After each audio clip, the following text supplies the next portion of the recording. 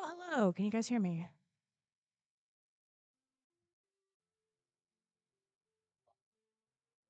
Very cool.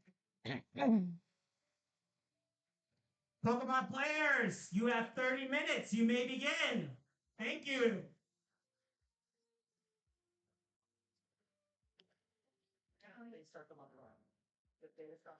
Woo! Round one's always going to be the craziest one. So we have Alejandro here and Olivia.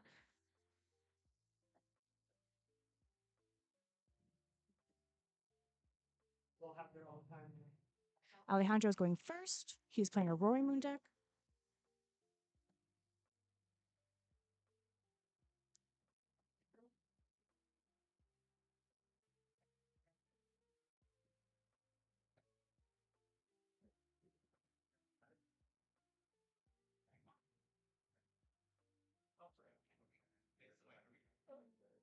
He is setting up. We got the Roaring Moon, Baby Moon.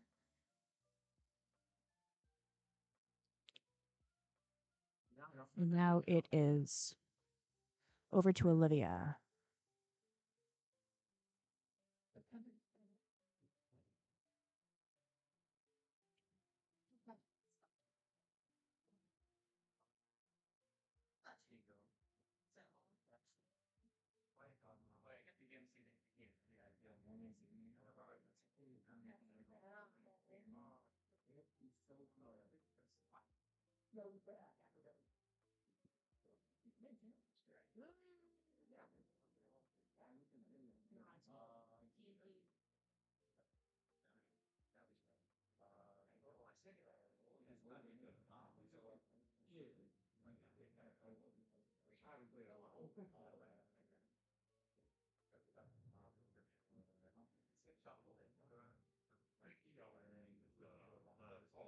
Setting up the Eevees, setting up Tarakabos. So it looks like we got Eevee Box with the fans. Fan Roton is running.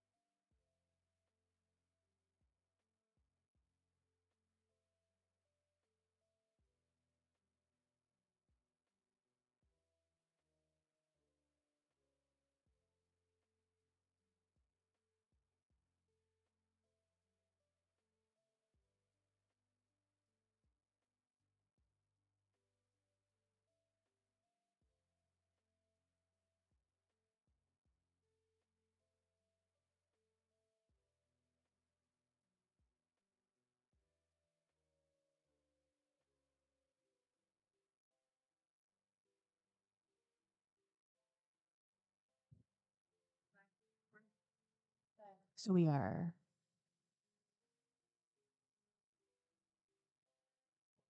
back to Olivia. Pretty good setup from Alejandro here.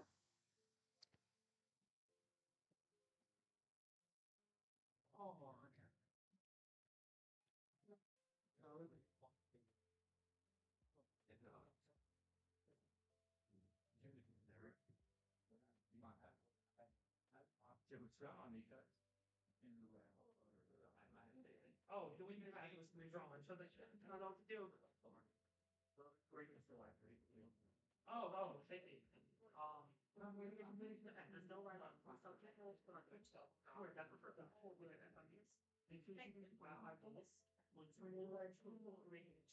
So for me, Moving over.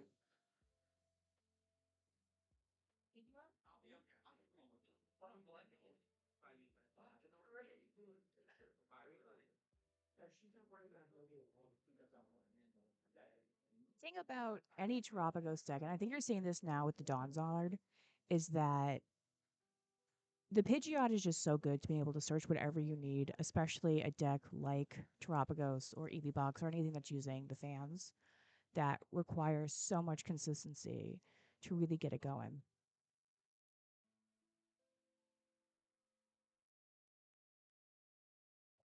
Yep.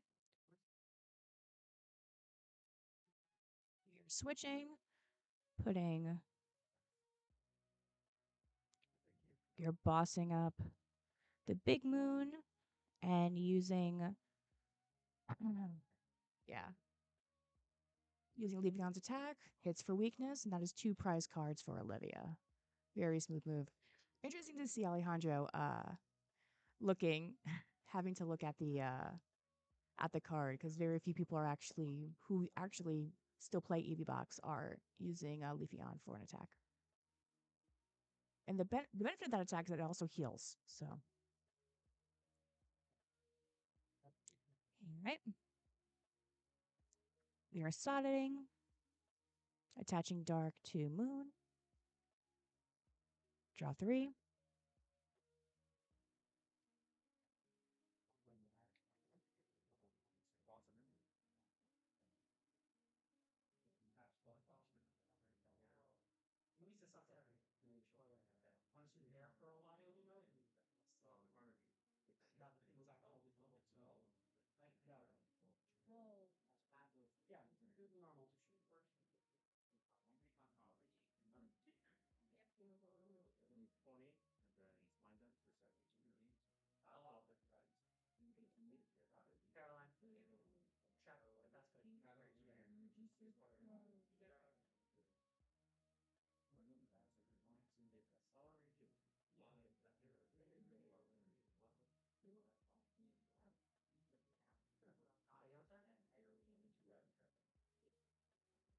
Yeah, that's fine.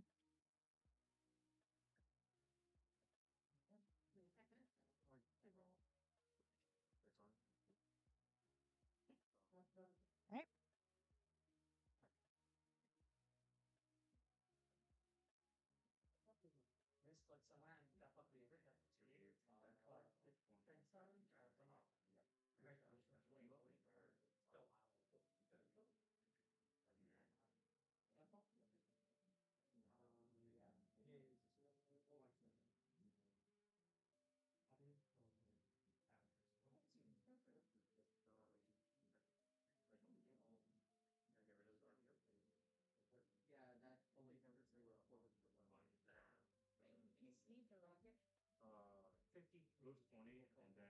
Back to Olivia.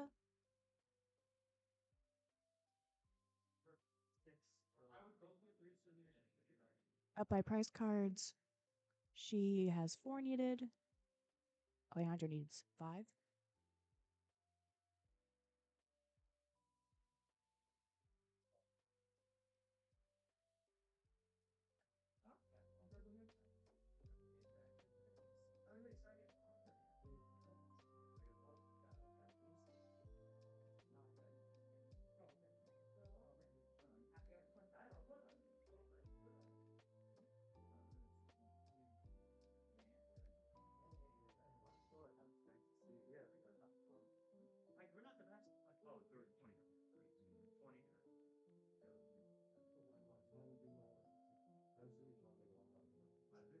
Yeah, I'm back in the active. Looking for a bit of a board wipe here.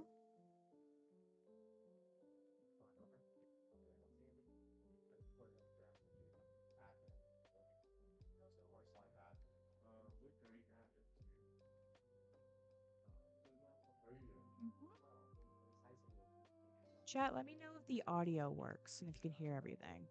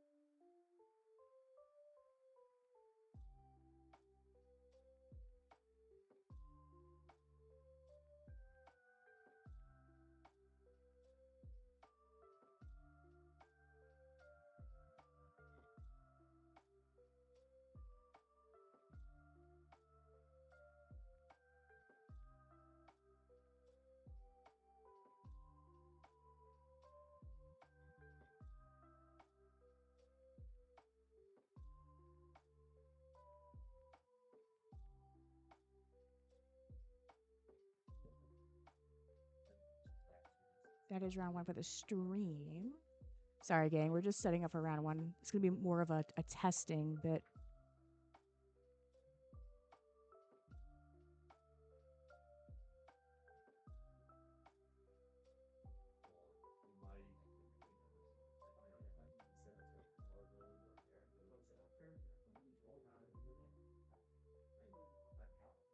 All right. How's everyone doing?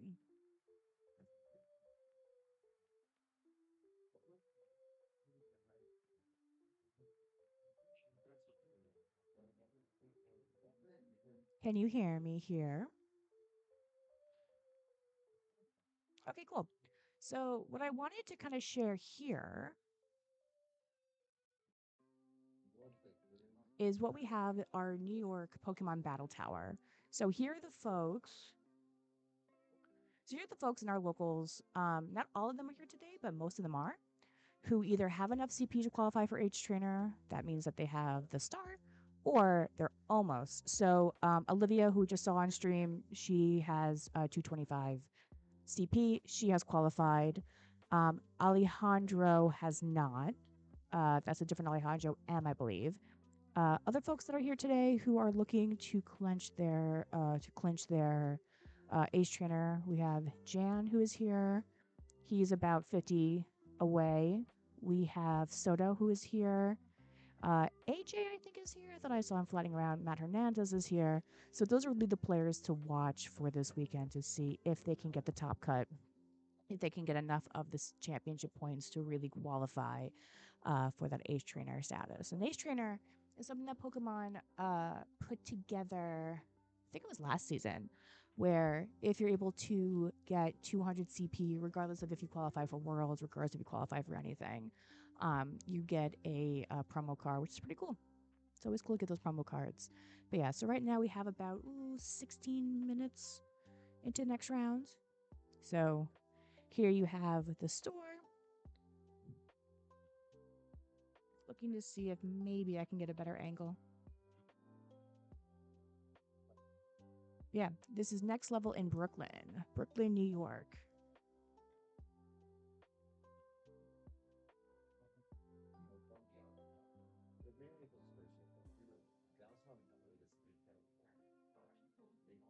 Let's see who else is here actually. I think the TO gave me the roster. Yeah.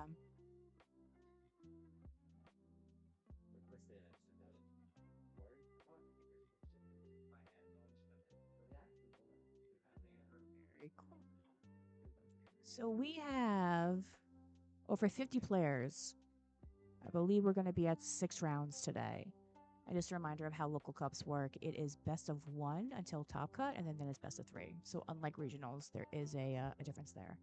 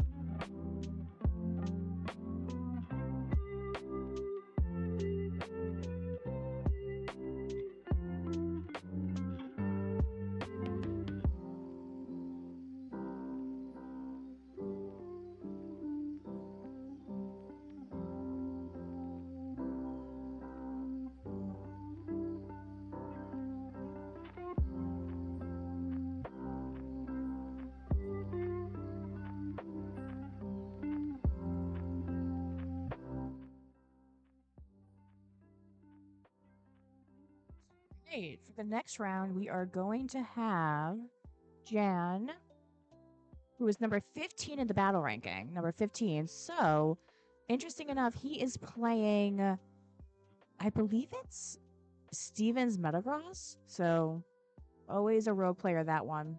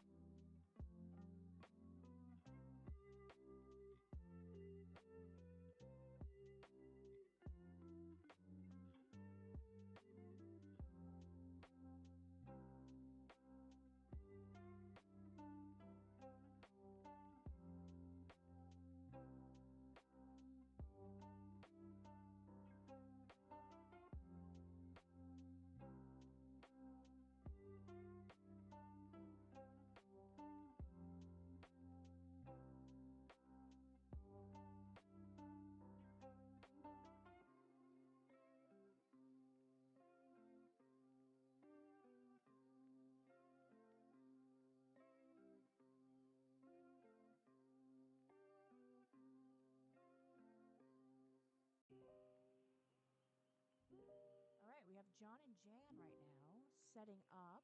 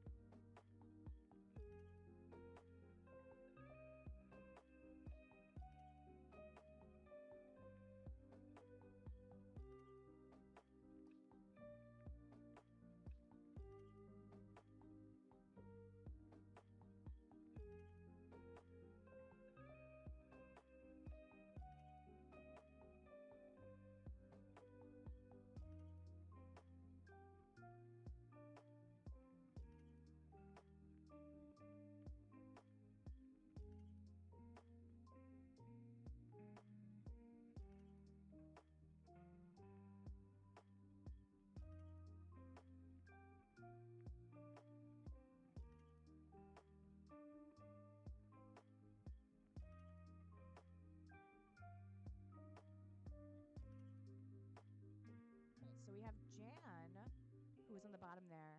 He is running Steven's Beldrum deck, which is very interesting. It's very much set to be a hard hitting but slow down deck. We got 3 Frillish, 2 Jellicins, a Genesect, a Fez, uh, 0 Machinations. Yeah, it's very much a stall deck. Test, test, test, test.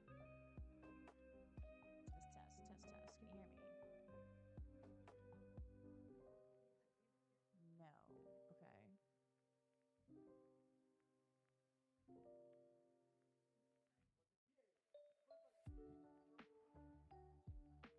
Okay.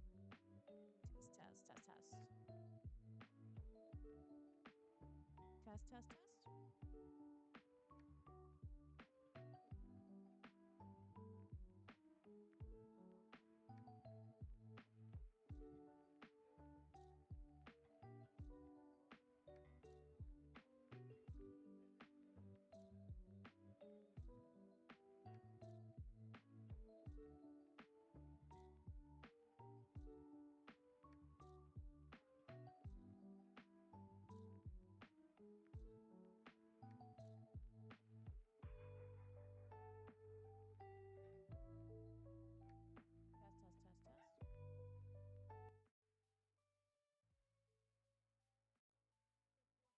Test, test, test, test. Test, test, test, test. Test, test, test. Test, test, test, test. Okay, cool. You hear me now? Yeah, so we have John and Jan setting up.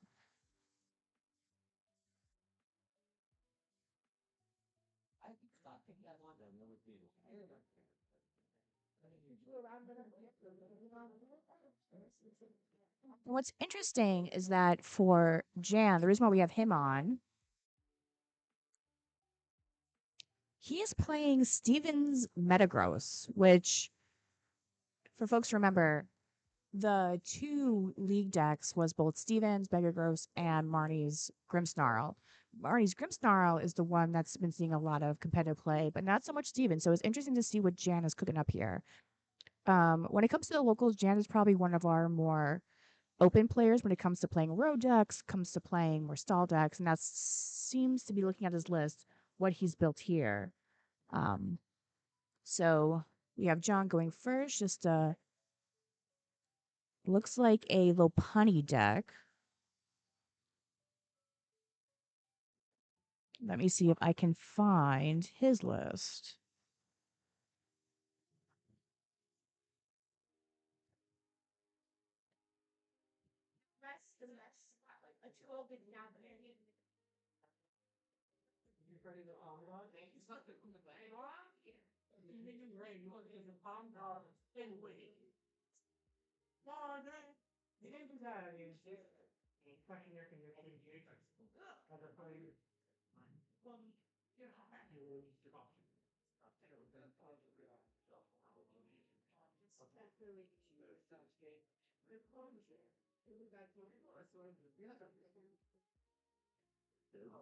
All right, setting up on that side. What round we are at? We're on round two. We're on round two.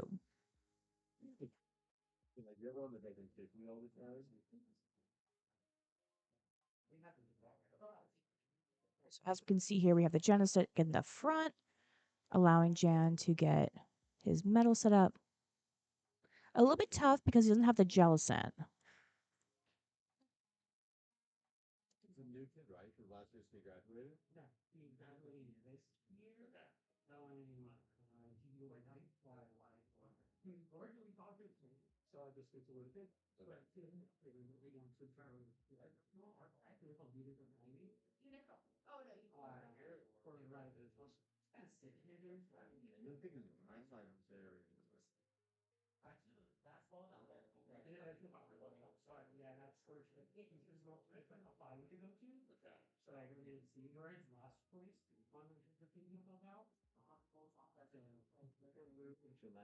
All right, we got Mew on the bench.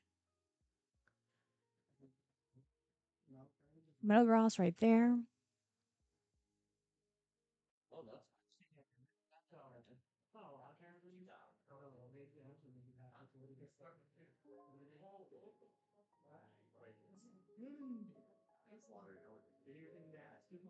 Searching the deck for the Frillish as we see there.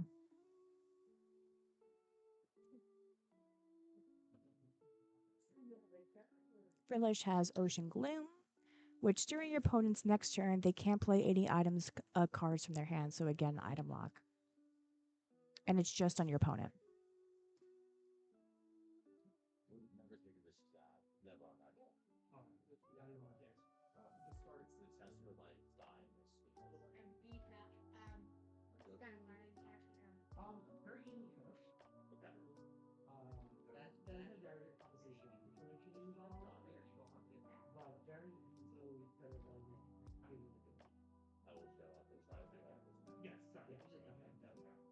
So with the Genesect, he's able to find a metal Pokemon.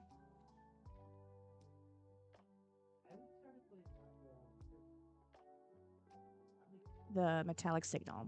Once during your turn, you may search your deck for up to 2 evolution metal Pokemon, reveal them, and put them into your hands. So again, not basic, but evolution.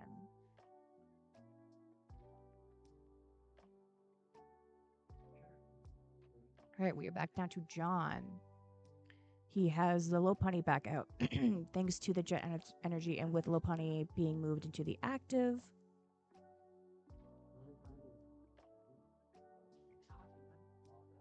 Its Gale Thrush does 170 more to the active.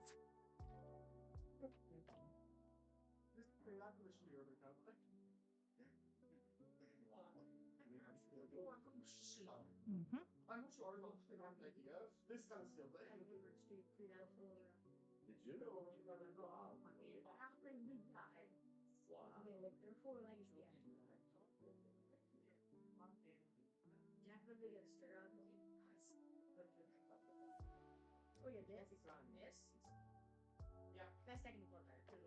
Getting the knockout.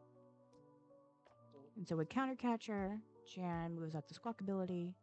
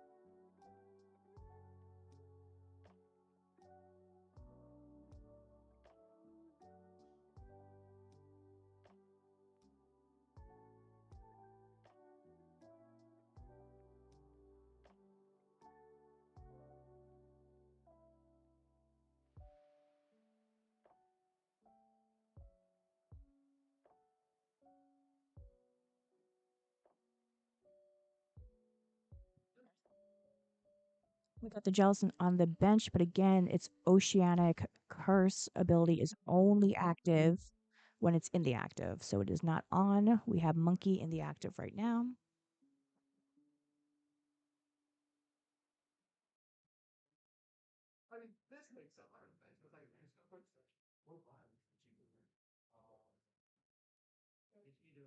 John right now is swapping in the Lopunny again because it is moved.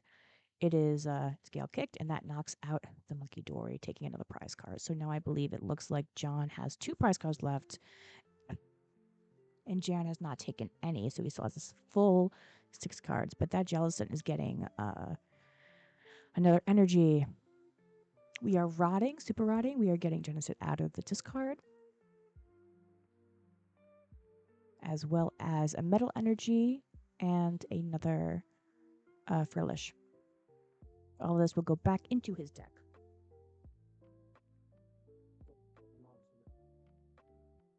And shuffling through.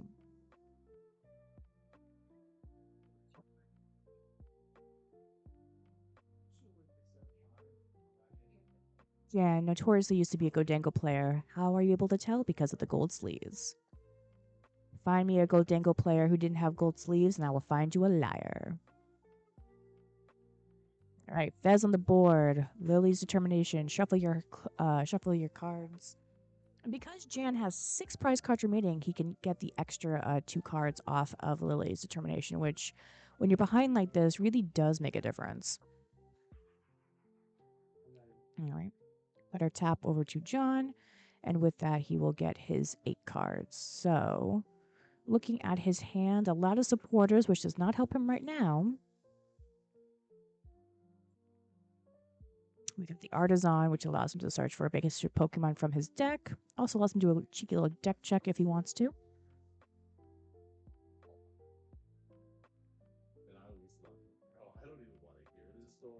Looking at John's side is really stacked, but as of right now, it's really been that Lopunny that's been doing the majority of the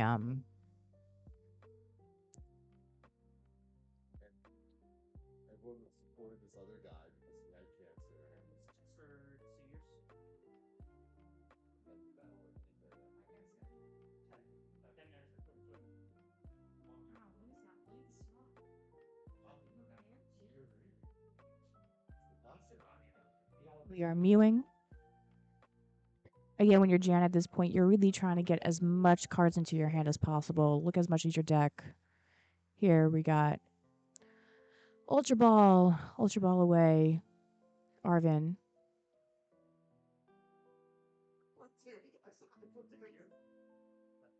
Don't quite know what John is pointing at because Ultra Ball is not like Nest Ball where it has to go to your bench. Ultra Ball allows it to go to your hand. So again, you can, as long as you discard 2, you should be fine.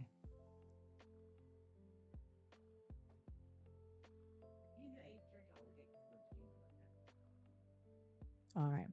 And again, because the Mew has the free retreat, we have the Jellicent into the active, and now that means that Ocean Curse is active as well as Power Press. If this Pokemon has at least 2 extra energy attached to it, this attack does 80 more damage, therefore uh, taking out or putting enough damage onto the bunny. And now we're over to John. Draw for turn. He has changed the stadium to the poison one. Jan doing what a lot of players do, especially in between their own rounds, which is putting the a die on their hand to show them hand size, so that way you don't have to keep asking. Especially if you're thinking about, cards in hand, it's right there in front of you. So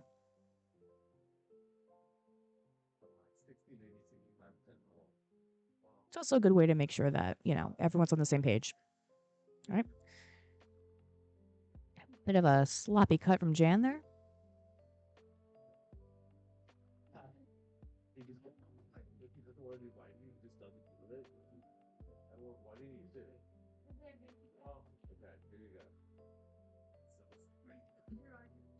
Putting the energy. I mean, it kind of bothers me that the energy is not on the bunny. Kind of wish it was. But I'm not sure if John's used to like other games, but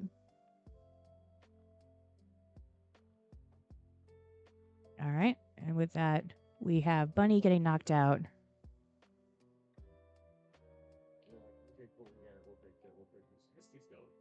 Resolving the attack. And yep. And with that, Jan should take 3 prize cards, right? Because it's mega. Hmm.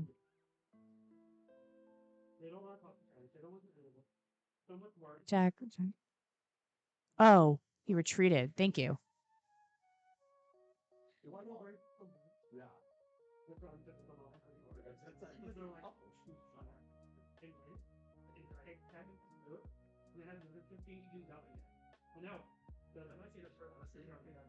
Let's keep chat.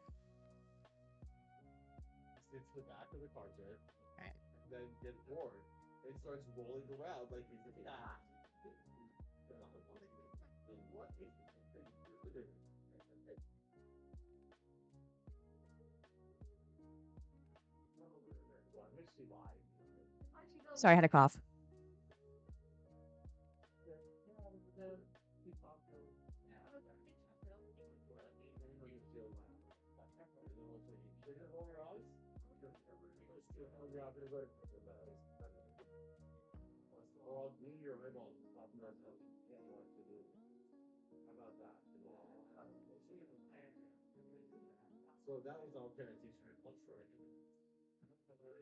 So yeah, he's swinging with the Moltres. I just had to actually look at his deck list to make sure that I wasn't misreading that.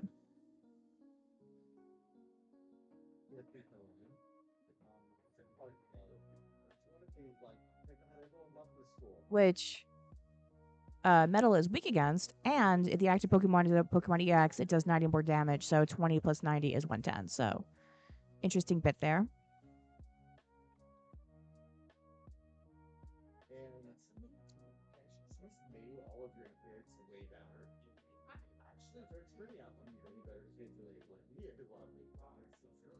Right. Channel with Fez.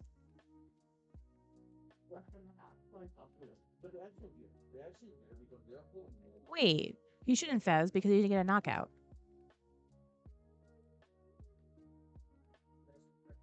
It was just attack. Unless I missed a step.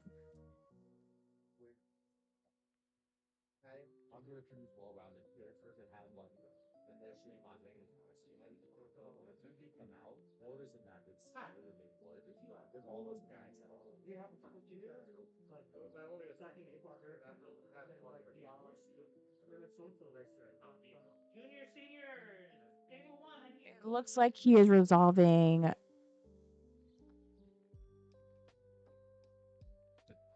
What is that? Air balloon. Okay. This is from Arvin. He had a full bench, but I couldn't see what was on this last turn because of the glare. Yeah, the glare is pretty bad. I'm going to go down in between and see if we can do something about that.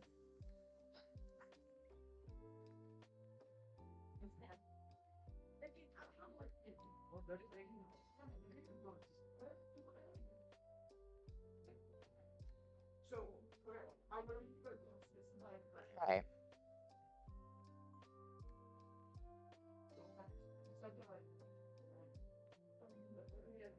Right, we got a fully stacked Metagross ready to destroy this Moltres.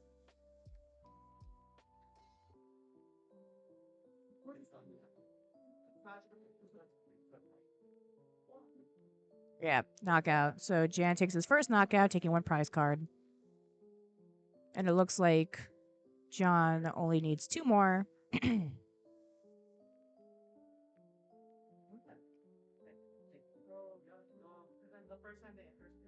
Got the Petulant into the active. Looking at John's list, it's definitely a binary list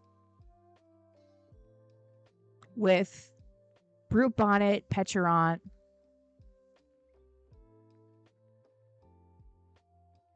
and Moltres. Almost as if it's a Lopunny and Friends deck.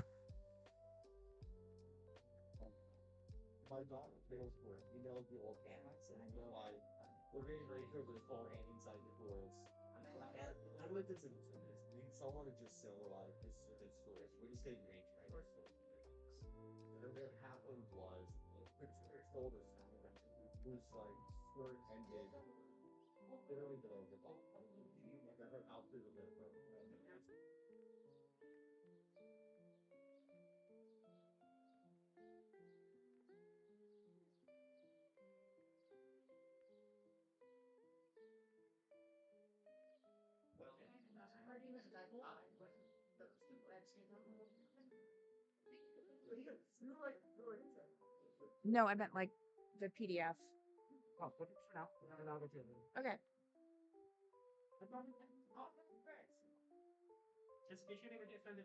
What? Like this?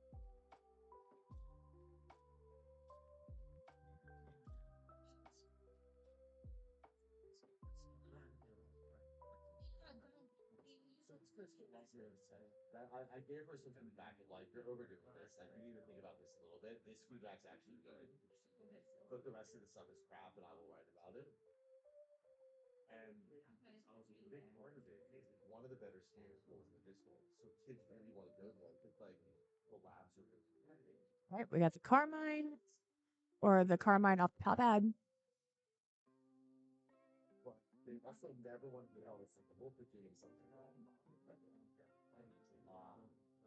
No, strange cut from Jan, like he's doing a magic trick.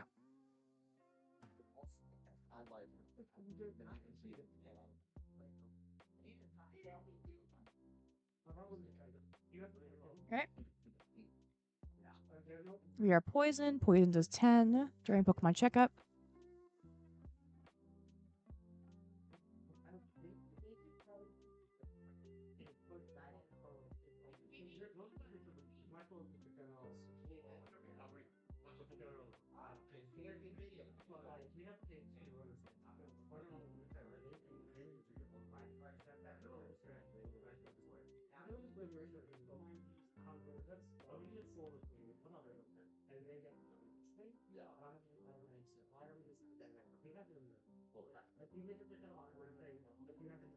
All right, bossing up the bear, I believe. No, bossing up Low Punny. My bad.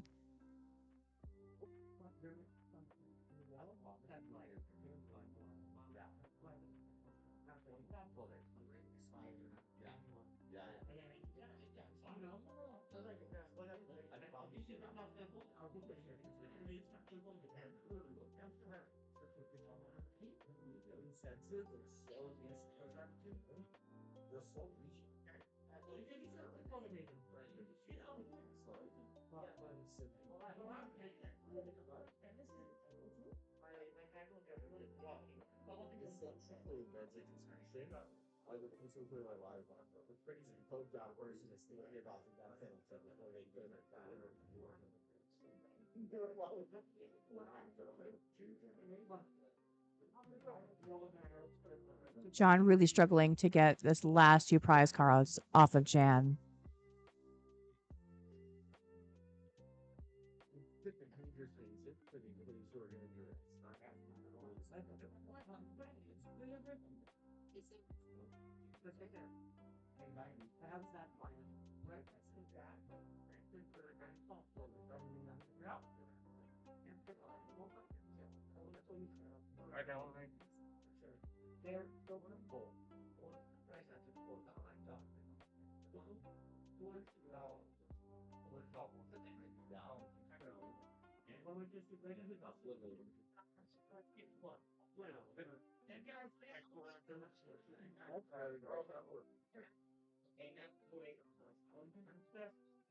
Reconciling the damage.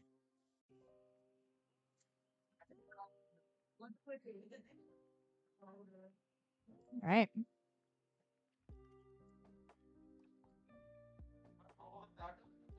All right. And with that, GG. Yeah. Trolley, that kills you. Half of your deck being in your prizing is tough. Otherwise, an interesting matchup. Definitely made him work for those last two prizes, but yeah. We have about 8 minutes left in the round. Let me see if I can go down and see if we can fix some of that glare, because it is really hard to read the cards.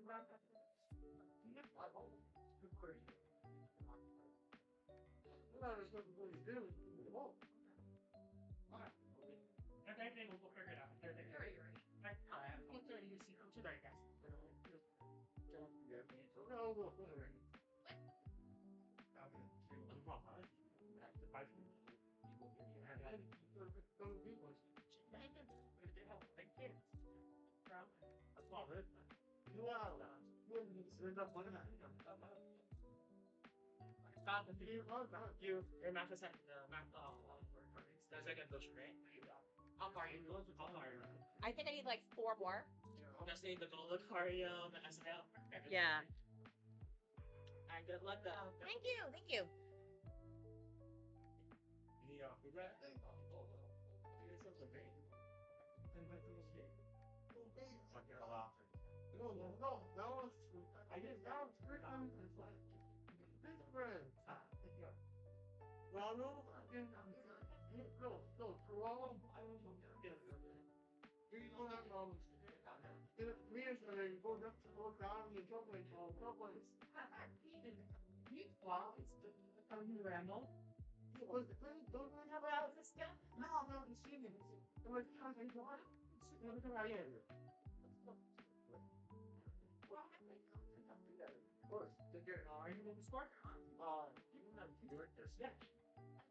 If you go to league announcements, it's gonna be the top one. Thank you. So the best place in Toronto is gotta be upstairs in the. My phone.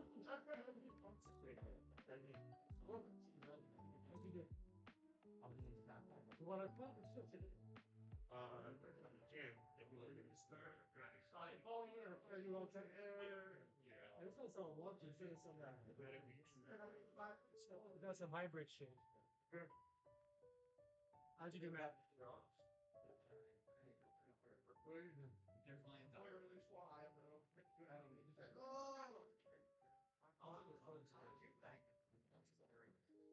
Oh yeah.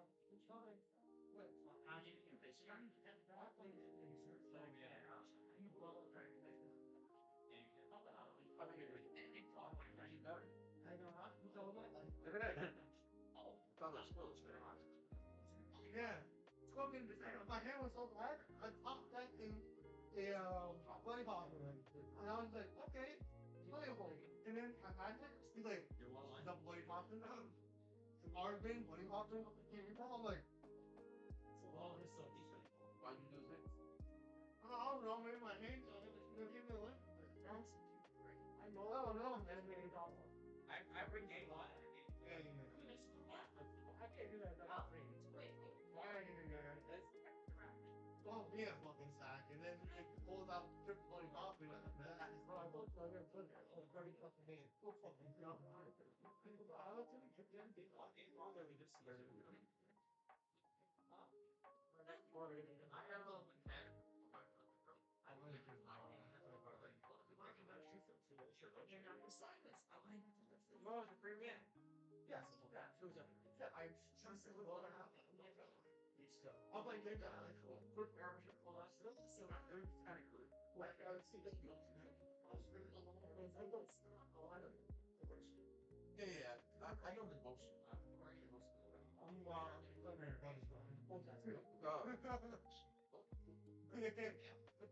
I'm so close. What's this?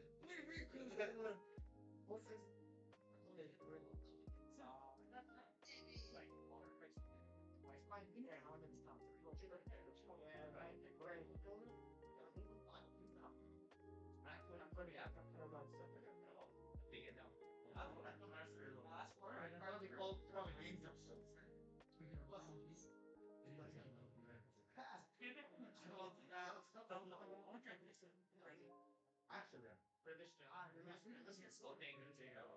so we just like look at open hand. If you track this and the ending as I practice again. Oh, you just got me from here. Lots of lot I do that.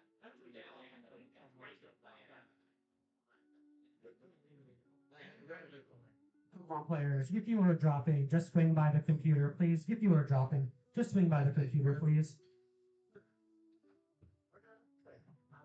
You got it? We had you kind of watched your plan.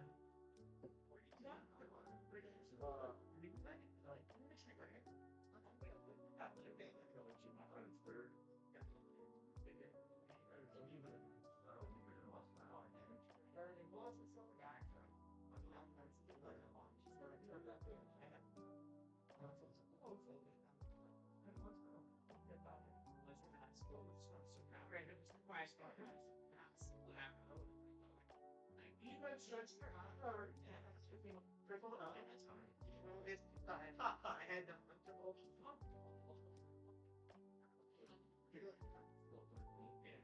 yeah, I was like after I'm totally after that.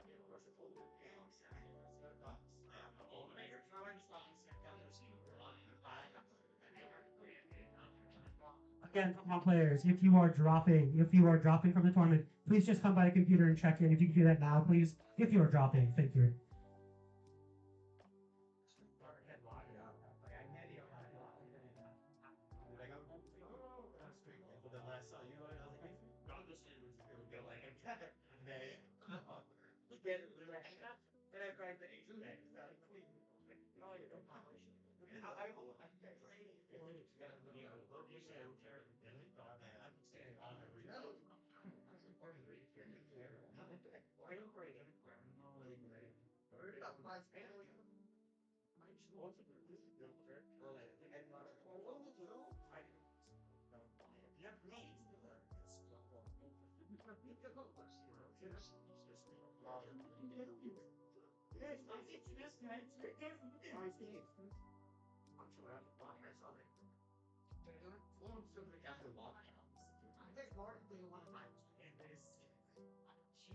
I wish I had guards. I had 10 of them. Why is that for one? That's good.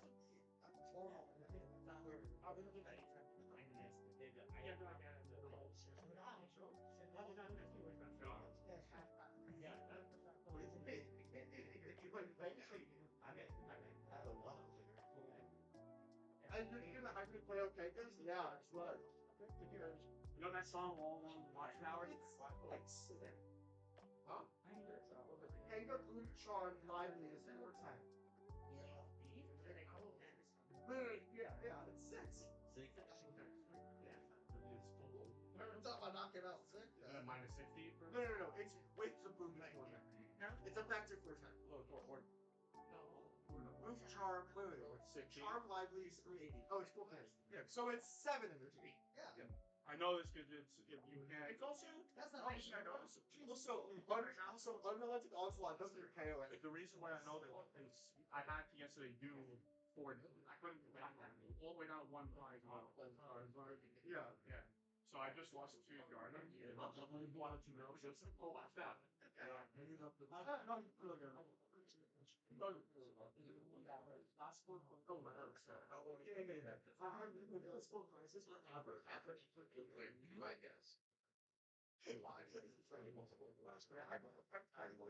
good. First one, get out. Second one, second one. Yeah, they go like also bubbles. AOT say I did go one to an early bird and or to like don't say go next. No, they but I'm going a little too early. They didn't go back over it. First, yeah. Whoa, yeah. I think I'm gonna try it. I'm trying to say I open pretty. Oh, you sorry. I'm going to see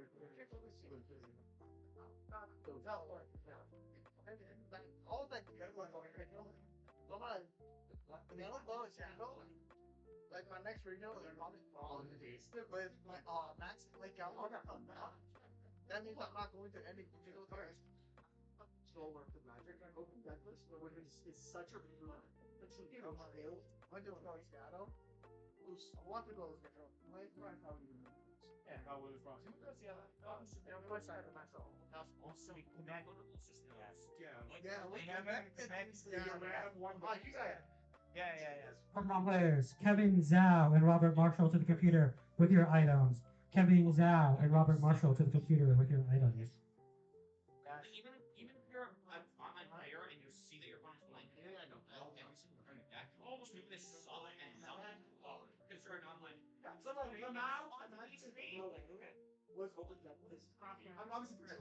Never mind, Robert, never mind. Bryce B and Anthony G. Bryce B and Anthony G. Gager. Anthony Gager and Bryce B to the computer with your stuff, please.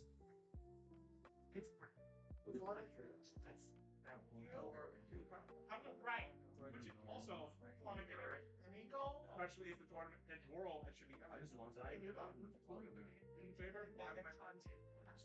It just like makes notes on where it was wild. It's super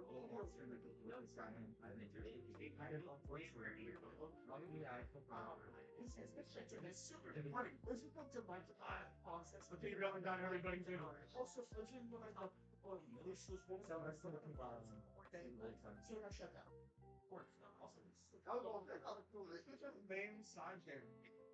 The day they should have done was Spain. They stole out. Was it like simple or sound very good? Was it good? Wow.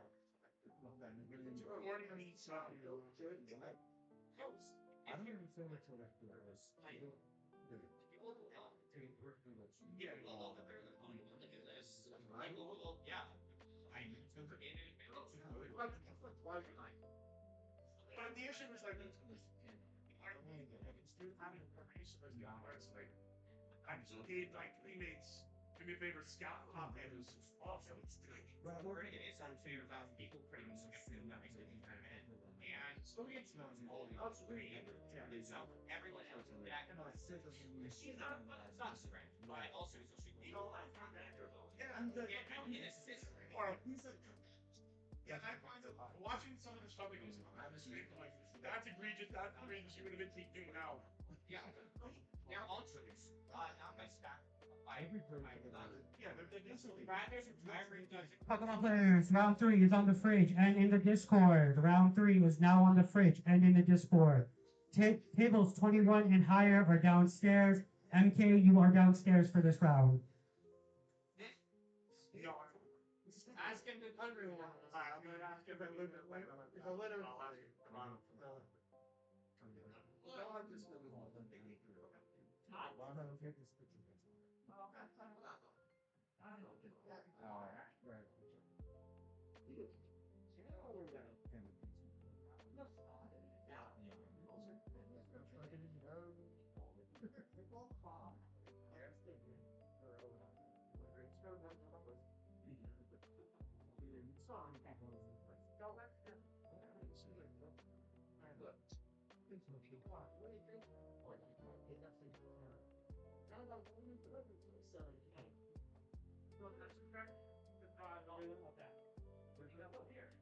No, because I'm in the trading thing. I'm gonna be right in. It's like I'm gonna do. I'll tell you. But they kind of keep going. Okay. I'm not one of them. Like, what's your name? What, bro? Oh, so. Hey, where's that plastic bag that I leg? Oh, yeah. Oh, yes. Oh,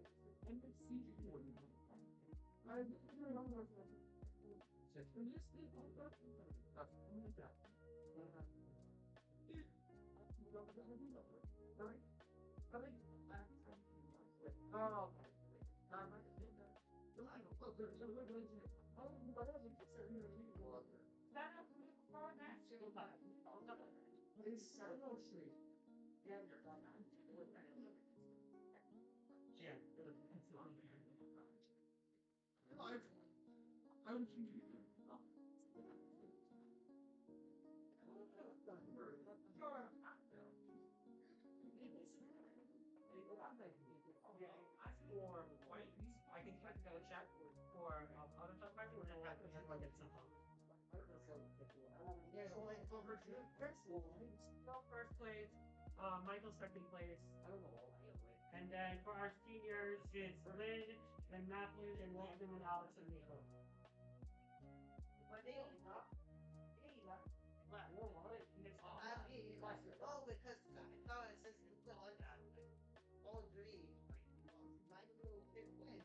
Oh yeah, it's Matt.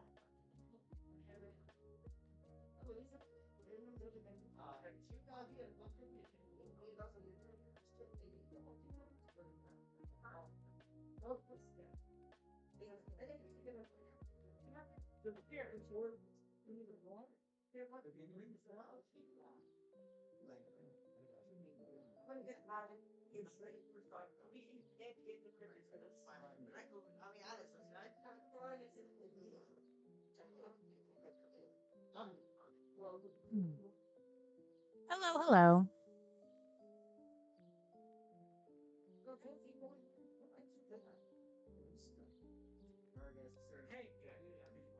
Hello, hello, hello.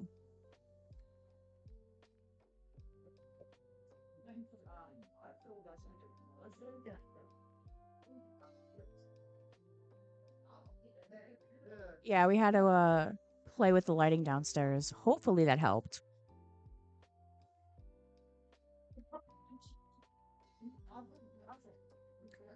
So right now we have, and you're gonna hear a lot of background. Everyone's setting up and yelling.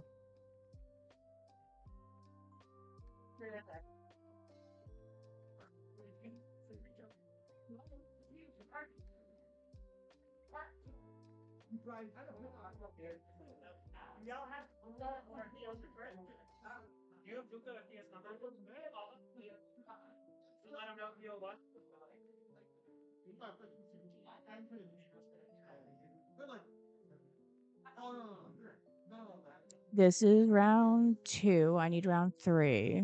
There we go. Anthony. G.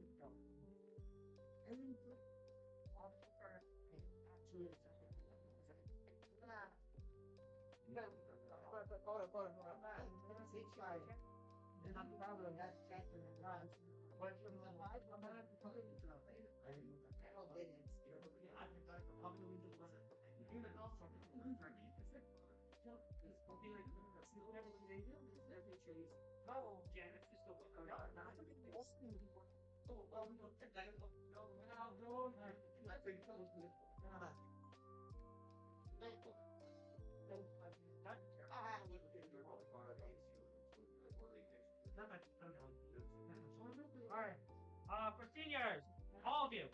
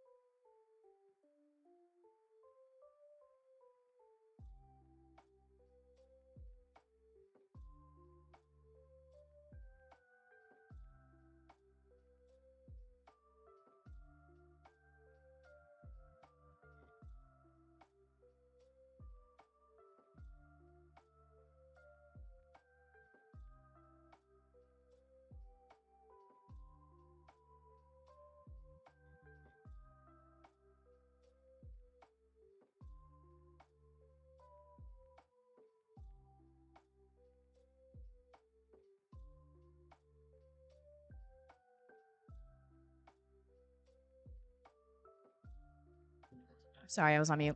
But yes, we have an old school Dragon Pole to mirror match here.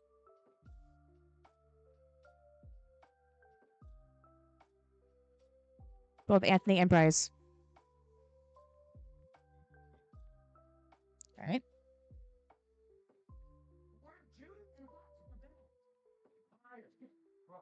We have Latias in the active for folks who may not be able to see.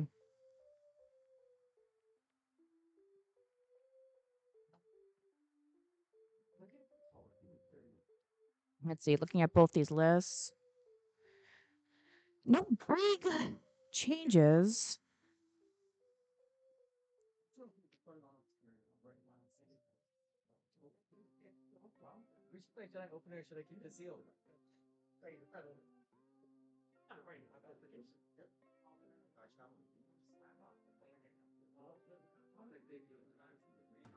Okay, buddy.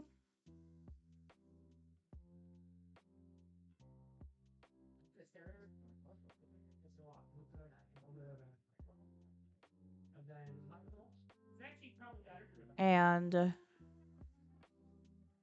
double turbo. I believe that is a jamming tower. Badoo into the active. Ichipal and 10 item lot. And I believe it is Anthony now who is setting up. All right, we got a Lily, and because he has all 6 prize cards,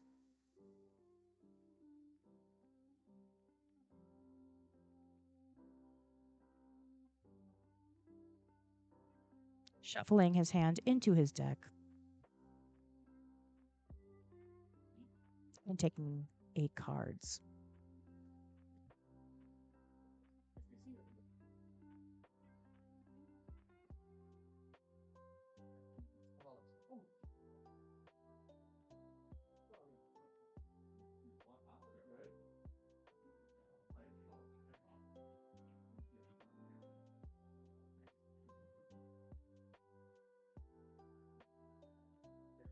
What's all the noise? The juniors and seniors just finished. So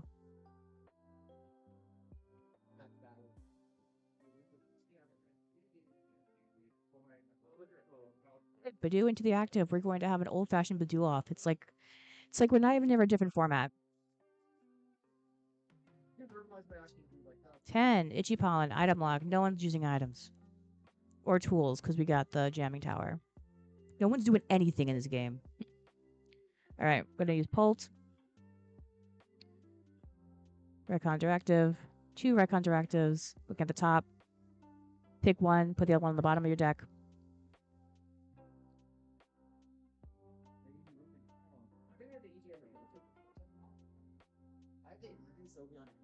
Have a Luminous Energy. I believe that's what it was. And then we have Lily again because he has 6 prizes remaining. Shuffling it in and then taking 8 cards. Again, it's a much less punishing. Love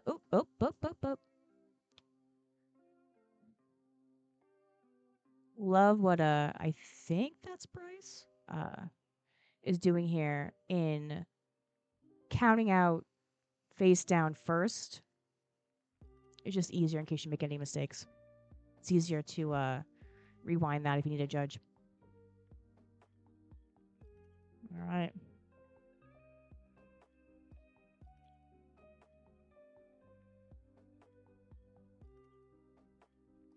All right. Attach for turn onto the Dreepy. 3 Dreepies. Okay, we are Ionoing. Shuffle your hand, put it onto the bottom of your deck, and draw for as many prize cards you have remaining, which is probably good for Anthony, as he also gets to hand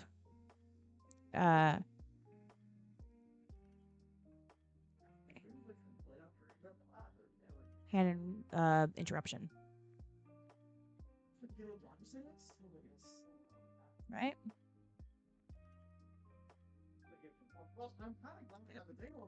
And Ichipon for another 10. Item lock again. No one's using items now. Well, like, I don't think I needed a lot. Like, I needed once. And they did, like, I'll put one down to KOI to go back to single prize. Yeah.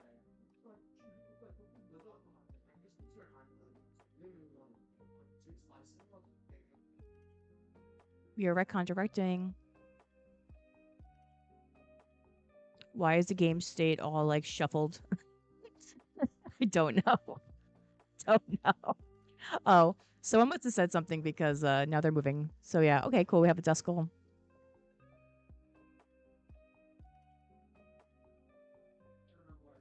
Right. Latias. Very similar board states on both these players. Although not having the Droopy, that hurts. So that means he's playing probably like at least a turn behind now. All right, we got Halucha. Now you've got lots of. Originally, I didn't have 2026. I want one. I don't want any other. Anthony now has the Dust Noir active 1, 2, 3, 4, 5. Full bench. Slowly attaching up to the Pult. So it looks like Bryce has lost the Badoo War Anthony promotes Dragonpult, knocks out Badu, spreading the damage onto the bench. 30 onto, no, 60 onto the Dreepy? Nope, 30-30. So taking one prize, but taking out the Badu. And now we are back to Latias in the active. And again,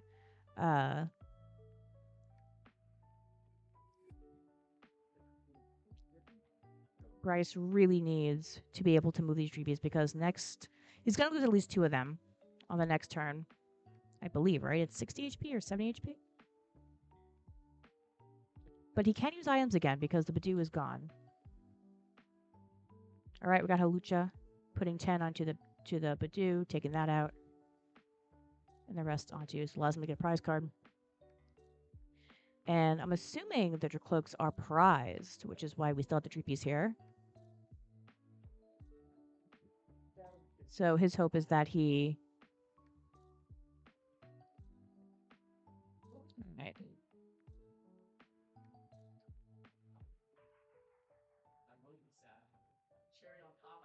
All right, we have concede. So yeah. Dracloak. Ah, that's tough in there. The really rough prizing for there. Hate to see it. We've been seeing some really bad luck on the stream this week. Between Jan and now for Bryce.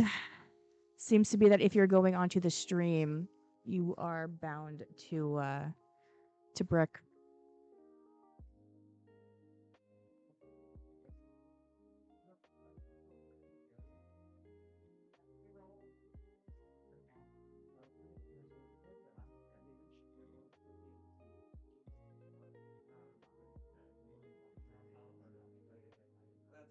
Let's see, this was round 3, I believe. Okay. Let's see.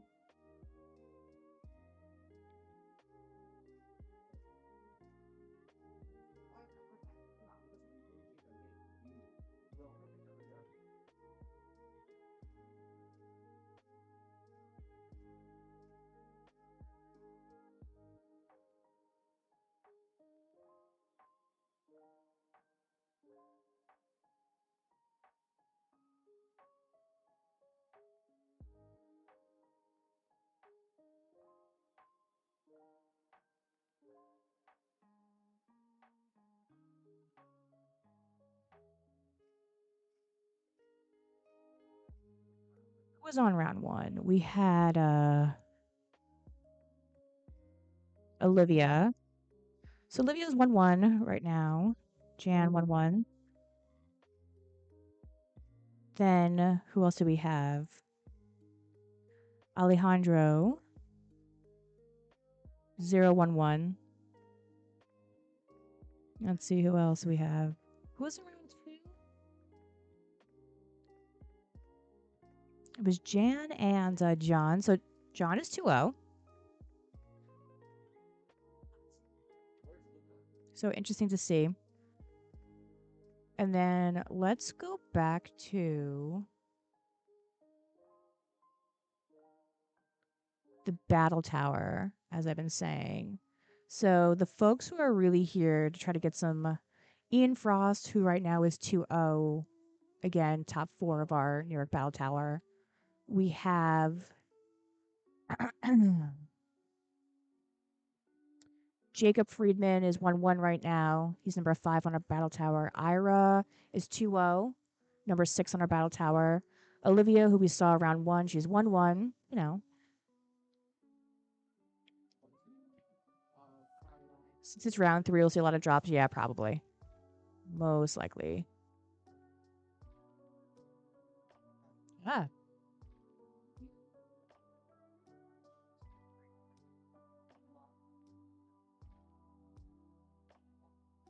Robert Marshall, number 8 here. Let's see how he's doing. He's 2-0.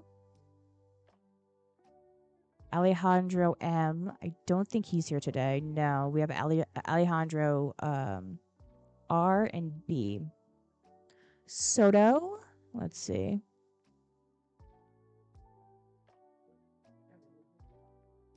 Oh, he dropped. So I don't think he did very well. Soto dropped. Let's see, Matt Hernandez. He's 1-1. And Jan is 1-1. So yeah.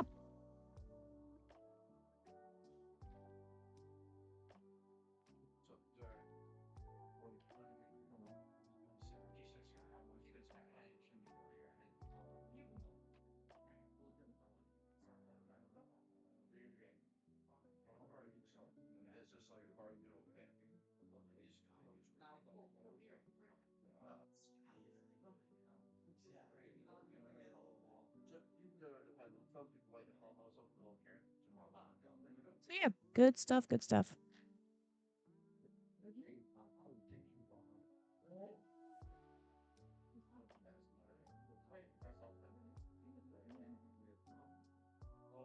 There are other folks in the battle tower who aren't listed. Yes, yes. The battle towers has a it's for the entire locals. So these were just the top 16.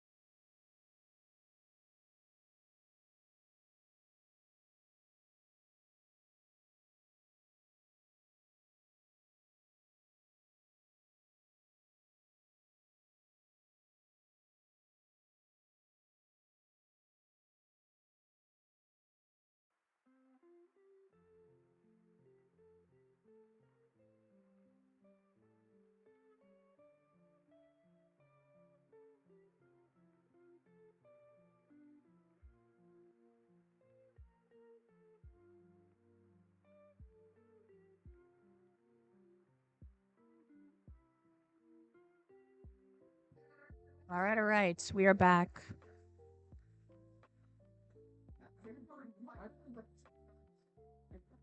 Stop yelling me. Yell over there. Yell over there.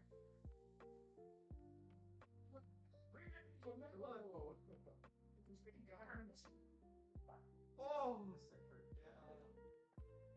You don't get anything. You're a top player. One. I'm trying to take over, right?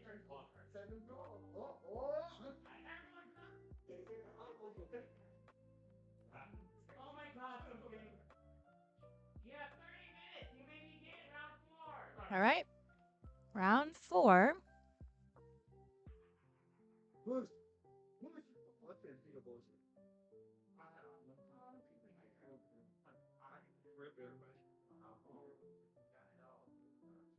Mm.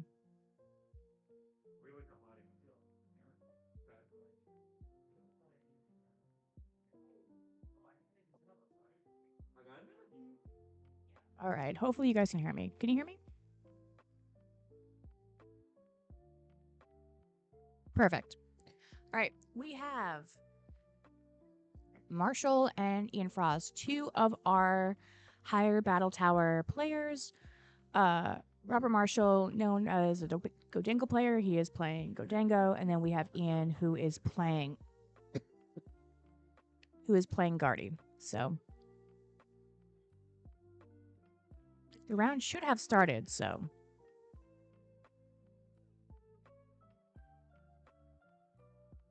don't know what we're waiting for down there.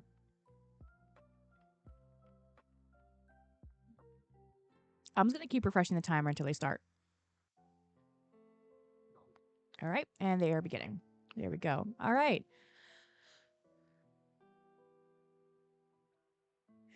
Waiting for them to flip their cards. Flip the cards. All right, and this bump we start. All right, we're starting with a Luna Rock, a Lunatune, and a Mew. Ready to go. Robert has first. You have him going into his deck, doing a quick deck search with Genocide EGATs, which we will recognize from last.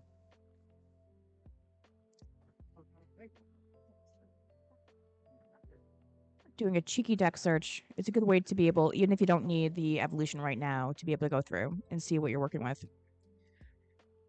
All right, he's pulling down two of the Godango. And what did I say last time about the Godango players? They always got those gold sleeves. Without fail. All right. Energy Vessel for 2 fighting energies. Buddy Buddy. Pulling through for...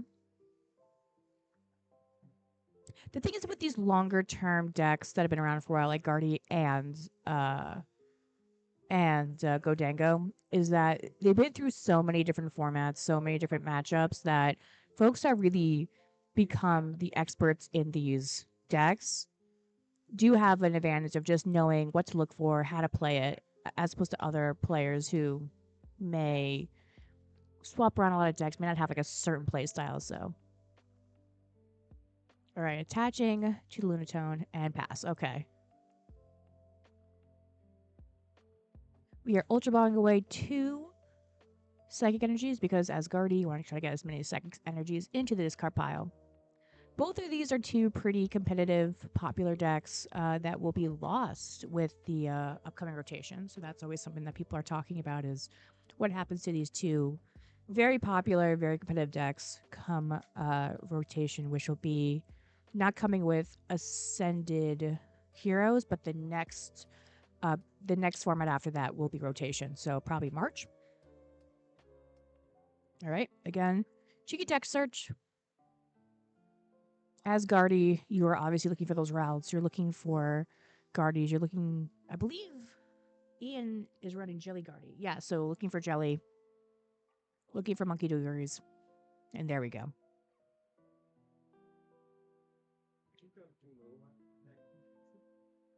Why are they putting their Pokemon on top of the bench area? I don't know.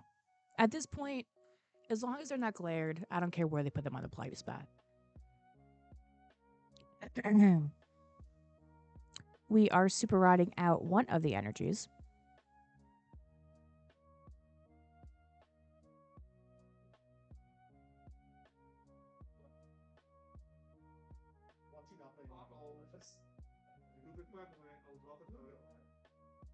You decide where you're headed then?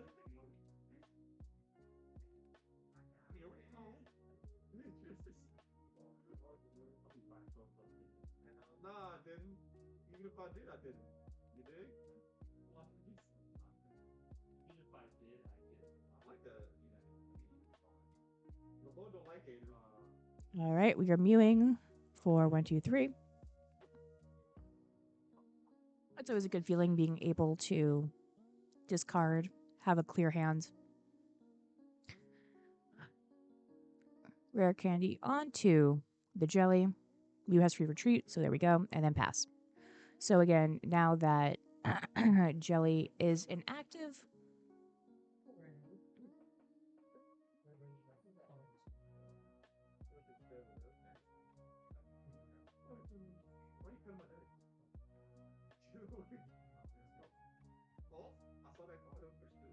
right? We are evolution. We're pulling 2 of the Godangos using Genesect.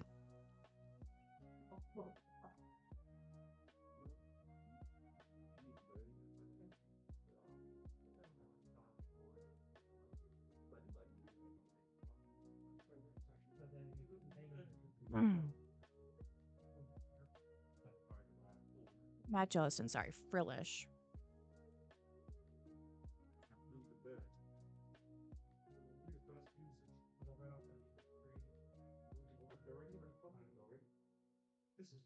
And again, Oceanic Gloom does 20, and during opponent's next turn, they cannot play any items from their hands. So that is why the only thing that Marshall was able to really do was use the ability and take the knockout. So the Frillish is now out. Marshall takes a prize card. Godango is in the active, heading over to Ian.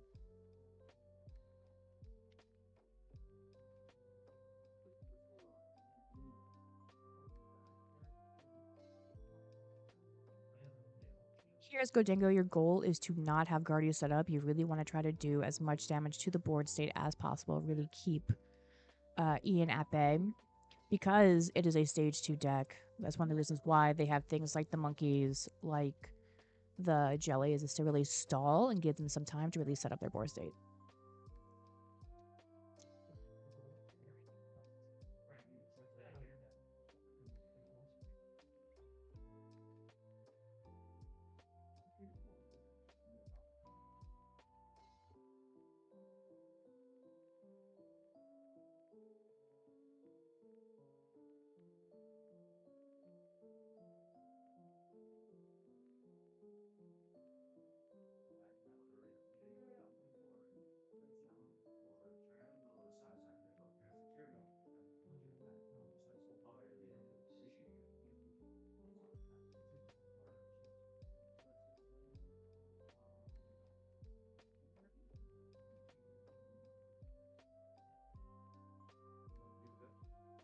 All right, we have Krylia on the board.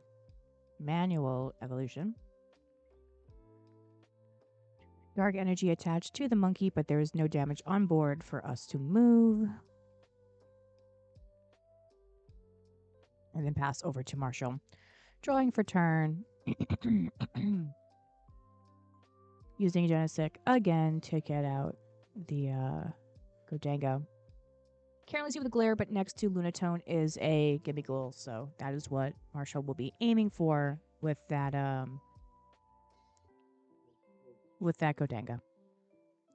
And with the Godango, it's also your draw support. So not only is it your attacker, it's also your draw supporter. So again, the coin bonus. So we now have 3 coin bonuses on the board.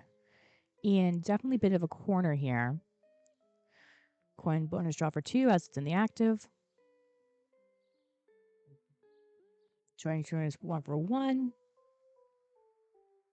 And another join bonus draw for 1. So again, a really quick way to go through your deck and really see what you need.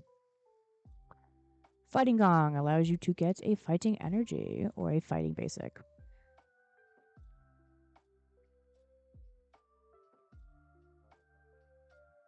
So since there is no Soul Rock on the playing field, Lunatone is offline right now. But it doesn't seem like Marshall's in. Oh, got the Soul Rock now. Can discard a fighting energy in order to draw more. Here we go. Discard, draw 1, 2, 3. Discard, draw 3.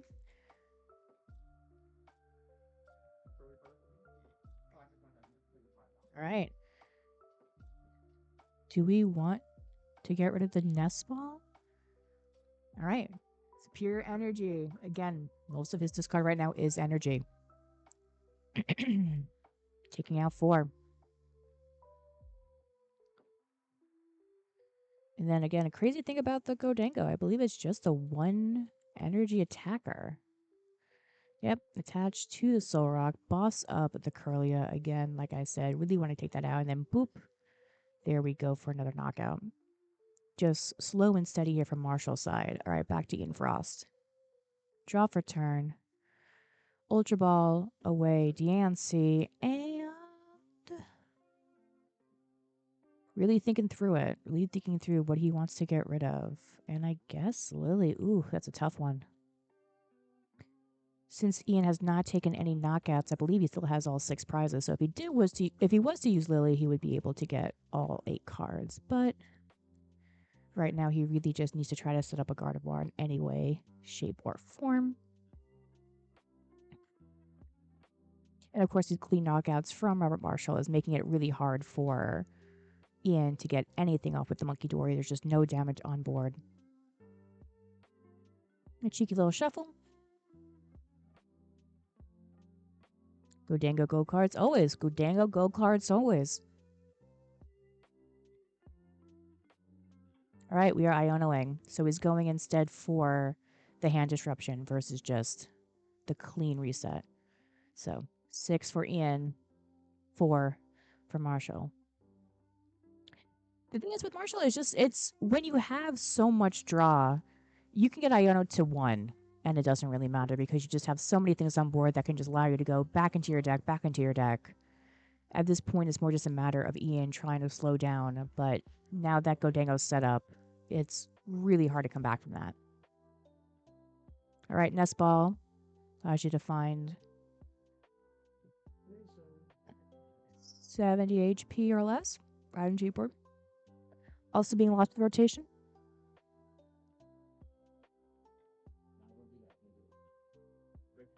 Sorry, any basic. My bad.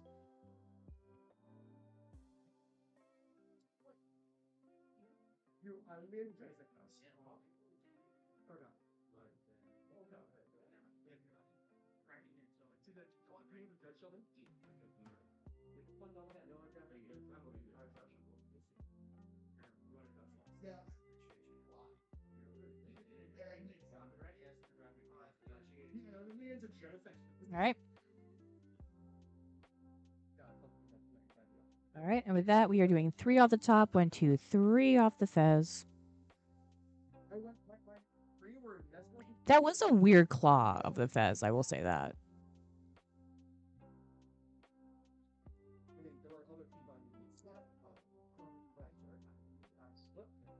All right, attached to the monkey. Ooh, interesting play by Ian.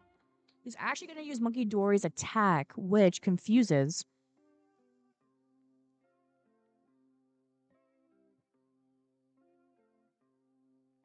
Yeah, Mind Bend, which is 60 and confuses your Pokemon. So for folks who don't know, if you have a confused Pokemon, every time you attack, you do have to flip a coin. If tails, it does 30 damage to itself, which is really rough. So again, Ian really just trying to slow down what Robert is setting up. All right, Genesect back into taking out the evolution Pokemon and putting them into your hand. Goal here is to really just thin out the deck so that way when he is drawing to things that are actually useful.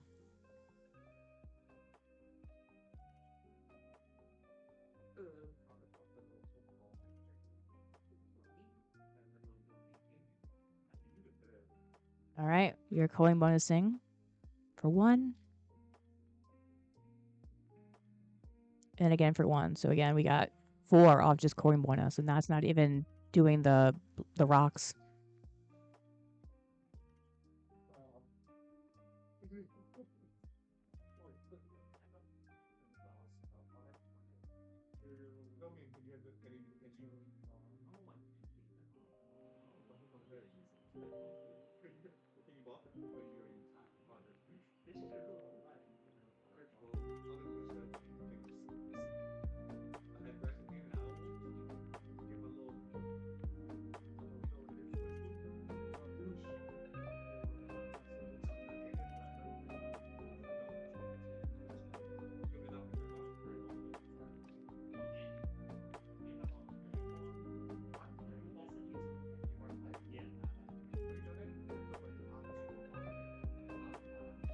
Right. You in the active, we are lilying, so shuffling the hand. And again, I believe he still has all 6 of the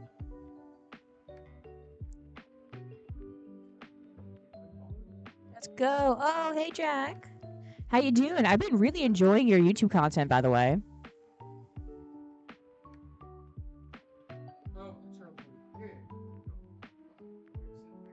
All right.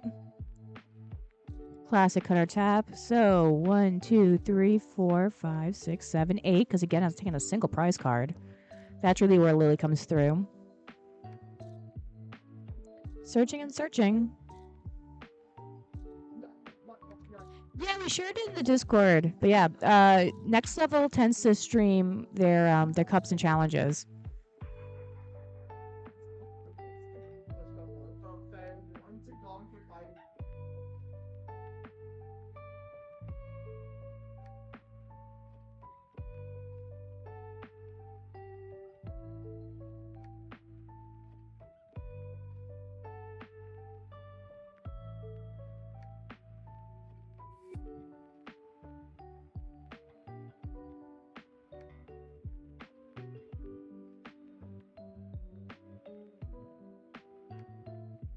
Secret box for Guardies and having secret box be this late in the game is really rough. Really rough for Ian. All right, giving with the Frillish, getting rid of the Arvin. What else are we going to lose?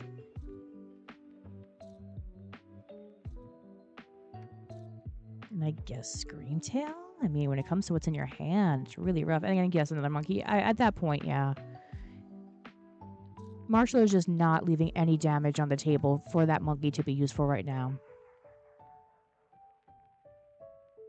And when you're Ian, you really just have to play in that moment and not think too much ahead because at this point, you're just trying to survive until the next turn.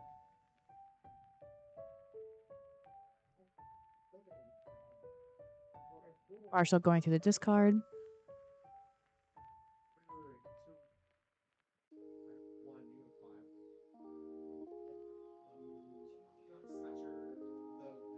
Very thin deck. So we got Iono, we got Artisan.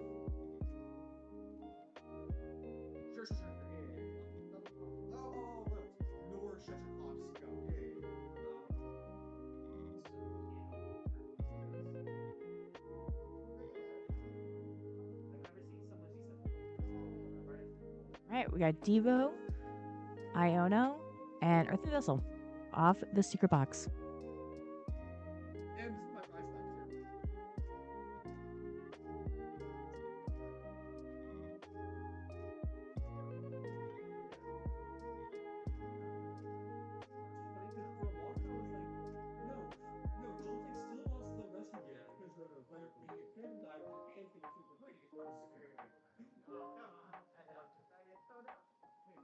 Thanks for the follow, Jack. All right. Very tiny deck for shuffle from Ian here.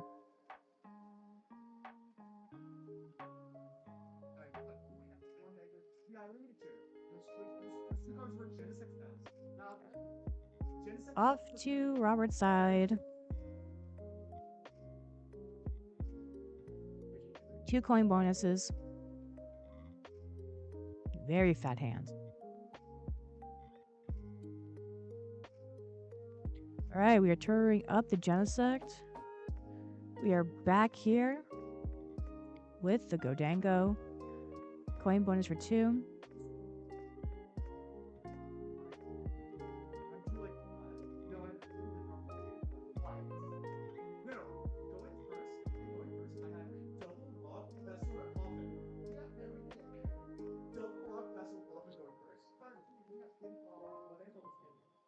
I also play offline. I play one offline. No, no. That's called $4 prime. That's also on there. Trying to see what that last one is.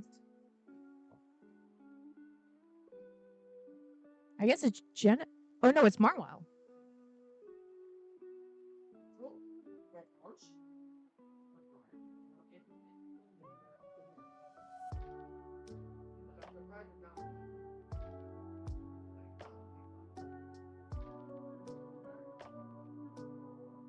Yeah, Mega Marwell now on the bench.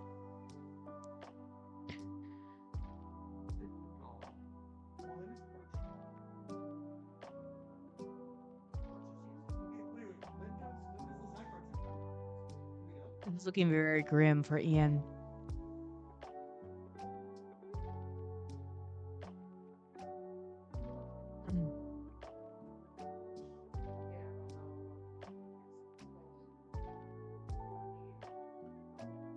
At least Ian has Guardy on the bench. Okay, we are Earth Investing away the Artisan. Again, we just really need that energy attached to Gardevoir.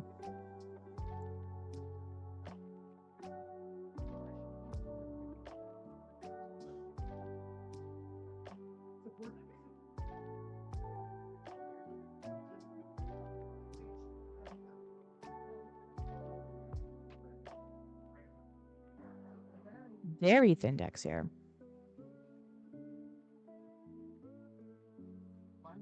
I do. Yeah, bye. I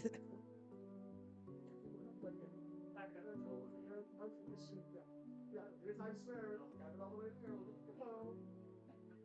I love it. All the way out. I said it all the way.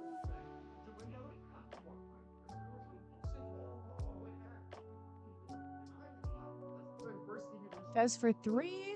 Do the last knockout.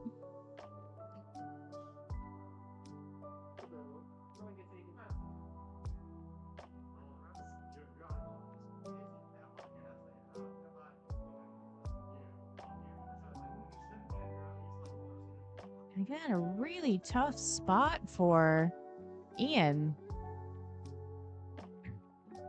Trying to get anything go. Okay, retreat into the Gardevoir. Psychic Embrace for 1, 2, putting some damage on the Guardy, using Monkey Dory to move that damage around as much as possible. We got 2 Monkey Dories. So we got 30 going on to the Dango, and then 30 again going on to the other Dango.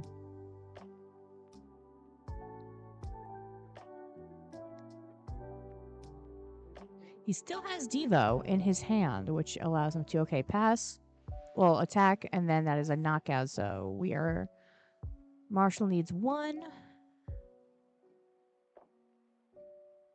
Ian needs 2, it seems like, which is tough because pretty tiny hand, but again, coin bonus for 1.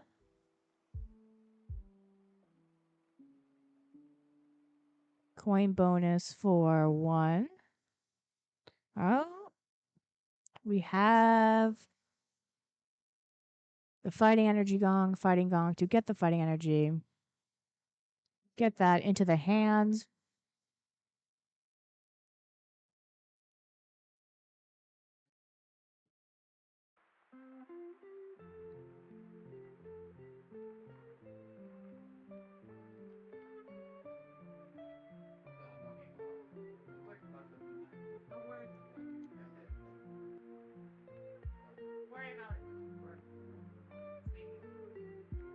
All right.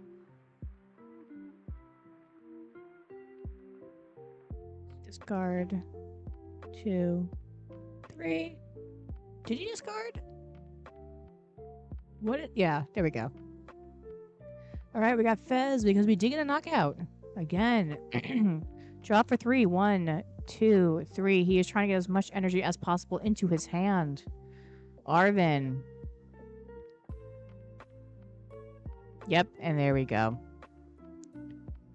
And that is Robert going away with it after Arvining for both the air balloon and the rescue stretcher, what he would need.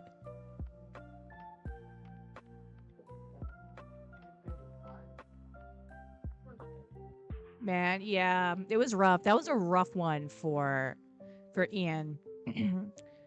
I mean, what I've noticed is that if Guardy can't start with Secret Box and everything, it's very hard to come back. Especially with its current build, where it's just you need to have some damage on the board, you need to have something go up. But Marshall was just relentless in targeting each of those Ralts and Krillias to not let it move. So, all right, I believe round 5 will be starting soon.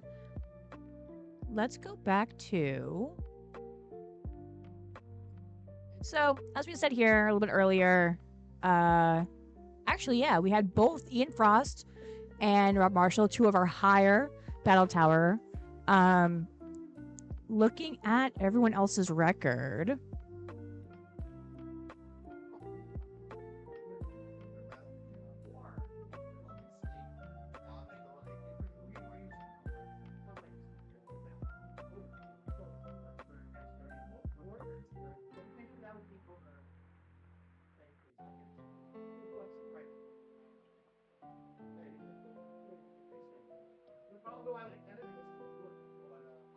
Yep.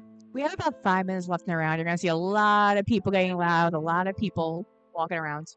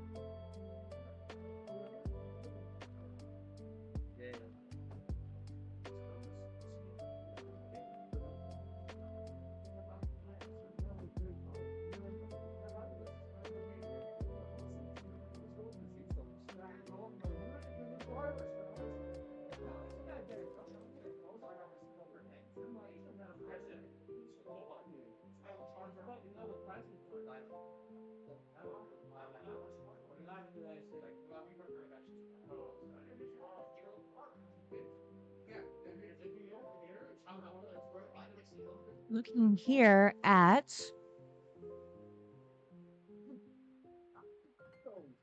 any undefeateds. Let's see.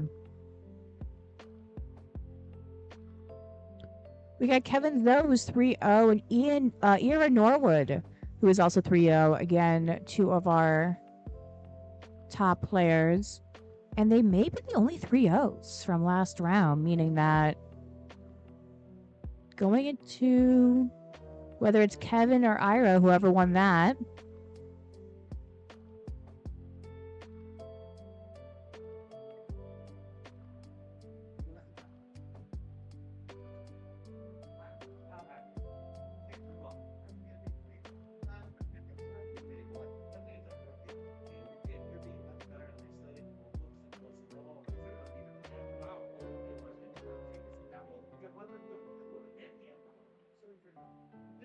Oh, not true.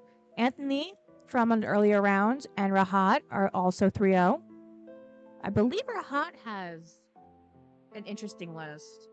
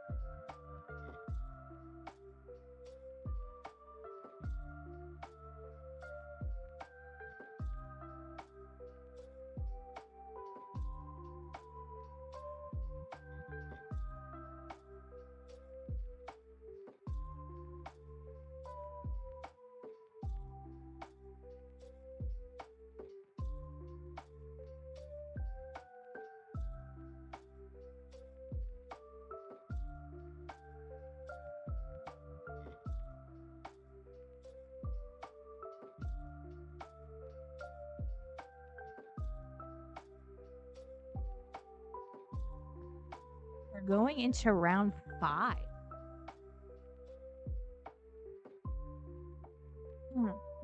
Which will be Jacob Friedman and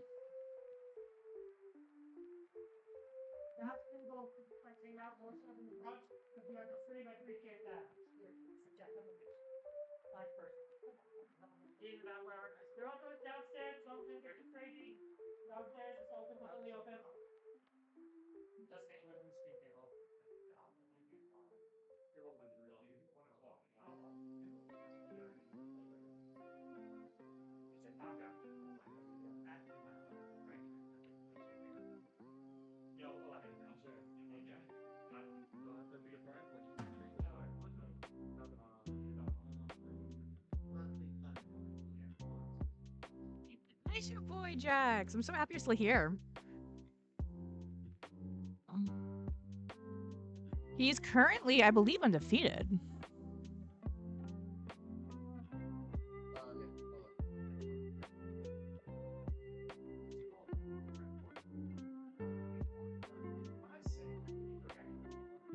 All right.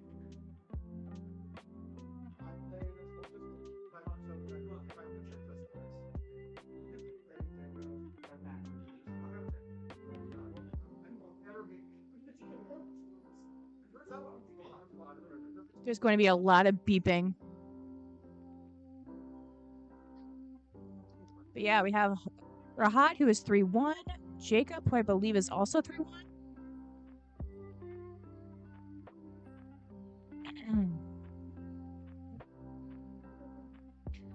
Playing interesting decks. So we have from Rahat, he is playing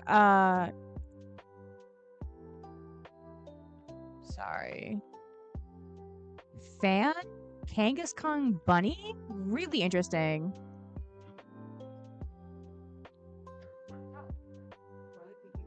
Playing it with Dust Noir. I mean, and then we have Blood Moon. This is like a colorless. Yeah, it's Terrapicos Dust Noir with Lopunny. It's like knocked out a pile. Not everything's a pile, Jax. And then his opponent is playing Alakazam, which we haven't. I don't think we've seen that locally. Knocked out a pile. It's just freaking colorless. It's Bunny and Friends. It's Looney Tunes. He's playing the Looney Tune deck.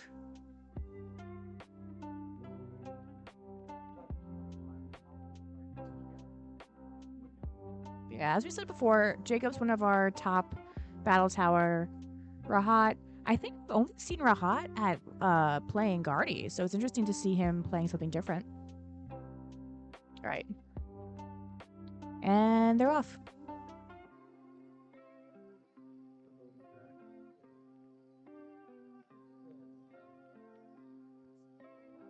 Doing a nest ball check on Rahat's side.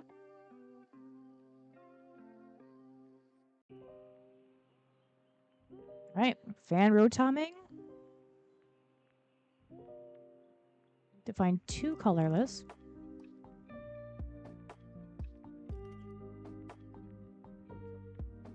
Sorry, 3 colorless.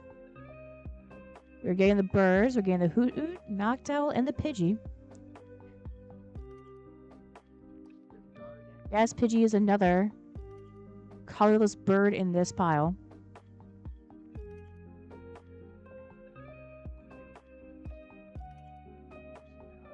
Very dexterous.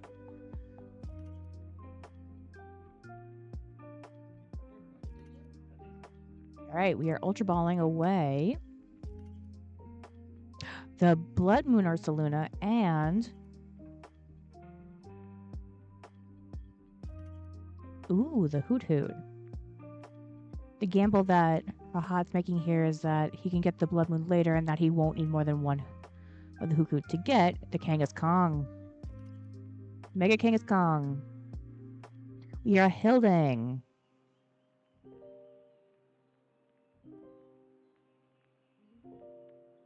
Jacob is making sure that this board state stays readable. Thank you, Jacob. The stream thanks you.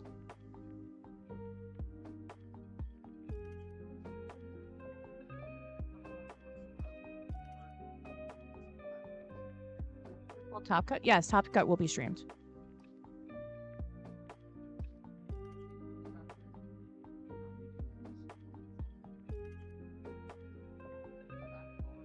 Probably take a break though, in between, I believe, because we gotta do deck techs.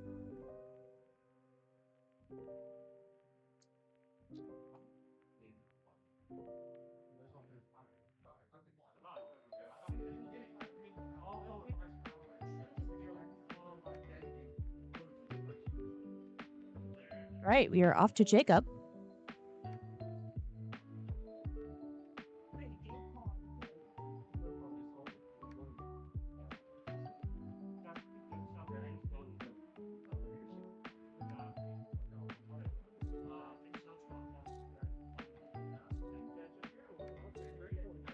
Setting up the dunce bars.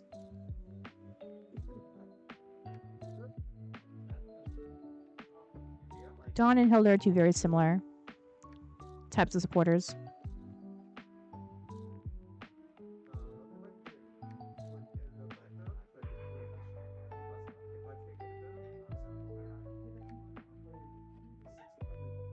Dawn allows you to basic stage 1 and stage 2, and Hilda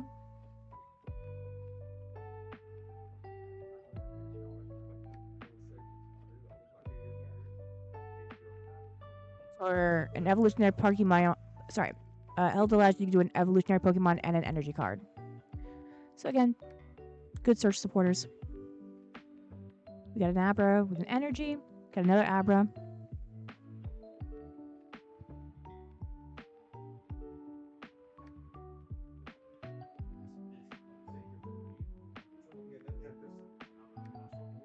And another Abra.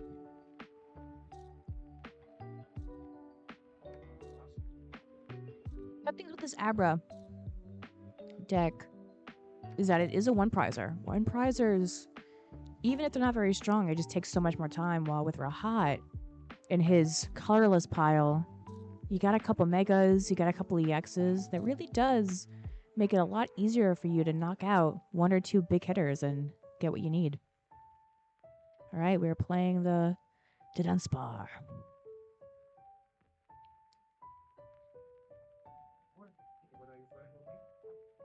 Riffle Shuffle from Jacob over here.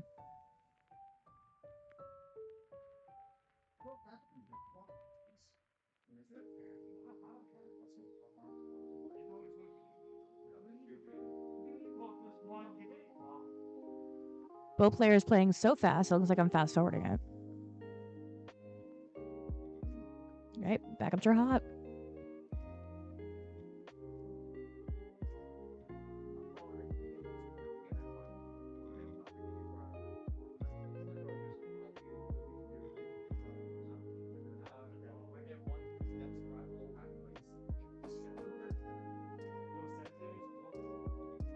Getting Terapagos.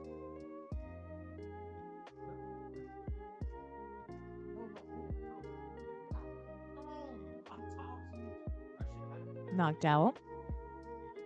Things to remember with Knocked Owl. Jewel Seeker does not work if there's no Terra Pokemon in play. So big get with that Terapagos. Evolution into Knocked Owl, using Jewel Seeker to get 2 trainer cards.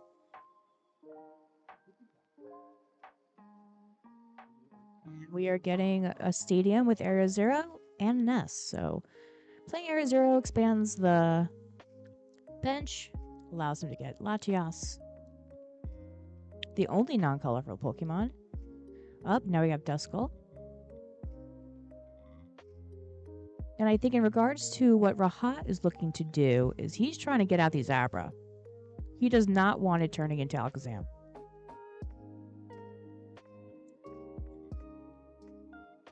So,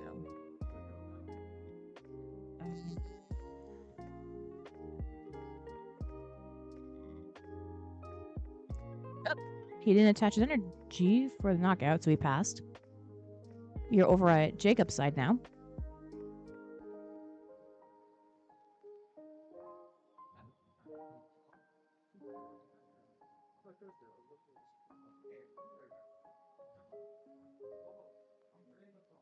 All right, runaway draw from Jacob's side.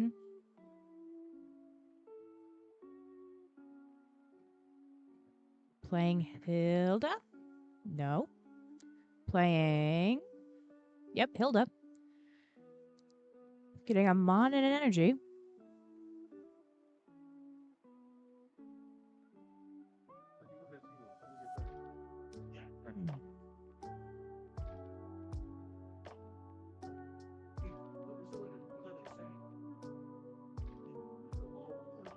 You're getting an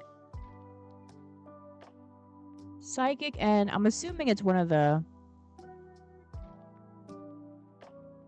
either Abracadabra, Alakazam. Alright. We got Kadabra. Which one do you want to pick, Jacob? Alright, we got Kadabra.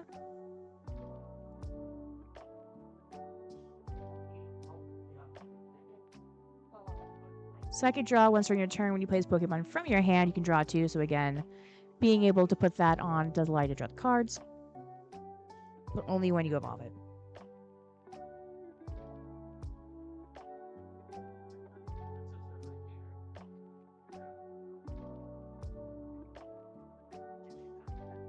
We have Psyduck as well. Psyduck, which is protecting him from the Duskulls.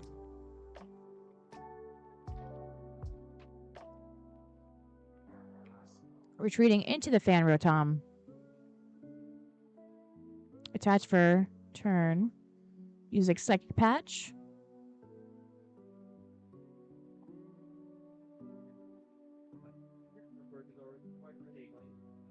Wondrous Patch, sorry. Attach a basic energy card from your discard pile to one of your bench Pokemon.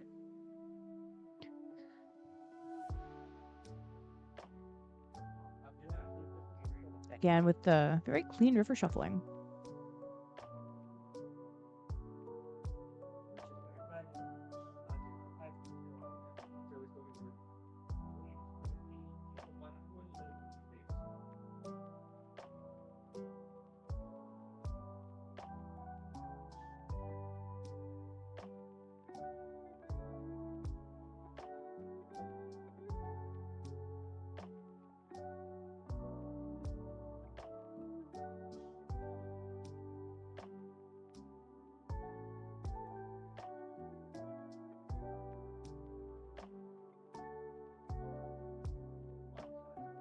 All right, Fan versus Fan. Fan is gone.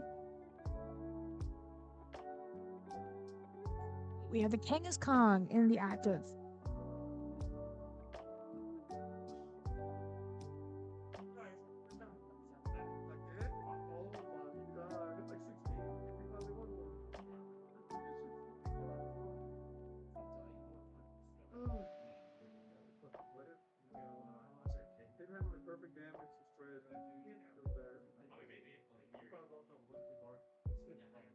Up to Rahat now. We are buddying.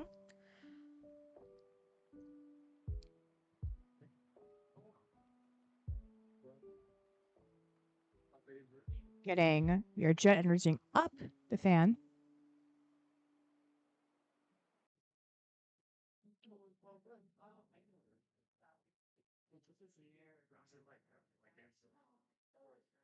Powering up the Dunsparce, and we are Fan rotating for the knockout.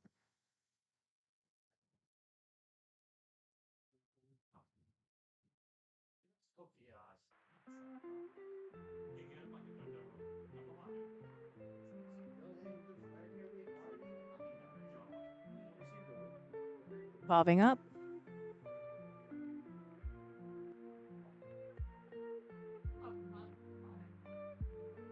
Use Kadabra to get 2.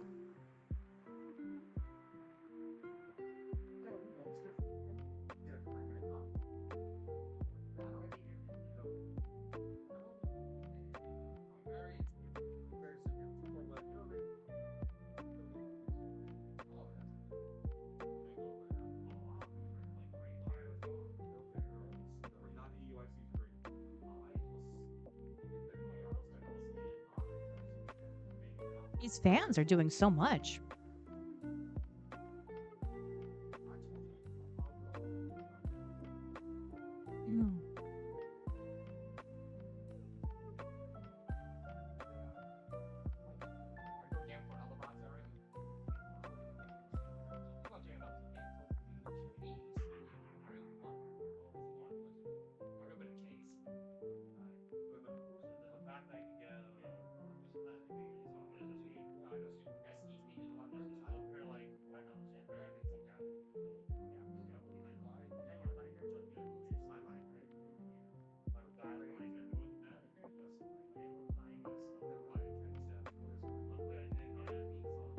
Big thing for Jacob is to try to get as many cards in hand as possible in order to really load up Alakazam.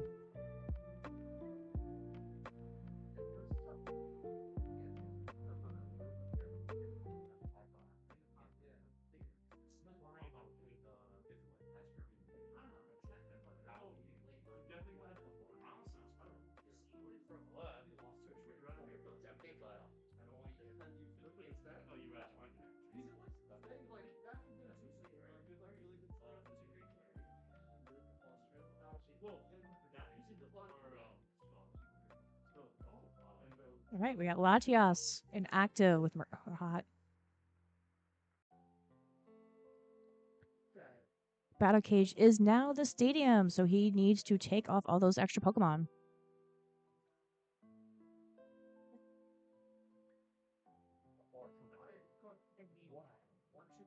I'm very confused about where the bench is with this mat for some reason. Like, I don't get why Dustin Noir is floating there. I don't get why Hoot's floating there. Like, what's happening, bros?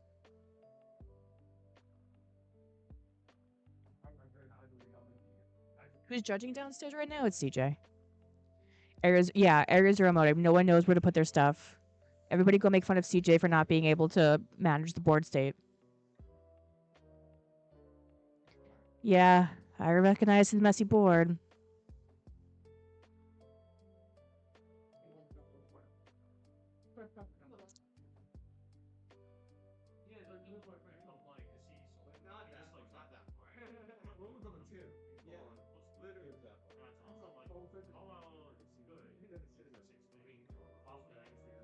I believe he needs 1, 2, 3, 4, 5 prizes.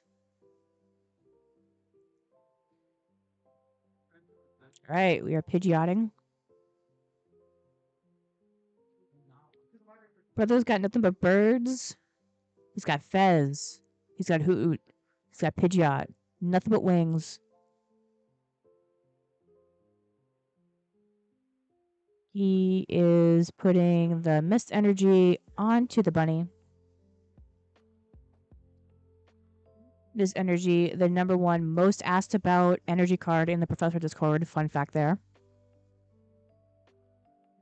And we are Ionoing. Bottom of the deck. 2, 3, 4, and then yes, and then bottom of the deck. 1, 2, 3. All right, we're back. Air Zero, we are so back. This is so messy. I actually want to die.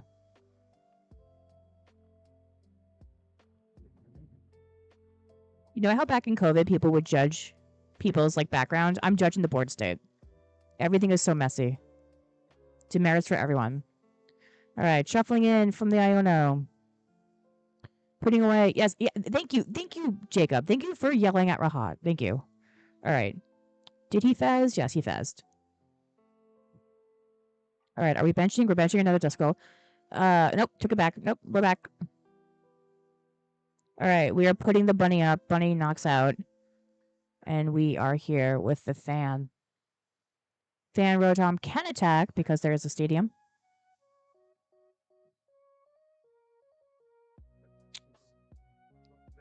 A runaway drawing with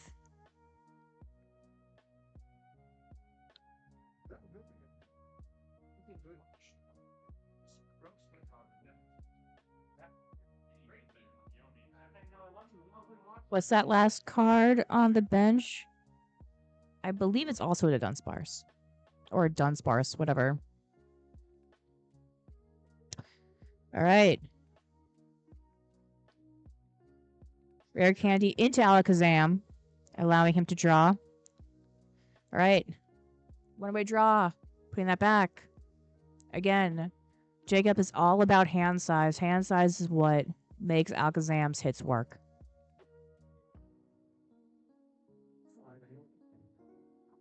The round is almost done. About 12 minutes left, I think. Right now, he doesn't want to bench much. The Abra.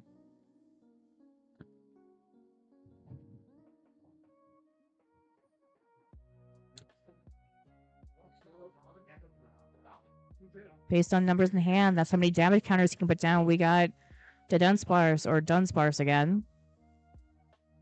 Putting through. Are we dawning? We got Hilda, Pokemon, and an energy.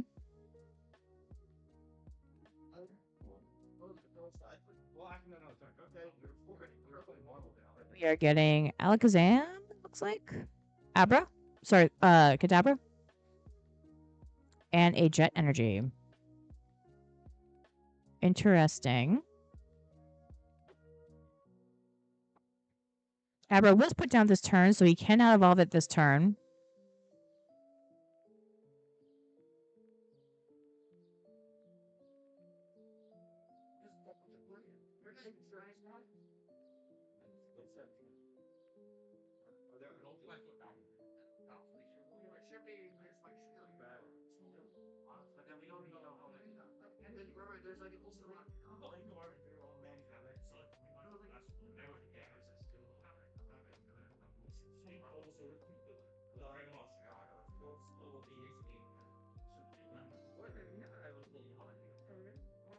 All right, we are back on our hot side.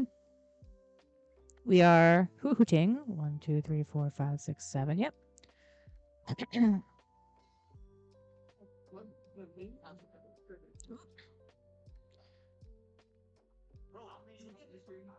Prime catchering.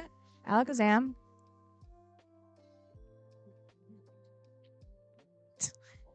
Rahat animating his cards like a DJ whenever he's doing an attack is quite cute.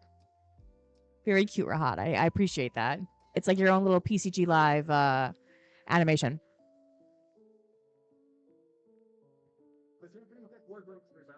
All right. Looks like we're both 3-3, so I don't think I'm going to use Counter Catcher right now unless I'm miscounting.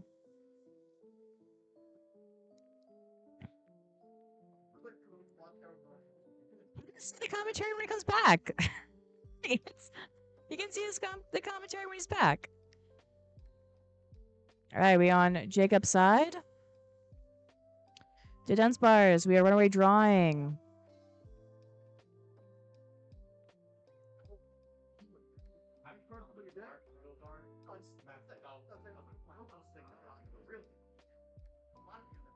It's everyone's afraid of Jeremy doing so well.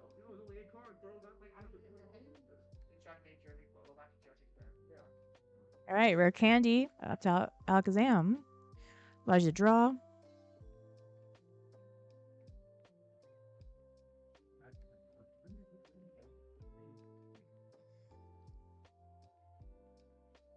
Does he have enough to put the damage counters, though? That's the big question here. Mega Lopunny can give him the 3 prize cards if he can do it. But the mist energy on it is difficult. Looks like that is a 2, 3. All right, we got Dawn, Basic 1 and 2. Wonder Patch.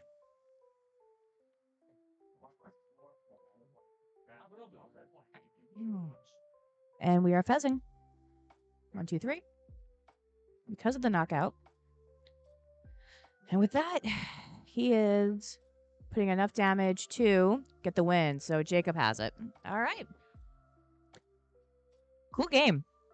And 2 decks don't really see that often. What did you call it, Jax? The knocked owl pile? The colorless pile? The color bottle? Well, yeah, Jack. Jack, maybe you're just bad luck. All your faves are falling. All your faves are falling.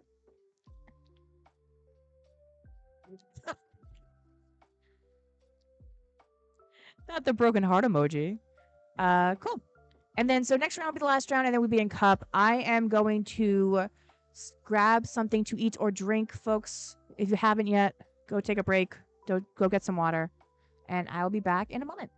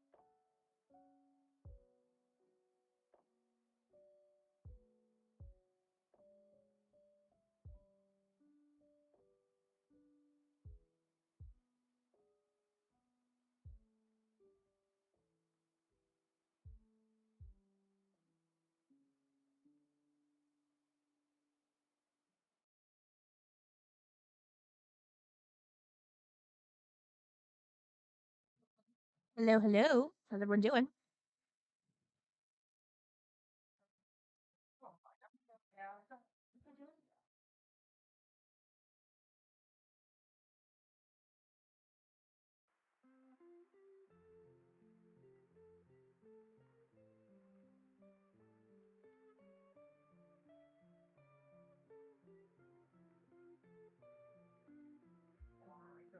All right, we got David and Andy.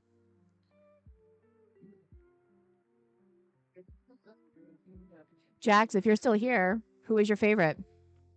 So we know who to do a prediction for.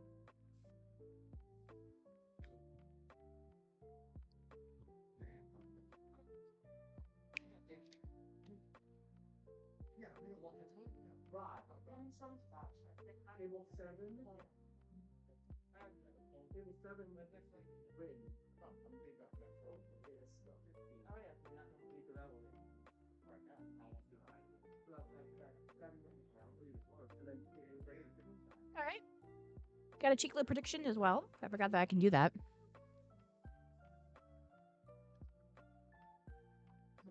That's why you guys picked that up. We have David. We have David on Gardevoir and Andy on Marnie. Marnie's Gwen Snarl.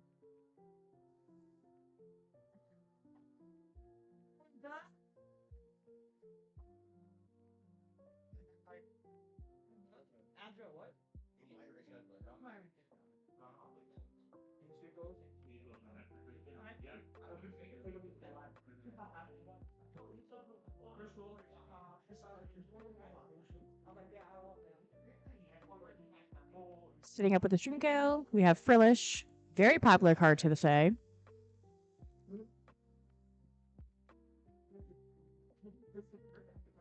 What's it called? Mystic Garden? Is that the name of that one? Allows you to draw.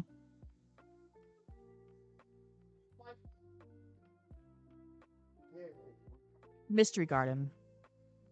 Once during each player's turn, they may discard an energy from their hand or draw cards until they have as many cards in their hand as they have psychic Pokemon in play.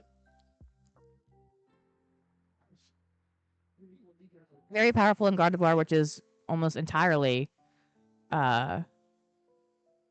psychic.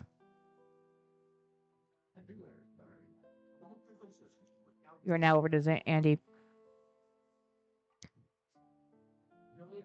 You're arbiting an item and a tool. Also some price checking here.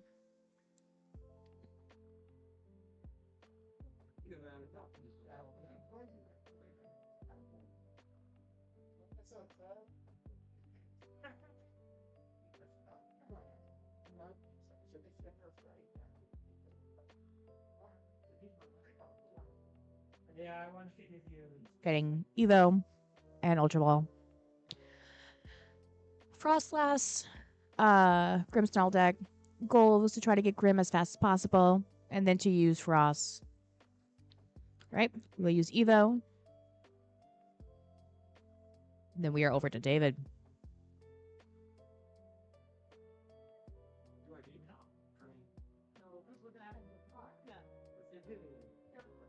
Mm.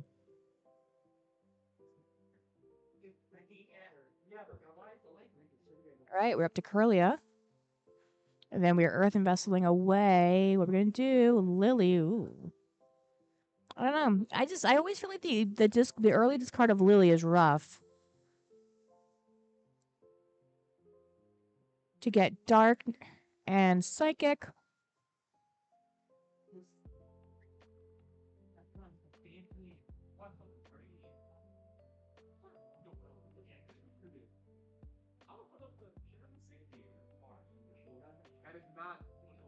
All right, Rare Candy on to the Screamtail. All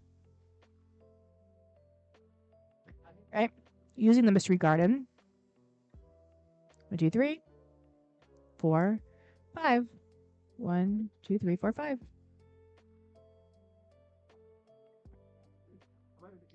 Now we are Lilying, shuffling.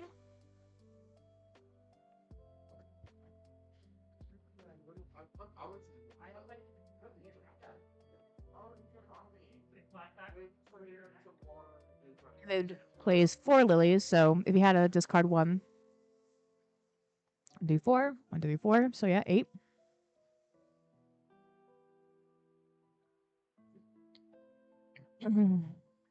Nest spawning. Searching for Ralts. Ralts has now hit the bench, leaving his bench with a Latias, Krylia, Ralts, Screamtail, with Frillish still inactive. Frillish will do the Ocean Gloom. And now Andy cannot use items from his hand, which is rough. Evolved into Frostlass. He is lilying. Supporters do not count as items.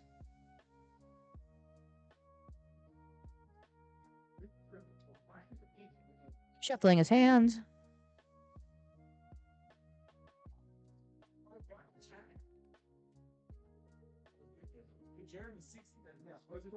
Giving it to David to cut. And Andy draws 8 because no one has taken a prize card yet.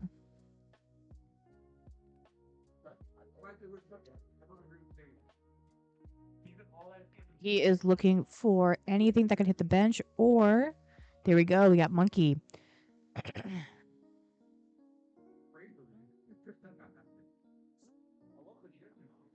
right, Shaman protecting his bench now. All right, taking damage off of Monkey Dory. Sorry, off the Frostlass. And on to Screamtail, meaning that I can't take as much damage from the second embrace. All right. Punk up with the Grimmsnarl, allowing Andy to put in 2 Darkness Energies on top of the Grimmsnarl.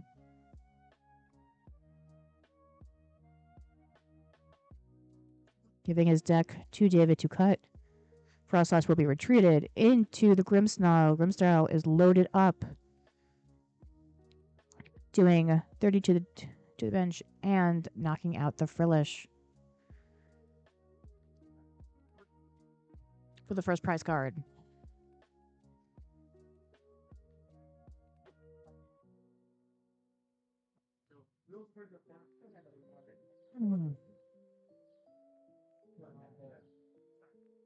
And then because Frostlass is on the bench, everybody Frostlass in between the Pokemon Shaggob if your Pokemon has an ability.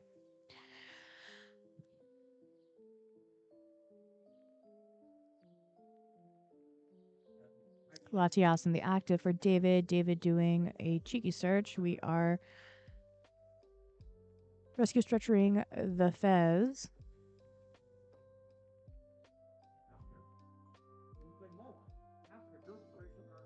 Flip the script for 3 because David took a knockout. 1, 2, 3. We see a Gardevoir up the top deck. We are rare candling into the Gardevoir. Interesting.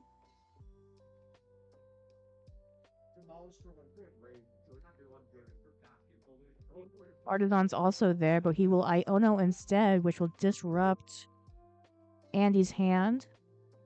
2, 3, 4, 5. Yep, 5 for Andy.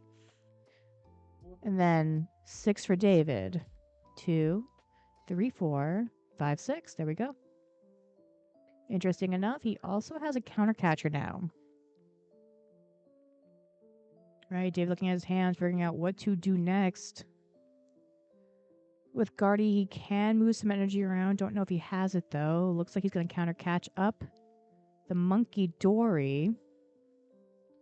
Retreating with Latias into the Screamtail. Manually attached to the Screamtail. Oh, huh?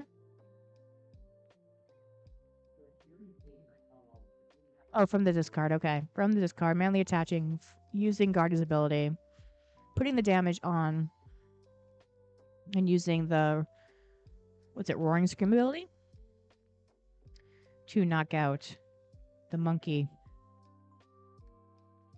Now we are back to Grimmsnarl into the active for Andy. Andy drawing for turn.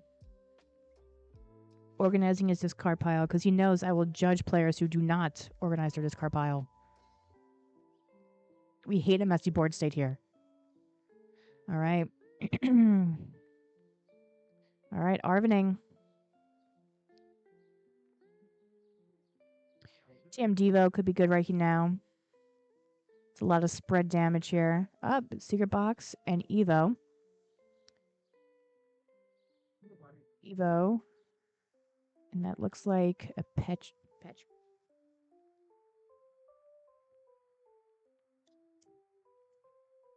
Snowront, Evo, and yeah, Petron EX.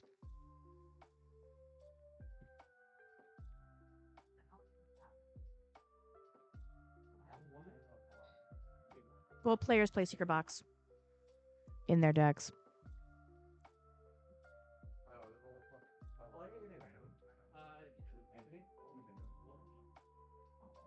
Right. Artisan out the monkey.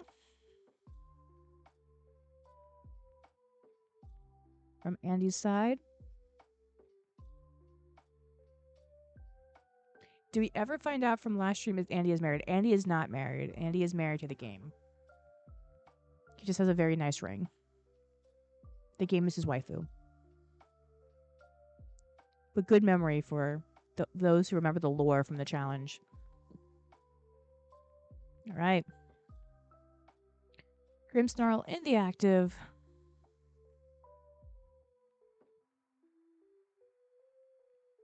Monkey dooring over. Figuring out where to put the damage.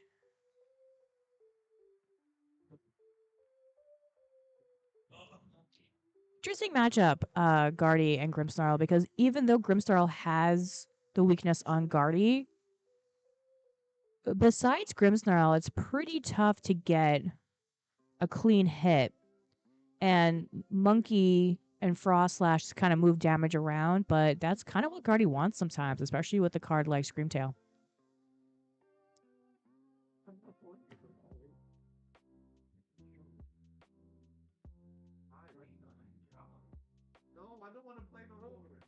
All right.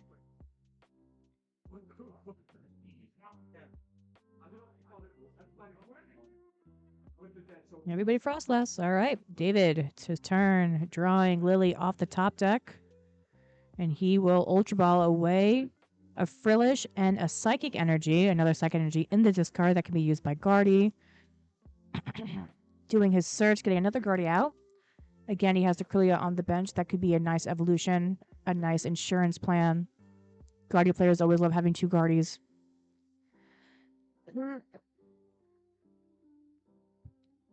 We are Lilying. Shuffle. David will be shuffling his hand and pulling 6 because he no longer has 6 prize cards remaining. Again, a nice hand refresh. Offering up to Andy to cut. And now he will get his 6 cards. 2, 3, 4, 5, 6. All right, interesting. See, we got an Ultra Ball away the rare candy in the Frillish, or Jellicent rather. And we are looking for a Pokemon. We are looking for Diancie. Haven't seen this one today, so a lot of people discard it, but now people wanting to play it. 1, 2, 3, 4, 5. He does have a full bench though, but it could just be a matter of thinning the deck, of getting things out of your deck that you don't want to be able to pull off of things like a Fez. All right. David thinking about the math. All right. We are moving damage over to the stage 1. All right. Attacking. Or moving damage rather to the Grimmsnarl.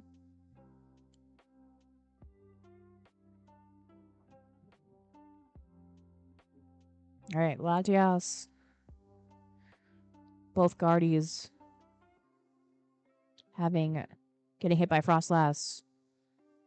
All right, we got Andy attaching darkness to both his monkey dories, Both Monkey Dories now online. We got an Iono, hand disruption, shuffling the cards into the deck. Sorry, shuffling your cards, put them to the bottom of your deck, and then draw for the number of prizes that you have. 2, 3, 4. 5 for David, 4 for Andy.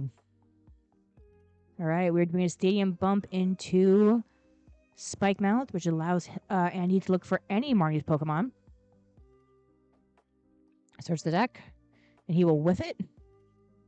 Which either means he does not have Marnie's Grimmsnarl on the deck, or it does, but he doesn't want to use it. Again, quick deck search. Always good to know what it is, and also give your deck a nice refresh for anything that may have draw.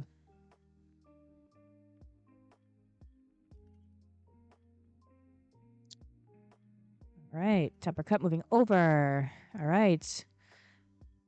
Monkey Dory moving 3. Damages onto David's monkey. The rest onto his monkey. I believe it's his monkey. Not enough to knock him out yet, though. And Stream's Tail is in the active. But it is healing, or rather taking damages away from his bench. And with that, resolving all the damage, Monkey gets knocked out.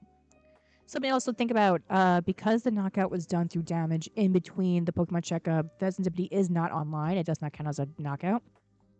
So that's one of the smart things about figuring out how much math you want using things like Monkey Dory, is that it allows you to get both the knockout without the drawback of turning Pheasantipity on. All right. Super Rotting back from David's side. Super Rotting back the monkey, using Nest Ball to get monkey back onto his bench. Reminder, you can only use a Nest Ball if you have a bench space free. It is not like Ultra Ball where it goes to your hand.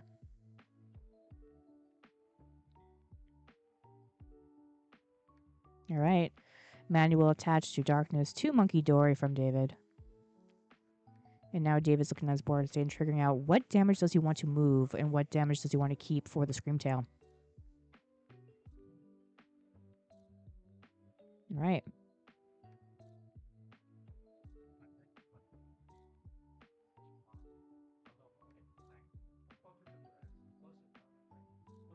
Big thinkings from David. All right. Sequencing.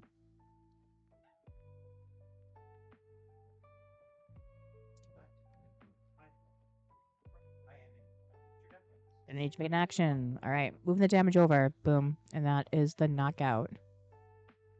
Using Scream Tail. All right. Andy is down but not out. David has 2 prize cards remaining. Andy also has 2 prize cards remaining.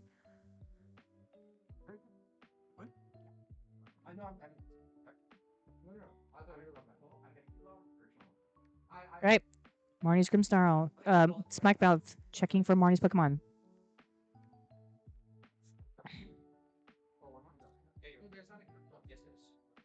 All right. That is the Marnie's Grimmsnarl.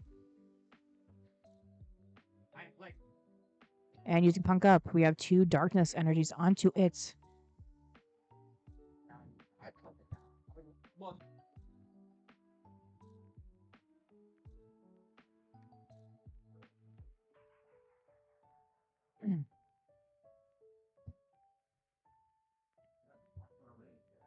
All right.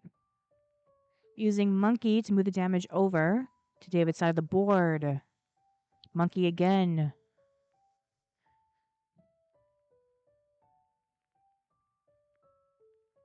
Bossing up the bird. Fez getting replaced. Meaning, so yes, taking knockout with Fez and 30 onto Monkey. So that's 2 prizes for Andy. Needing, believe it's 2 more prizes. David needs 3. Nope, 1 more prize. Yep, taking his prize.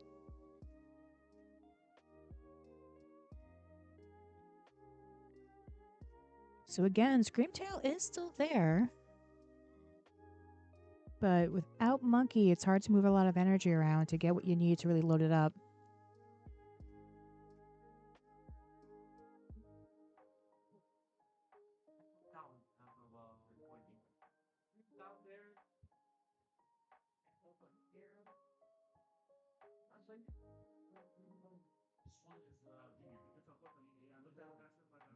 Right, manual attach to the Monkey.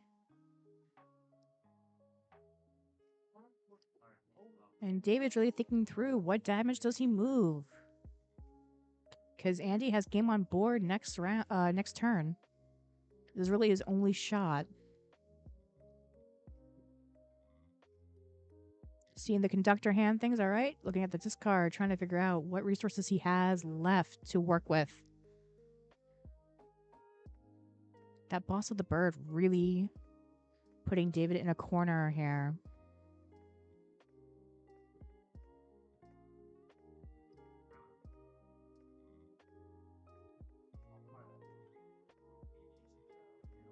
All right.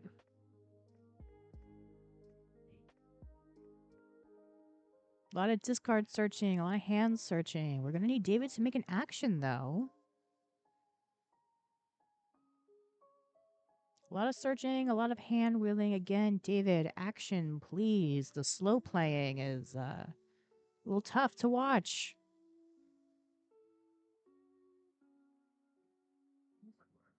All right, what are we doing, bro?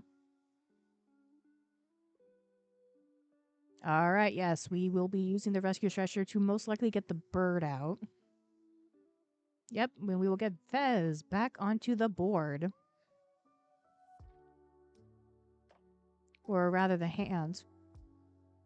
Whether or not he wants to put it on the board may take another 5 minutes of thinking.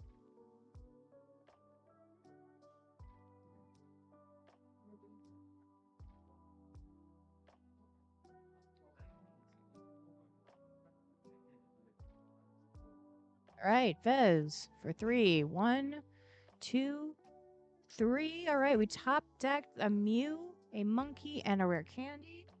And with this, we are Ionaing. Again, shuffle your hand, put it to the bottom of your deck, and then draw for the many cards as you need. So 1, 2, 3 for David. 1 for Andy. Latias gets retreated into Monkey. All right.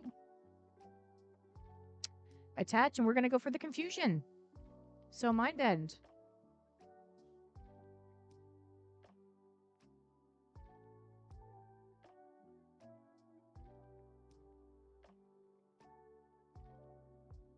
Mind Bend could be.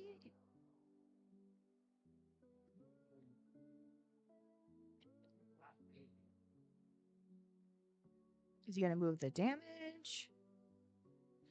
1, 2, 3, 4, 5. He has a full bench, so he can't bench anything. Already used a supporter, so we can't Turo up anything. Up, now we are looking at the discard pile. Because the first check was not enough.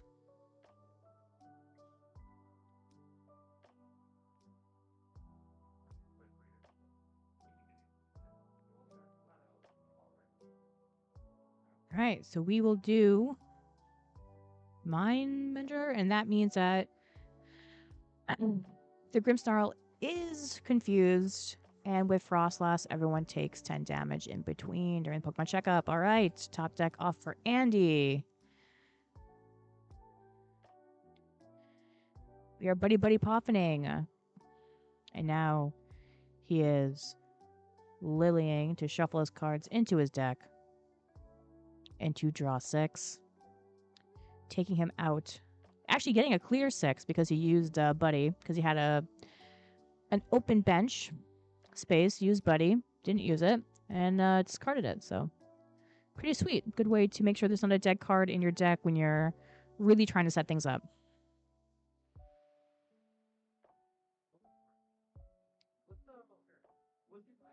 All right, we are monkeying onto the Screamtail. Onto the Screamtail again. And then, oh, the Devo play. This is devastating. What a way to go. And yeah, Andy has it. And with just all the energy being where it is, and Andy only needing one prize card, that is enough to win the match. And Andy goes forward 1-1. So, yeah, clear game. Yeah, definitely a bit of slow playing on David's side there, but Guardian's also a complicated. It's all math. It's all, especially when you have like any kind of spread deck. You want to make sure that you're putting things in the right spot. But Devo's just devastating. Yeah, top 8 will be starting soon.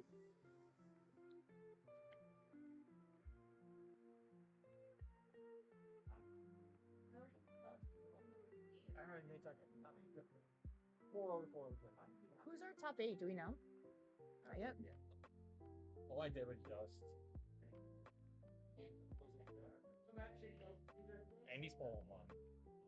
Yeah. There were 2 402s. Me and Andy. Yeah. Because we were the only Koro, so we both did like it. Yeah. I think we got Andy 1. But there was one if you both put down turns at 1. There would have been a 9th person that there was a 9th place 3-1-1. We got Andy 1. It should be a clean cut. Yeah. There were 2 separate down pairs. The Mountain Grid. Yeah. I'm good.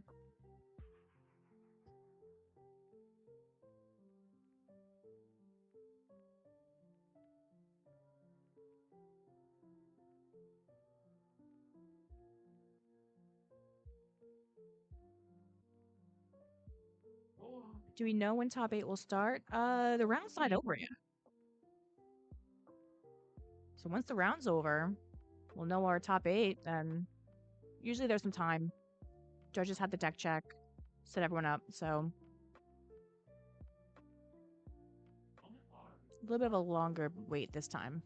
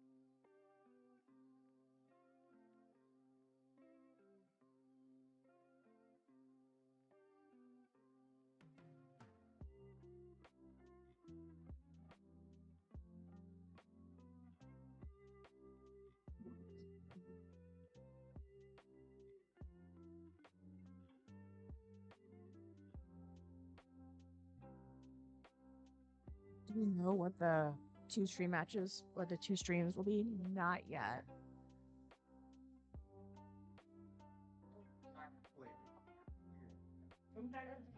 I think they're setting up downstairs.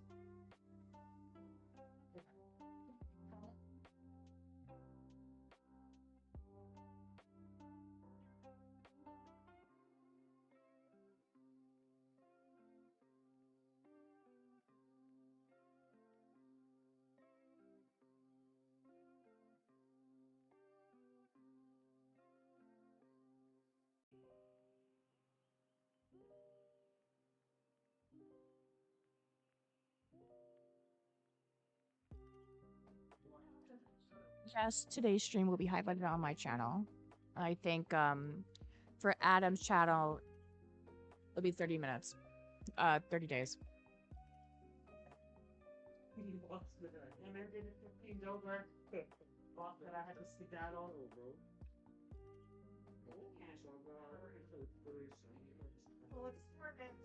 Whichever. I can take that.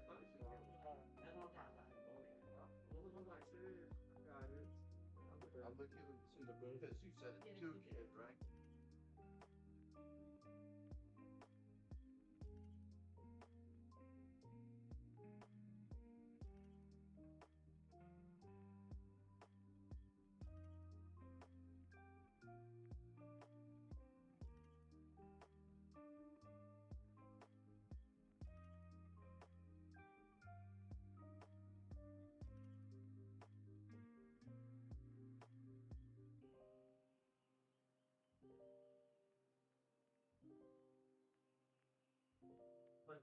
All right, this is gonna be our top 8 match.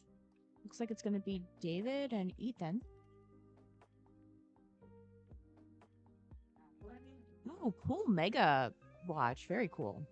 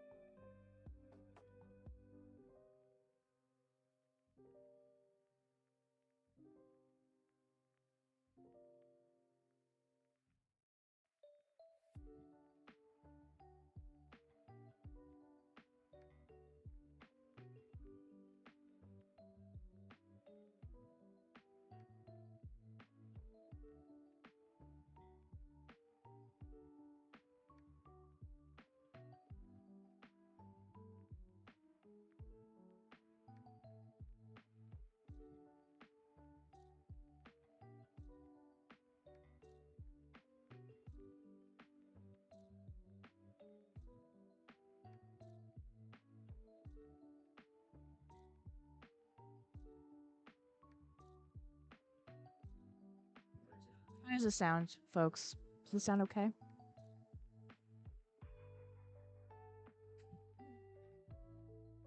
It's picking up some backgrounds. I mean, unfortunately.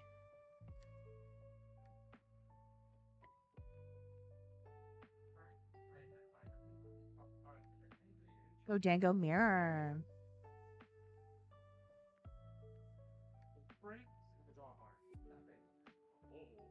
I will say, in Ethan's list, he does play Hop Cramramp, an Iron Bundle.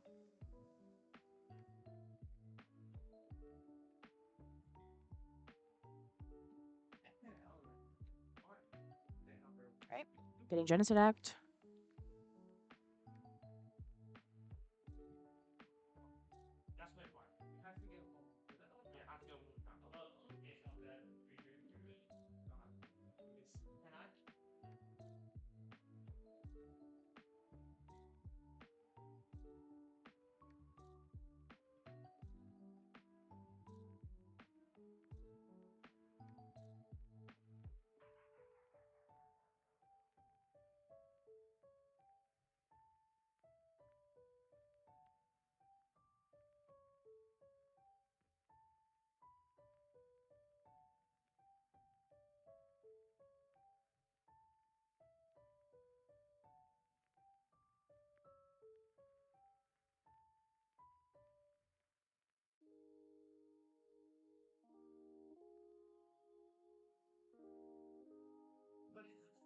Right. Set up from Ethan is looking pretty strong.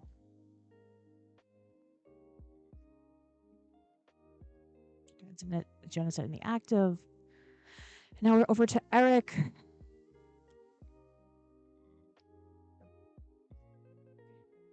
Eric has the gimme goal and a whole bunch of fighting energy. Doing a clean deck search.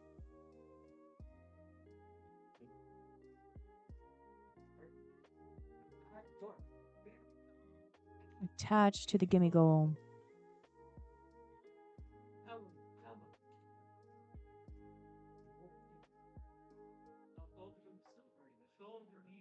Yes, and a reminder, because it is Top Cup, it is best of 3.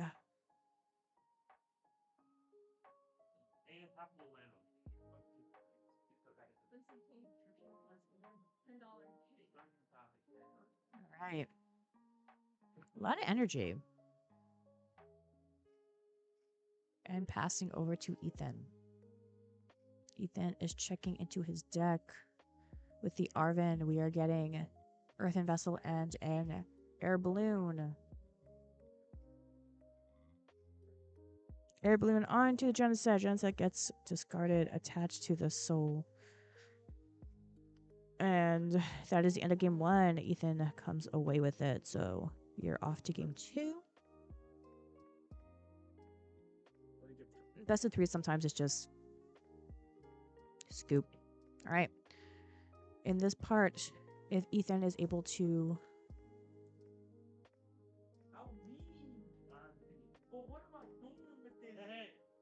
He got a fucking whatever the fuck. I got one.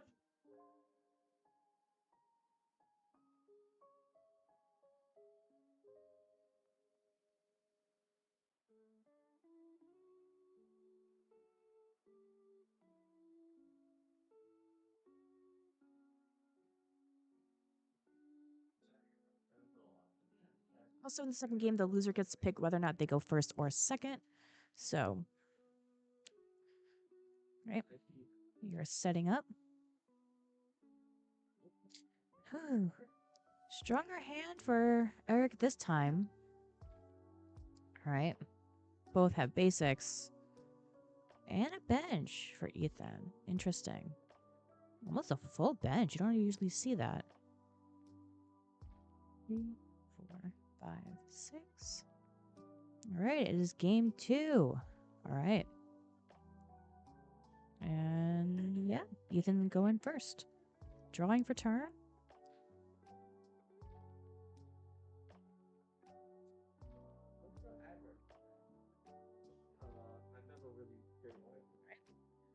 Discard fighting. Draw 3. 1, 2, 3. Oop. And with that, searching through.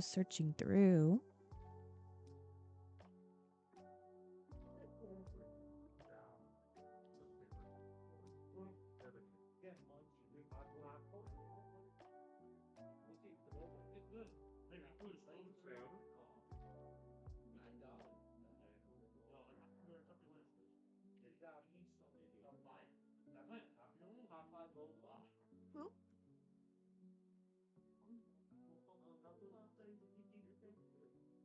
So I have a question for you, Solo. Since you know the group better than me, you have a response to transfer me. Right. Good. Her ability make this clear. Whatever I place her down on anyway. Off the Arvin, we are getting Death Ball. Get a basic. Well, at least Eric has more than 2 Pokemon this time, so that's probably good for him.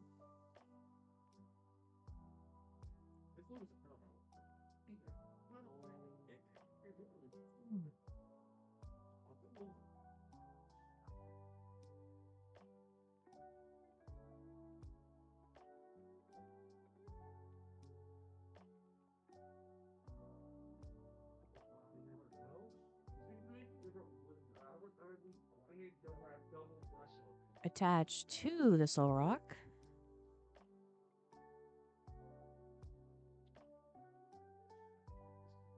Eric looking at Cleaning up is this card. Whoa. And pass. We are iron bundling, so he needs to move his active.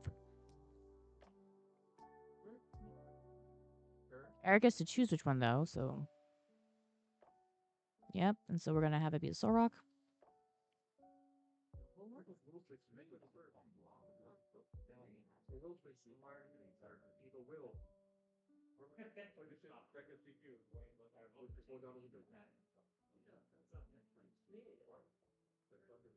What do you mean? Is it still open there? It's still on the wall. I just don't know. Is it farewell? Is it farewell? Not the firm goes in okay, so then obviously right now. So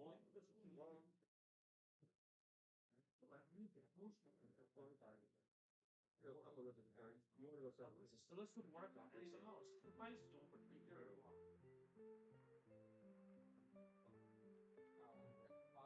Sacrifice or test two? Yeah, as long as target like presentable. Why is this so straight out? This exile everything. That one. Why is this so divided? Yeah, no, they got way buffer. You were to do that. Well, you give me the going away. She plays well. Alright.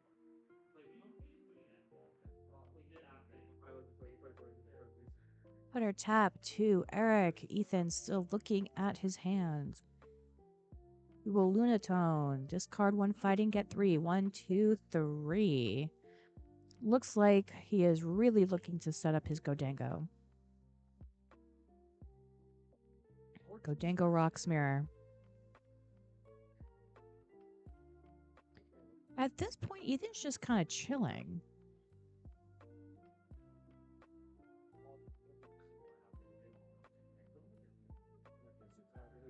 Since he won the first round, first game rather.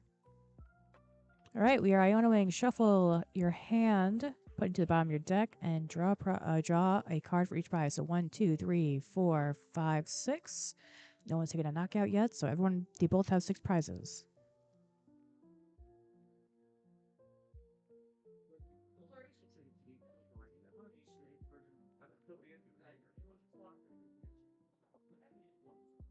All right. Attacking. Now we are off to Eric's side. Draw for turn. And we are Autozoning. Autozon allows you to find a basic Pokemon. Also allows you to do a deck check. So checking his deck. What are you putting back? Another gimme goal. All right. As you said earlier, just being able to get the cards that you don't want out of your deck is sometimes powerful enough. Fighting energy. Fighting aid.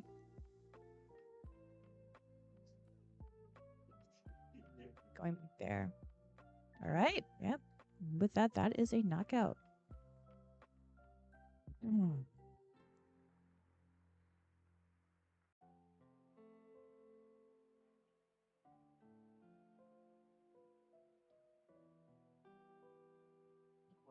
Interesting strategy here by Eric. By knocking out the Soul Rock, it does turn off Ethan's Lunatone. However, now he has to use his Fighting Gong to get a Soul Rock again, which, as a Godingo player, you don't really want to use it to get Pokemon. You really want to use that to get the energy, because it's all about the energy in hand. It's all about hitting those big numbers with Godango. So that is now what some would say like a wasted resource just to get some more draw power. But we're pretty comfortably into this game now. All right, we are touring up the Lunatone. Attached to Soul Rock. Again, energy should be behind the Pokemon, gentlemen. And then with that, Ethan takes a KO with his Soul Rock. The Soul Rock on Soul Rock violence is crazy. Taking a middle prize card. That is... What do you know, man? All right, Eric has managed to evolve into Godango. Attach. We are Autozoning. What are we Autozoning for? Oh, we are getting another Sun, Soul Rock, and Unfair Stamp. That is a tough hand disruption for Ethan. But again, both these players really want to have their opponent have no energy to knock the other out. And Eric really needs to win this game.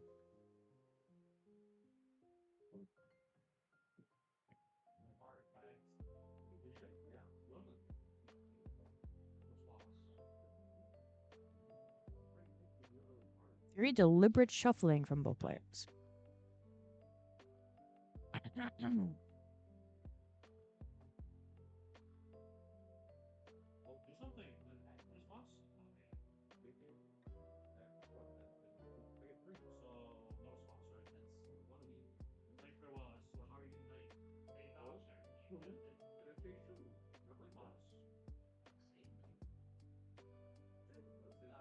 So yes, that unfair step has left Ethan with just 2 cards in his hand, while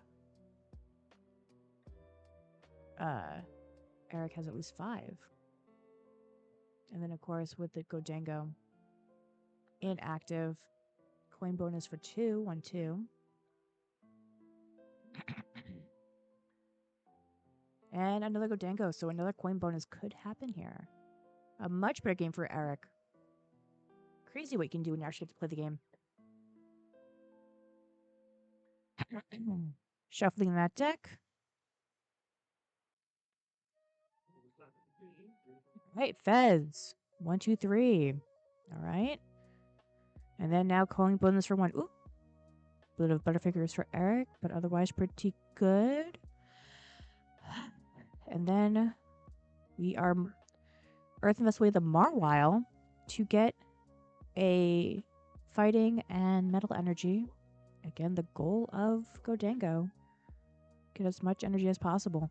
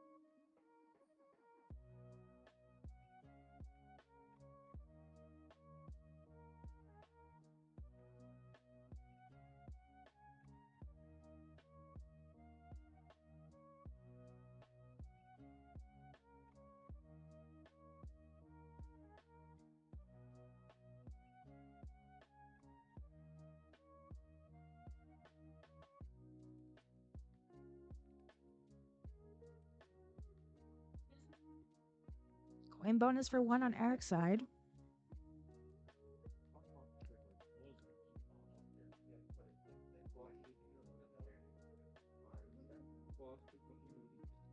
And we are Ronituning.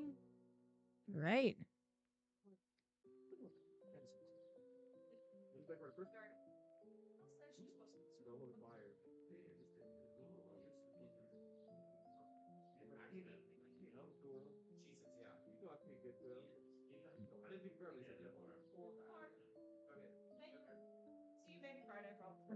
Codebreaker. So we can deck for the 2 cards, shuffle the deck and put those on top of any order. Pretty powerful for Godango to have the top cut the energy. Alright. Now Eric has 2 Godangos ready to go, and with that he gets to knock out on one of the Gimmigles.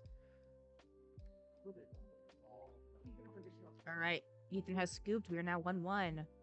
Again, just not being able to get those Godangos just really, really hurt him. Alright. Ethan will pick whether or not to go first or second. I'm assuming second.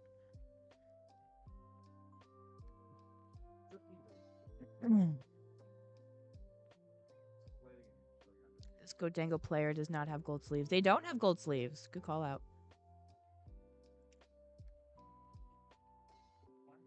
Crazy, crazy work being a Godango player without gold sleeves.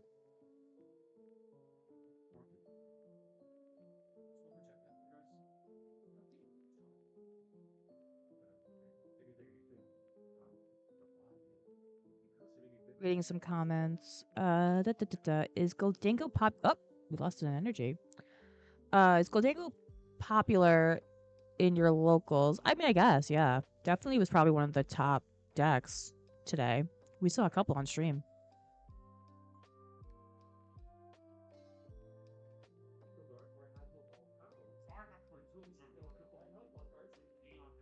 Both players setting up.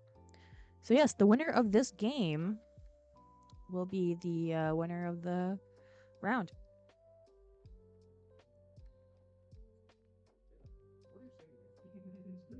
What? That was kind of a crazy count. Okay. 1, 2, 3, 4, 5, 6. There we go. All right, flipping. Oh, Ethan chose to go first this time. Very interesting. All right, we are Luna for 3. 1, 2, 3. Again, trying to get as much in your hand as possible. All right, we got a Gimme Ghoul. That's pretty good. But does he have the Godangos? Because that's really what got him. It felt like last game that Ethan had such a clean set up board state ready to go if he just had a Godango, but he just could not find one in that deck. All right, passing over to Eric. Eric playing Nest Ball, finding a basic Pokemon to put on his bench.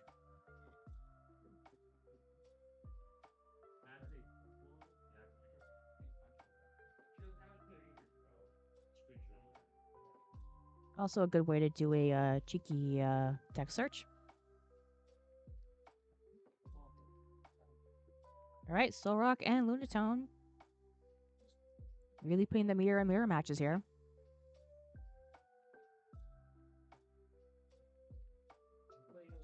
Both players both have E's name. Yes, they both also have E names.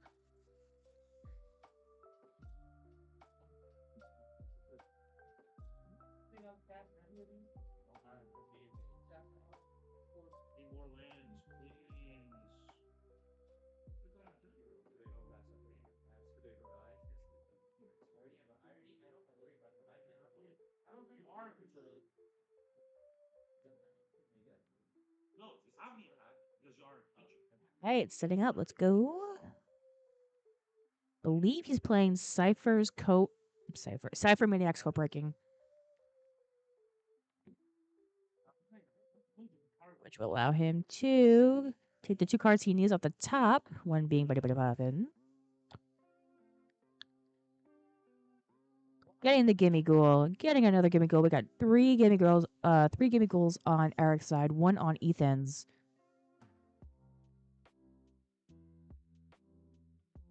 Going back into the deck on Eric's side.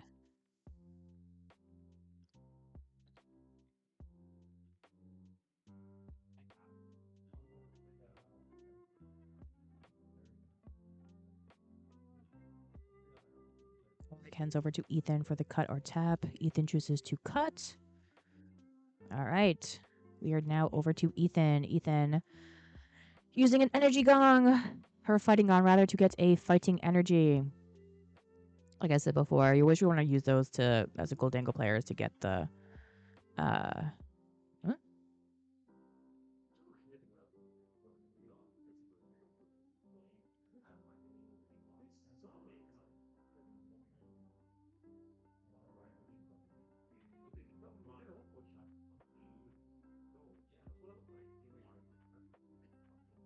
Okay. Got that off that.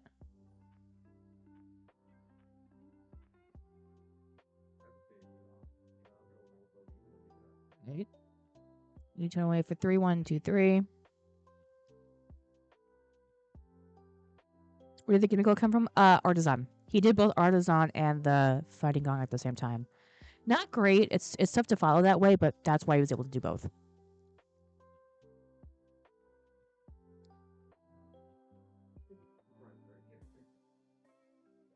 Okay, looking at his hand, figuring out what to do next.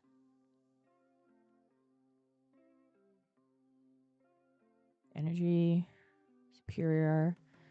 Discarding Nest Ball and a Lunatone. Ooh. For 2.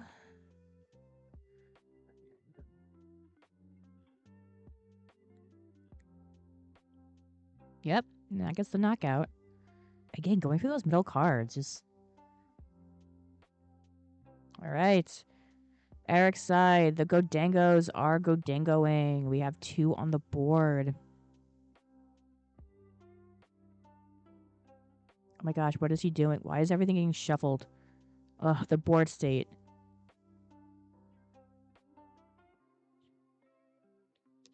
Adam told me I'm not supposed to be mean, and I don't think I'm being mean. I'm just saying that,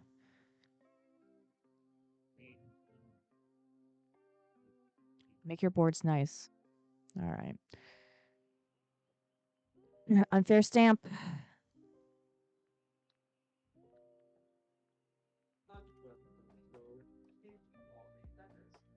Right. Tap or cut. It's like Eric heard us. I know.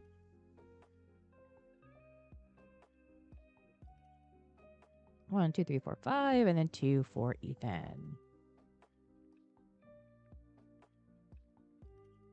All right. Artisan. Going back into the deck.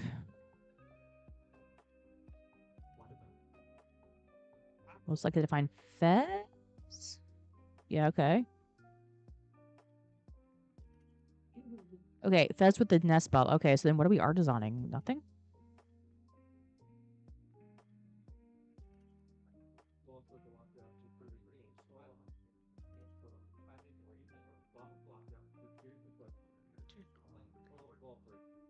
All right. 1, 2. Very clean with the air balloon on the Goldango to do the swap.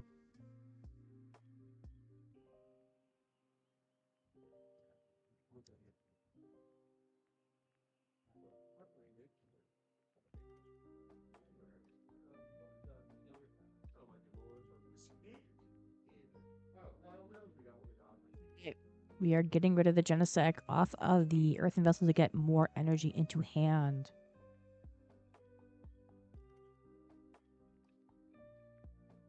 Eric is really just loading up this Goldango.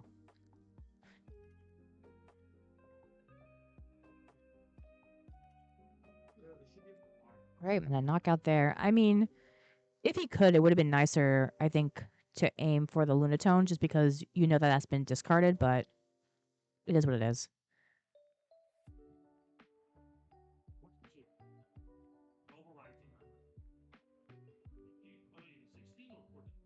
All right, we're over to Ethan now.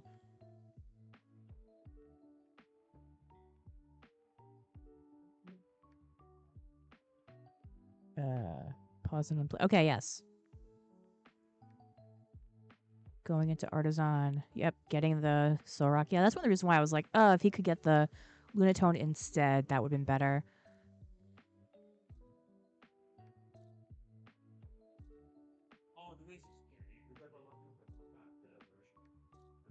And then fighting on for the energy.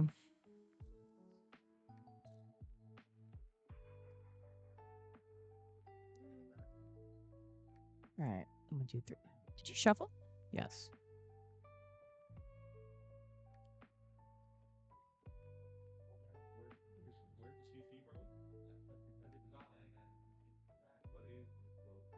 All right. Really, really need the Godangos. I mean, Ethan is just.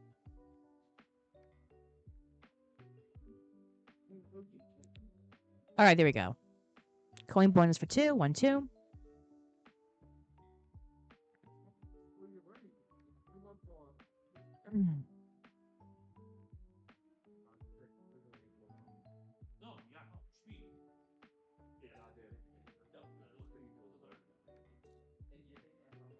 One thing with Godango, it has 260, which doesn't seem that big now that we have, I think it was like, what, 350s now with Megas, but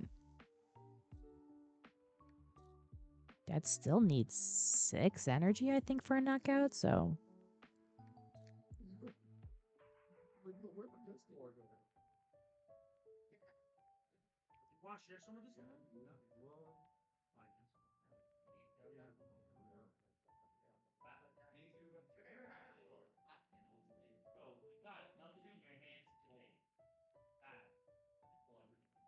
Right. On Eric's side.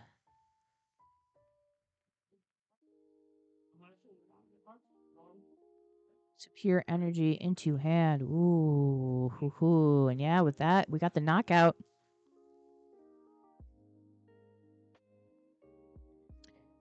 Eric's currently at 2 prize cards needed, I believe. Ethan at 5, and no Godangos on board. That is really tough.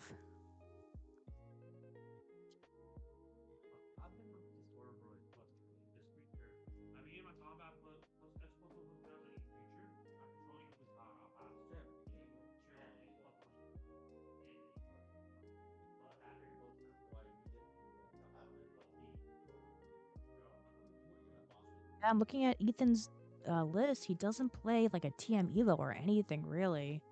So he's really stuck on just having to manually evolve from hand to this gimme goal, but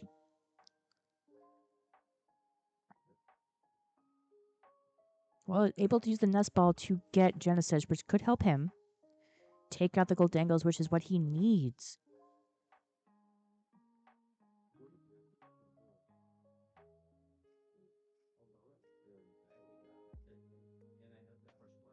Dangos have been very elusive for Ethan, both last game and this game.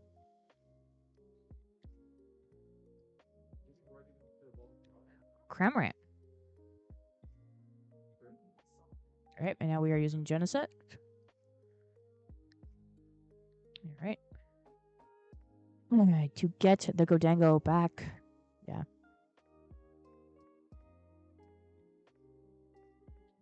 And he's going to pick one in his hand, which is fair.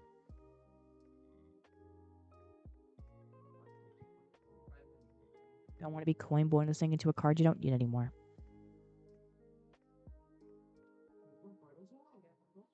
One, two, off the top.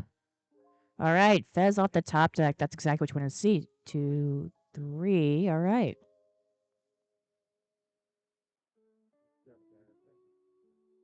Air balloon into what exactly?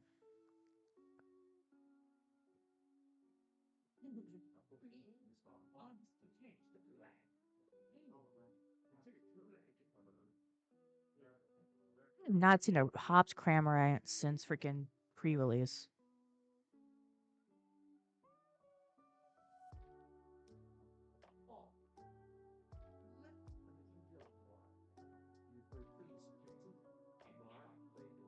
All right. If your opponent has exactly 3 or 4 prize cards, it does 120. So.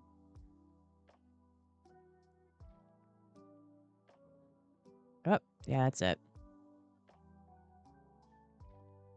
And with that, we have to concede. It looks like Ethan just does not have.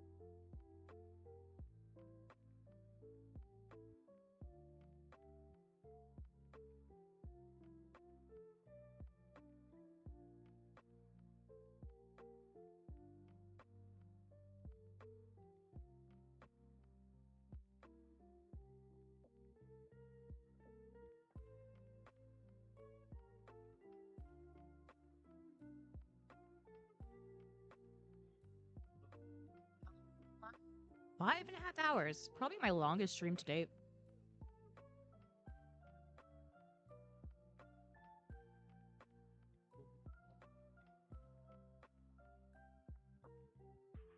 Yeah, Eric got it. Ethan conceded.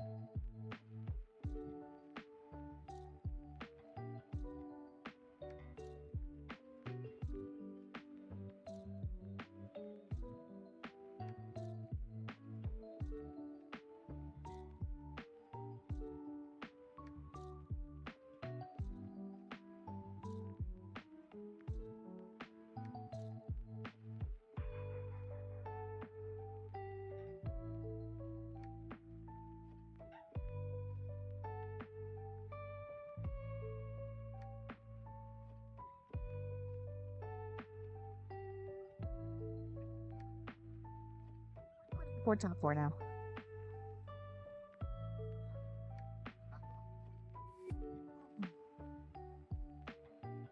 Who are the judges? Well, we have Brandon, who's head judging. He's the one who's waving everyone over. We have CJ. True. Anthony Geiger.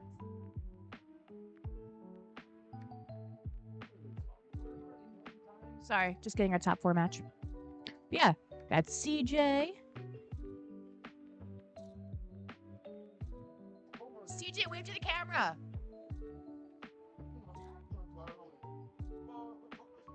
CJ, wave.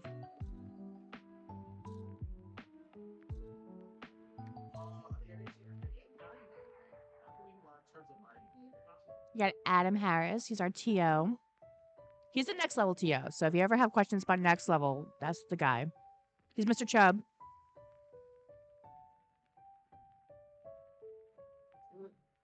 That's MK.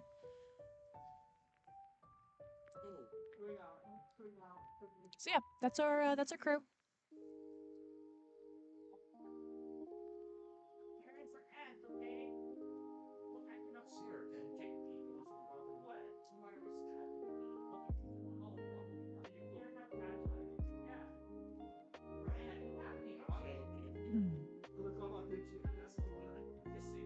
Are you getting sick? Yeah. Yeah, I'm getting sick. I think everyone is. It's just that time of year.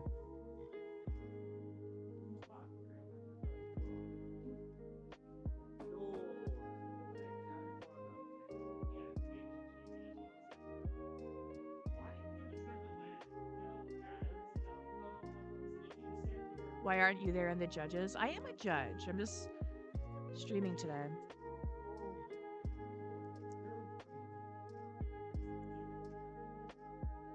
To do both.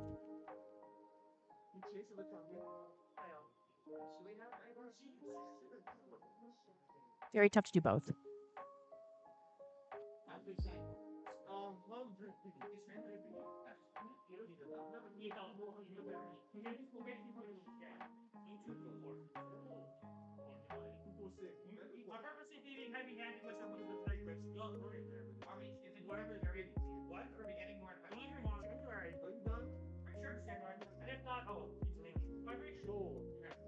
Everyone yelling? Of course, everyone's yelling. All right, we have Anthony and Alejandro.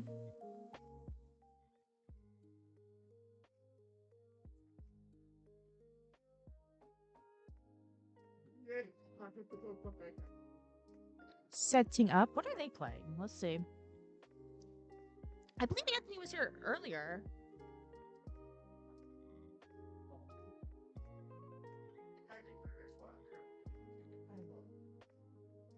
Another Goldango.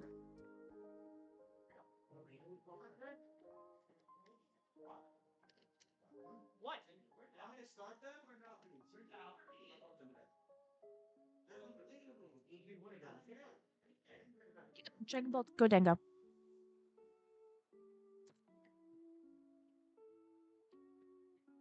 Ooh, we coin flipping.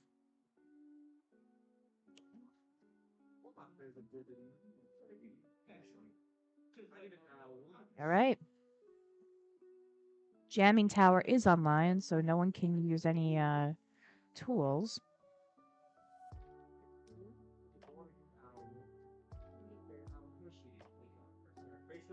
Retcon directive. We got Dawn getting a basic stage 1, stage 2. Alejandro is rocking the lovely regional merch.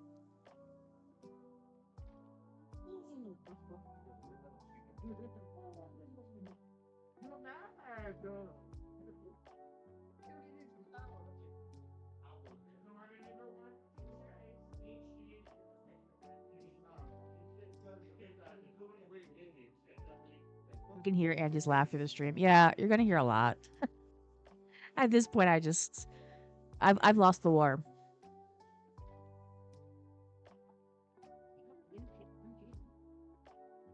All right, we're getting a Dreepy.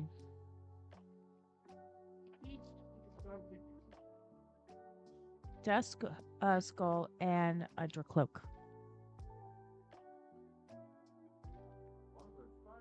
Sorry, Dust Noir.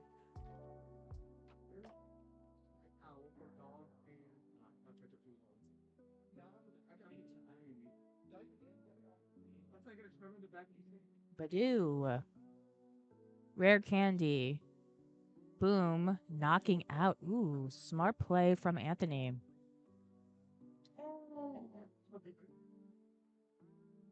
And then we have the Badoo, an active. 10 Ichi Pollen item lock. So now Alejandro is down a gimme goal.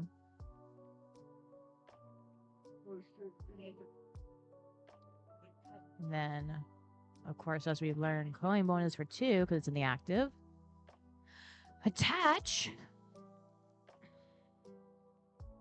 He could attack and knock out. Yep, and that's what he's gonna do. So take his own prize cards right there. All right. The Coke.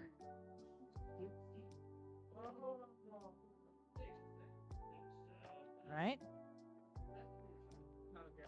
Will he take? Which one of these will he take? All right. He took the second one. Put in the other one under his deck.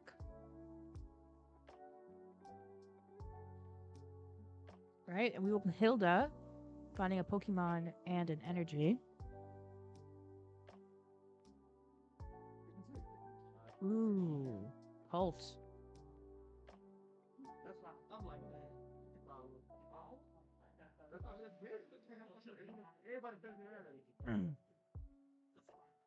With luminous energy onto the Pulse. The cloak has evolved into the Dragon Pulse.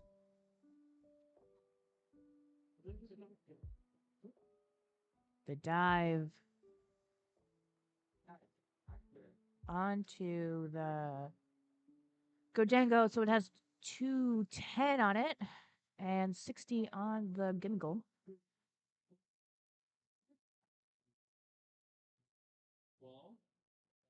Alejandro's going to coin bonus.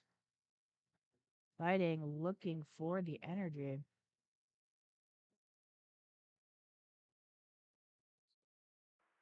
Old school X and Y energy.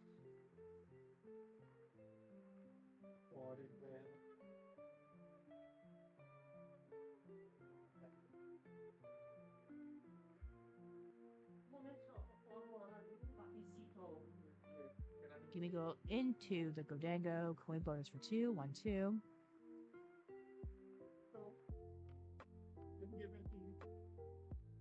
Yeah, he plays Cosmos Black and White. Right.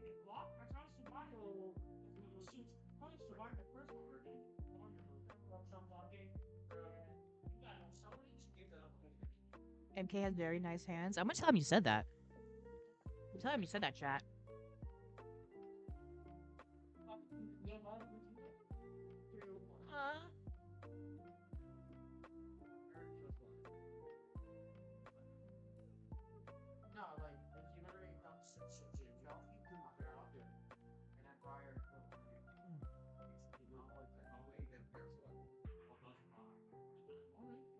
Right.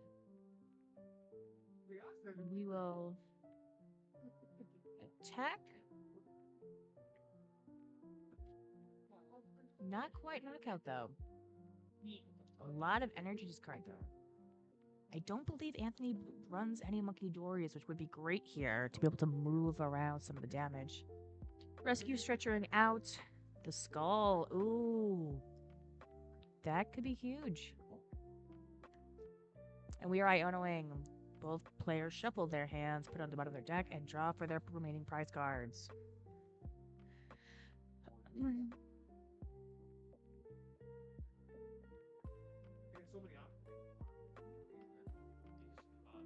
Block 1, 2. Anthony picking the second one. Ultra Ball, obey the Lily, and a Luminous Energy, I believe it is. Oh, we got the Halucha. Boom. That's it. All right, game 1 goes to Anthony. And because we are at game 2, Alejandro will choose whether or not to go first or second. When it comes to Godango players today, we've seen folks choosing either. But more choosing second than first. But again, depends on the build, depends on the player.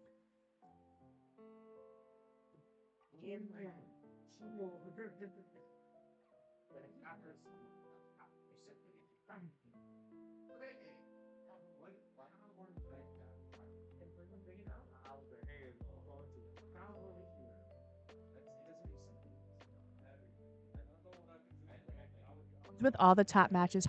Stop! At least it's not a mirror. Although, yes, Anthony, Alejandro, Eric, and Ethan. All of our top matches have to have the same letter name.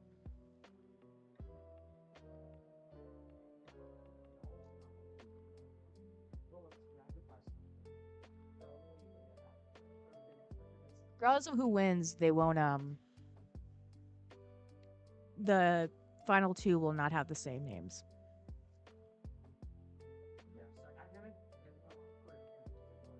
All right, so over to game 2. All right, there's the fist bump. And Alejandro chose to go second. Me going first.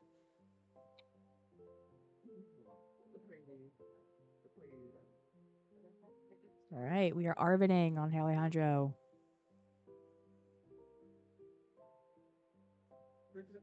Air balloon, good to have on your gimme goal. And ooh, prime catcher, that's a bit much. Oh, is he trying? All right, Latias is in the active for Anthony. Alejandro getting the prime catcher and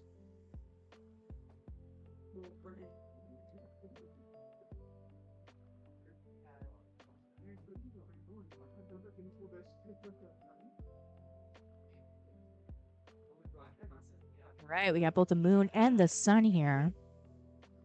Remember, both need to be on the board in order to use Lunatone's ability. Very much a pair Pokemon. All right. Solrock knocking out the Dreepy, and now we have Latias. Ooh, this is big for Anthony. Anthony playing Lily. That glare has been like my villain origin story all stream today. That one glare.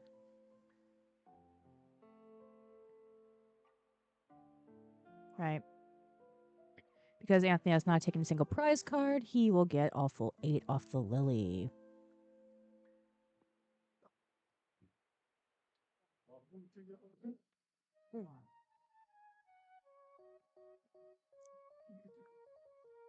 Right. So what is Anthony looking for? Honestly, at this point, any basic. He wants to really try to set up that board state because losing that Dreepy means that he's now a turn behind. Can't use your cloak, can't use Pult. It really stinks. All right, we got Dreepy, we got Badoo. Again, trying to slow down Alejandro, who is already taking knockouts. And that Gimme Goal looks eager to become a Godengo.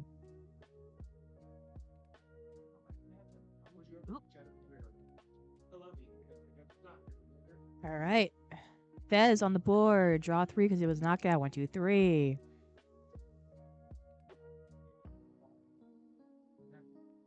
Rescue Stretcher getting out that Dreepy. So now Anthony's really trying to set up his board so it's not so easy as a 1 knockout to lose something as big. And he is splitting out his Dreepy. So 1 Dreepy has energy, making it that it's not clear which one to go for.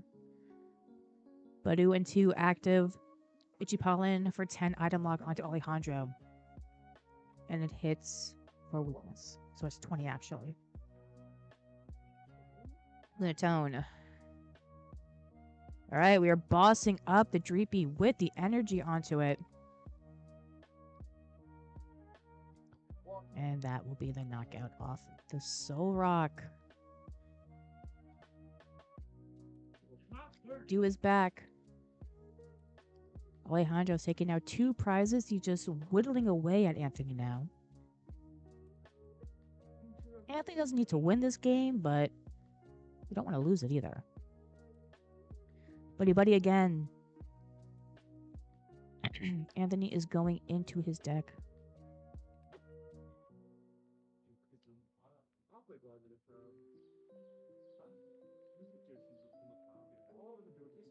Right, Dreepy is back. and the Duskull.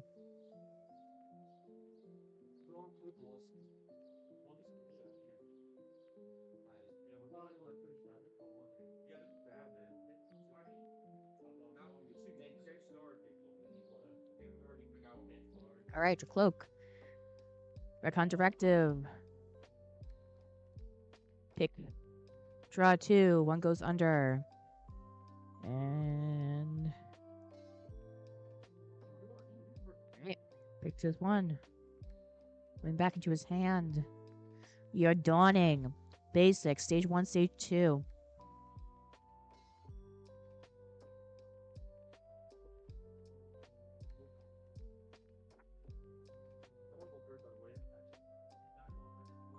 Another Badoo. What?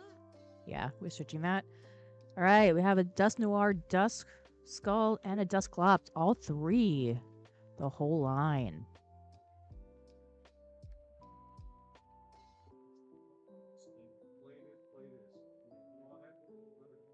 Alejandro shuffling Anthony's deck after that search. Always want to make sure deck is sufficiently randomized. All right, draw for turn from Alejandro. He is still item locked under Badoo. 40 on the Soul Rock. Using Artisan as a stadium. Playing Gimmighoul. Off the Artisan. Shuffling. And Lunatone. Discard a fighting energy. Take 3. 1, 2, 3. Alright, coin bonus for 1.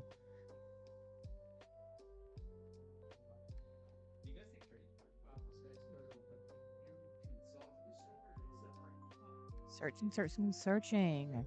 Alejandro could knock out now, but he doesn't want to knock out the Badoo using Boss to knock out the Duskull. There we go. That's Soul Rock. Taking a lot of knockouts. Alejandro. Up 3 prized cards to Anthony's 6. Recon correct directive. Picking 1. And Anthony Fez's. Right, balls the cloak. 1, 2.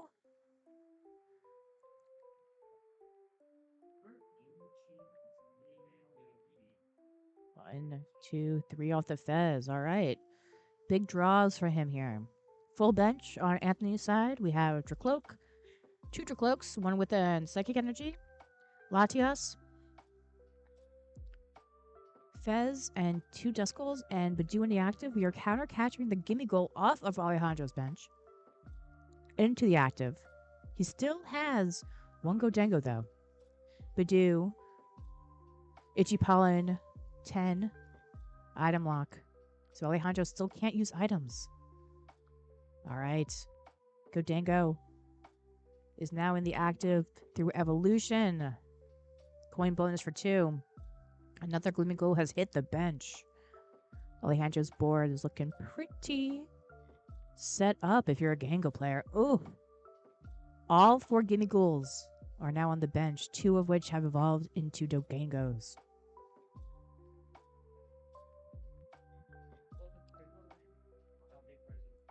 Balloon onto the Godango, promoting the Soul Rock with the fighting energy on it. Lunatone, discard the ability, get 3. We are combo bonusing for 1. Alejandro's hand is quite thick right now. And with the Soul Rock, he takes another knockout. So Alejandro needs 2 more prize cards.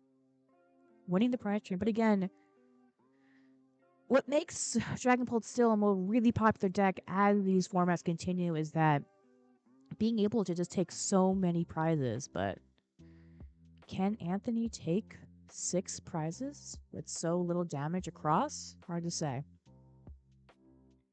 Latias in the active. We are rare candying Duskull into Dust Noir to take out, to do 130 onto the Godango. Monkey has hit the bench. Alejandro is now down to 1 prize card, meaning that if he gets Iono'd, he will get Iono'd down to 1, which is devastating for a Dango player. Countercatcher, the damaged Godango into the active.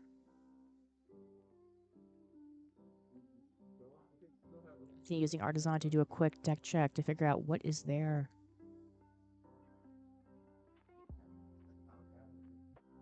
If I had to guess, he's definitely hoping to Draco into a Iono.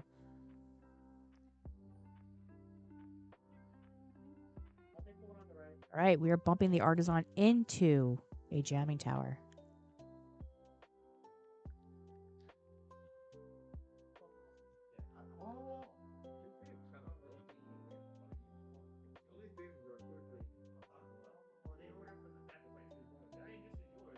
At Anthony's list, he does not play TME though.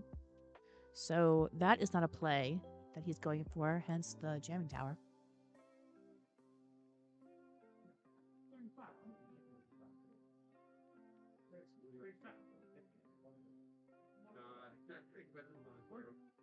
Smart move on Anthony before playing his Ultra Ball to there we go. Dragon Collective getting the Dragon Pult off the Ultra Ball, discarding some cards he didn't need off the Recon Directive. Dragon Pult is on the board.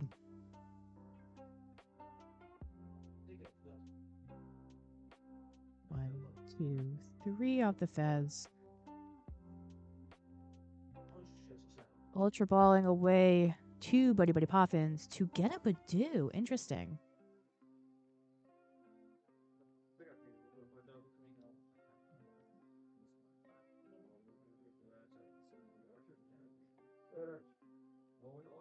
Right.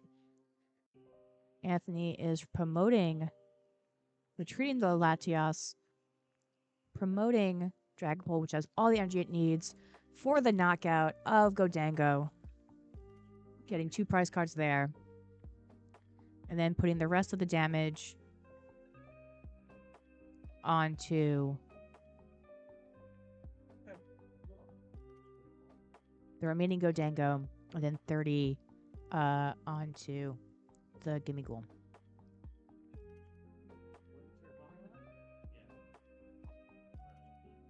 Still tough. Very tough for Anthony in this one, because all Alejandro needs is 1 knockout, which we have a Monkey on the board, Latias on the board, Dracloak on the board. It's not that hard.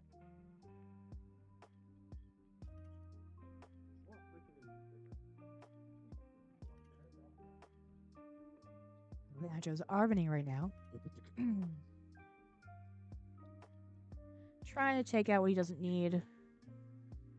Air Balloon.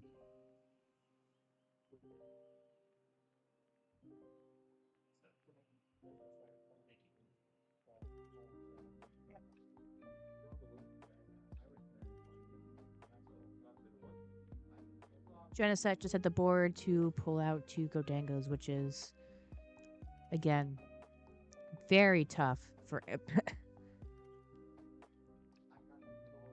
for Anthony. All right. Evolving. We now have 3 Godangos on the board. Air Balloon away. Earth Vessel away the Air Balloon. Get 2 fighting energies. Anthony is desperately reading Alejandro's discard, trying to find a way out.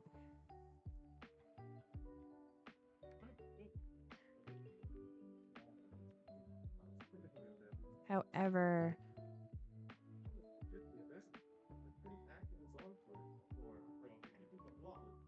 Lunatone, discard energy, get 3, 1, 2, 3. He has the superior energy retrieval in hand. Does he have enough energy though to knock out this Dragon Pult? Coin bonus for 1. Coin bonus for another 1.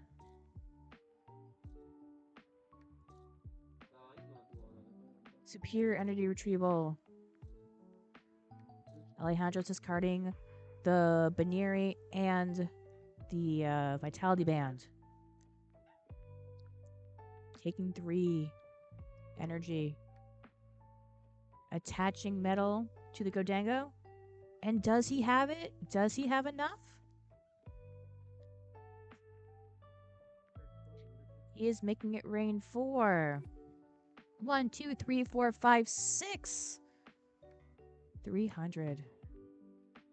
Not enough for knockout, unfortunately. And we're over on Anthony's side. Anthony has the Monkey Dory, has a Dracloak with a whole lot of energy.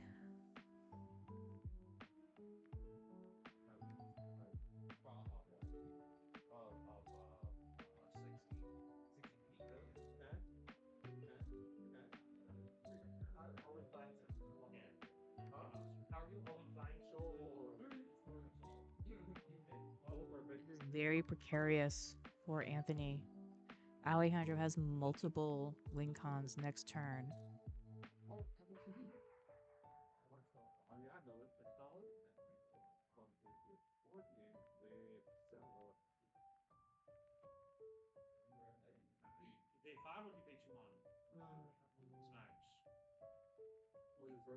Anthony checking.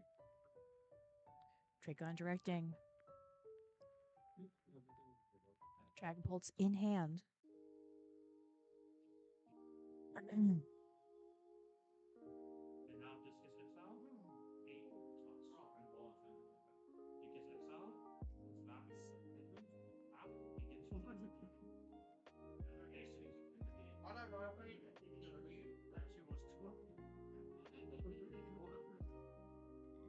A lot of thinking going on Anthony's side.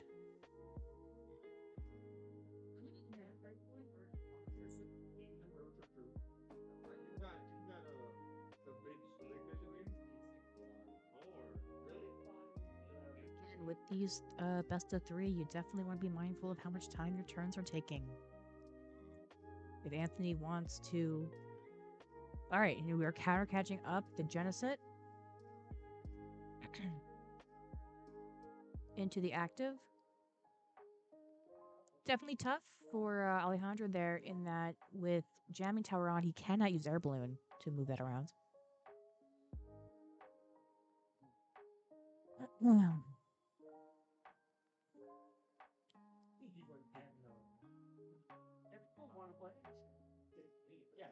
And unfortunately, Iono is probably the best play here. Right. Anthony has Iono'd Alejandro down to 1 card, which again, huge against a Dango player. Halucha about to hit the board. Yep. And putting 20 onto Dango. And then of course Iono and Alejandro to 1. Anthony now has 5 cards in hand off the Iono. Alejandro has 1. But again, with so much damage on Anthony's Dragon Bolt, he just needs to sneeze and it's over. Alright. Just gonna dive onto the Genesect. And then putting 670, 80 onto the Solrock. But again, Solrock has 110. No knockouts taken.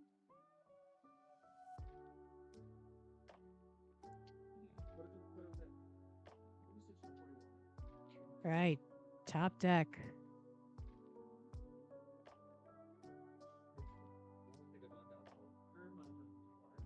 Alejandro using Genesis ability as a way to deck search, even though he doesn't have any more evolutionary Pokemon, metal Pokemon in his deck. A way to shuffle his cards, see what he's dealing with. Again, he has 3 ways of drawing with, 4 rather, with the Lunatone and 3 Gudangos, but he needs to get that Genesis out of the active to do anything with it. Right. Play one is for 1. Earthen Vessel away.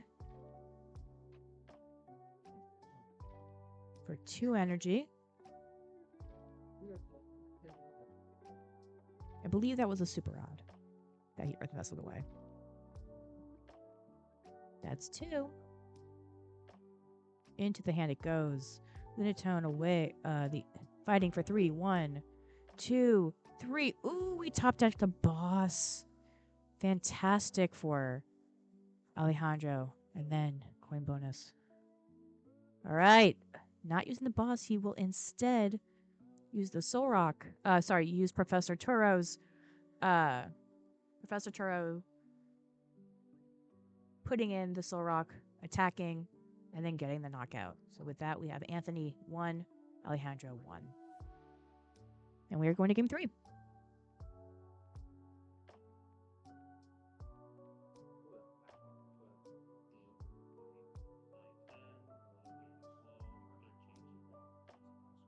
Why does it say 1-1? I do not know. Do not know. Oh, 1 win, 1 loss. Okay, I see what they're doing. We're just going to game. We're going to game 3. We're overthinking this, gang. We're overthinking this. All right.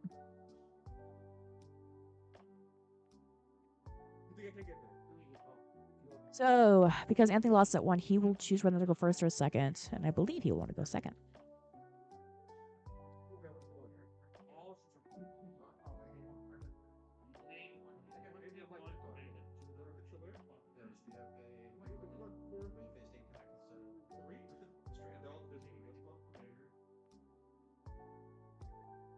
Yes, they're writing it on it too. Just so we're all very clear, it's game 3 of top 4.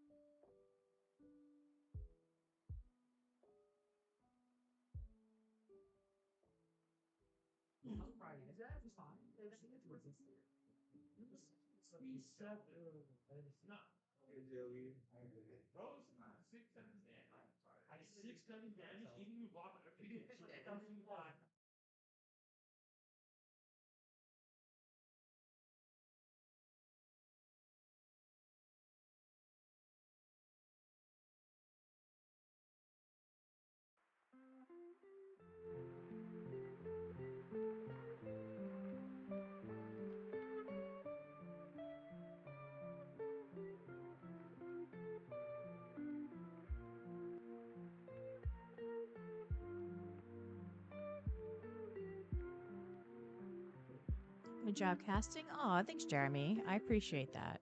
As per usual.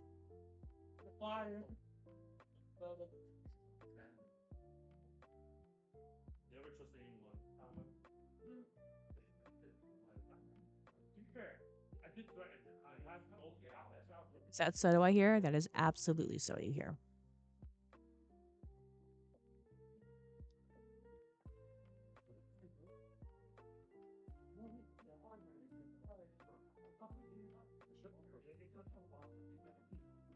Oh, he's streaming it.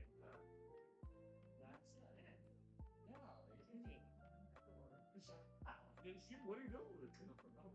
I'm not done yet, bro. I'm not done. All right, Anthony having to take a mulligan.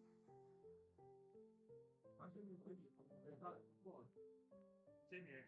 Please wrap it up. What do you mean easy? All right, fist pump, and we are going.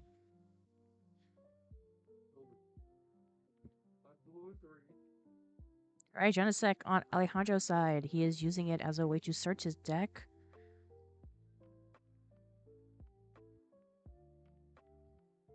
Get it. 2 Godangos. And then with Nest Ball to get the Lunatone.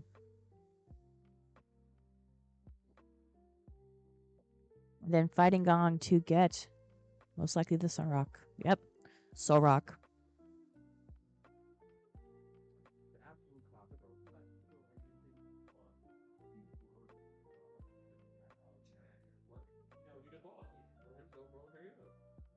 Even though Alejandro cannot attack his first turn, he's still able to get some good digging in.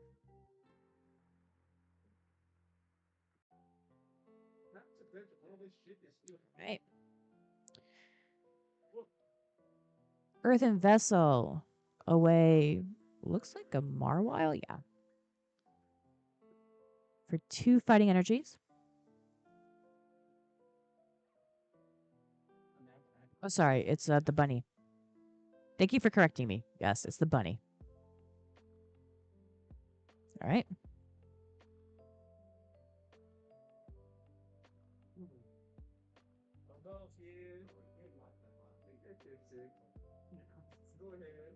And we are up to Anthony's side. Anthony Ultra Buying away a Turo. Ooh, and a boss. Anthony doesn't play Palpad either, so that's tough. And only 2 bosses. We are lilying away. Again, being able to get the full power of that card. Alejandro shuffling Anthony's deck. All right. 8 cards off the lily. What are we playing with? Anthony's side, we have been doing the active Duskull, and on the bench, Dreepy also on the bench with a Luminous Energy and a Jamming Tower. That is really tough for Alejandro, who plays a lot of air balloons to move his Godangos around. All right, Badu, Itchy Pollen. No effect because it is, when it comes to damage, because weak resistance on metal. However, Alejandro's still item locked. All right, Genesec to get 2 Metal Evolution Pokemon. Choosing to just do one of the Godangos. Again, sometimes it's just this in the deck, because if I'm trying to Lunatone, I'm trying to find my Gimme Ghouls. And I can't use items, but I can use a draw. I want to have those Gimme Ghouls be as easy to get out as possible. Alright, Lunatone, discarding a fighting to draw 3. 1, 2, 3, and hit them a Gimme Ghoul. Well, we have Artisan. That can also help. Artisaning for the Gimme Ghoul. There we go. And also it takes the Jamming Tower out of contention. So using Arvin, we are getting the air balloon and an item which does not matter because we cannot use it. So he'll be taking, Alejandro will be taking the Buddy Buddy Poffin off the Arvin.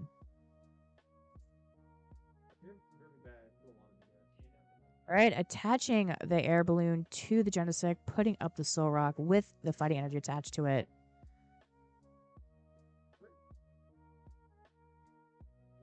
And Soul Rock is knocking out that Badu. And yes, the winner of this game will be going into our finals. So both these players absolutely want to win. Anthony activating the Artisan, getting the Dreepy onto his bench. And then Hilda out of his hands. Hilda letting him get one evolutionary Pokemon and an energy. And then we have the Pulse and a Fire Energy. Is there a rare candy in this? Let's see. Yes, Anthony does have the rare candy, so he is evolving that Dreepy from the active to the Pult. Ultra Buying away his second boss. That is really risky. He is now playing with no bosses in his deck. And that looks like a rare candy as well that he is discarding with the Ultra Ball. Risky plays by Anthony, but you know what? Maybe that's what he feels like he needs in order to win this game. Dragon Bolt, diving, knocking out the Soul Rock and the Gimme Ghoul. And while that gives them only 2 prizes, there are no Godangos on the bench. And as we saw in our previous matches, if Godango can't get started, it's really hard to catch up. All right, we got another gimme goal. 3 gimme goals are on the bench right now, thanks to Buddy Buddy. 2 Buddy Buddies. So Alejandro's bench is now Lunatone, So Rock, 2 gimme goals. Sorry, 3 gimme goals. And an active the Genesect.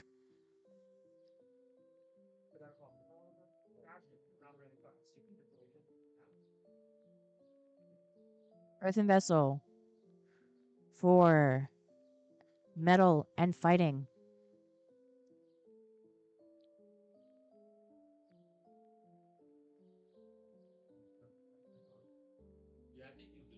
All right, Lunatone discarding the fire energy.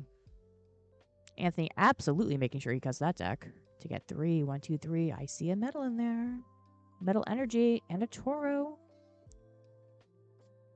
That's one way to get up. Bossing up the Dust Skull. Solrock with energy and knocking out the Dust Skull with Solrock just to get something going, but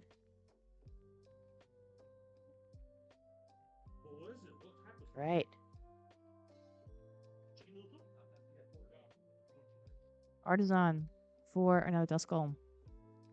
From Alejandro's side, he does not want a little prize turn. That's why he's going for the Dust Skull, which may not seem as powerful as the Hulk, but when you have a lot of basics on your bench, you really don't want to take any risk here. Iona Wing down, Anthony. Shuffle your hand, put onto the bottom of your deck, and draw your hand based on the number of prize cards. So Alejandro has 3, so 1, 2, 3.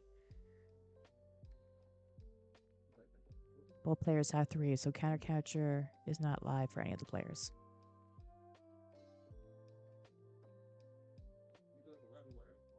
All right, cloak.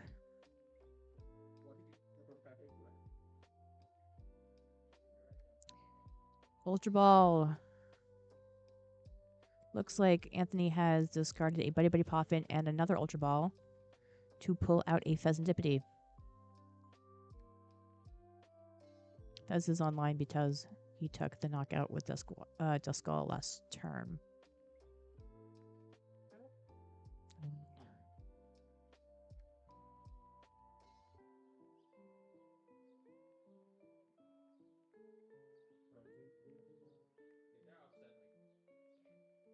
It's tough to see what he is looking for here.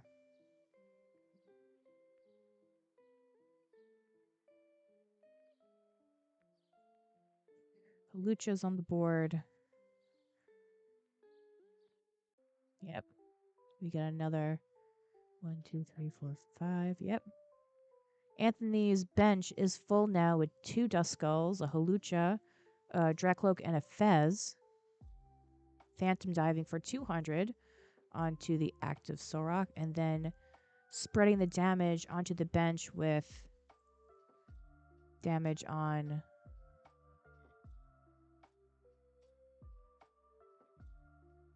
knockout of the Solrock, which means that Lunatone is no longer online. And since that was the second knockout of a Solrock, Alejandro cannot, unless he uses the Night Stretcher, cannot get those Pokemon back. All right. Alejandro has to promote a Pokemon before he draws. All right, promoting the Gimme Goal. It is his time. Both players are decently set up a little bit, although Alejandro definitely wants a Godango sooner rather than later. Anthony just needs 2 more prizes, while Alejandro needs 3. Genesec for the 2 Godangos.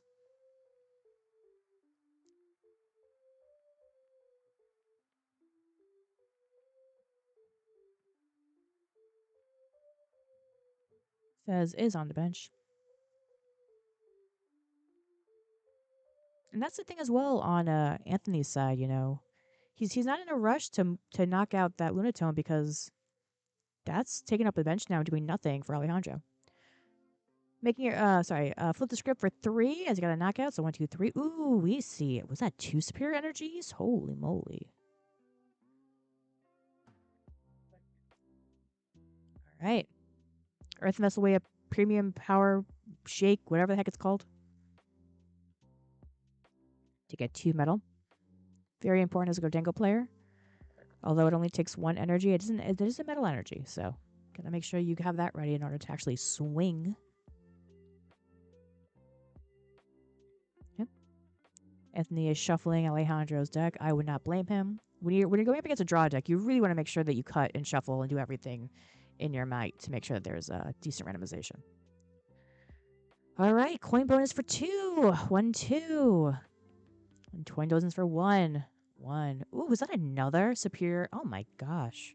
Hot hands with Alejandro. Fruit baskets or picnic baskets, whatever. Healing 10 off the entire board.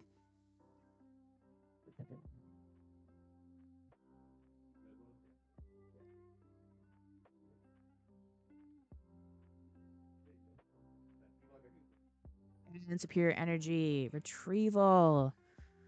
Alejandro will be taking, discarding 2 in order to get, I believe it's 4 from his discard?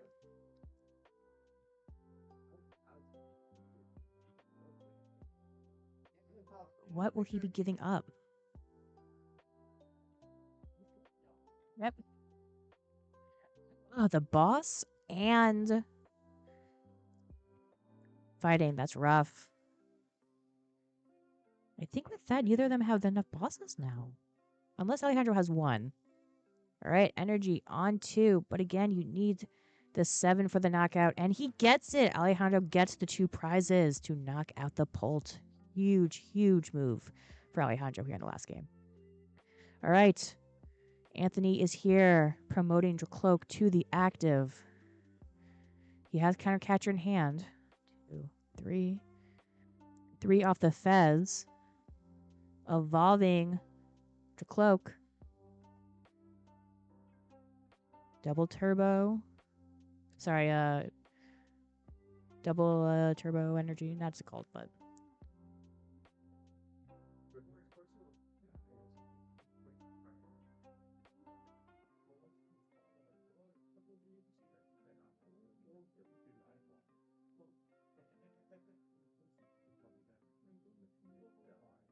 Neo upper, thank you. Neo upper energy.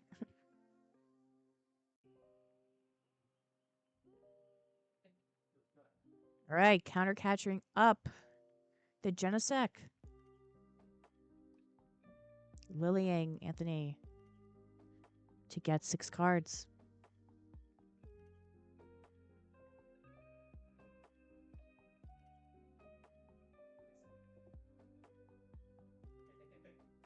And again, Genesec EX only has 220, and with 2 damage already on it, 1 Phantom Dive could give Anthony the 2 prizes he needs to close this up. But does he have off the Lily? Does he have the pull? 1, 2, 3, 4, 5, 6. Does he have what he needs? Monkey counter Iono.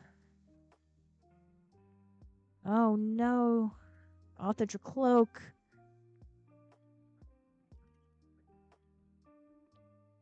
Does he have it?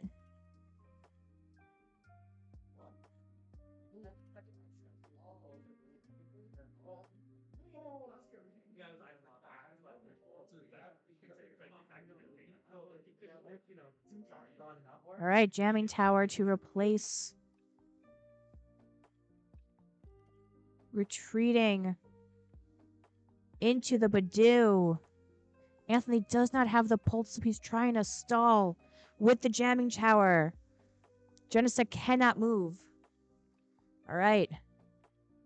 He will Itchy Paw. He won't do any damage because of the resistance, but it will mean that Alejandro is item locked. Pulling, using the metallic signal, he is pulling both of his remaining Godengos out of his deck. He cannot move this Genesec, though.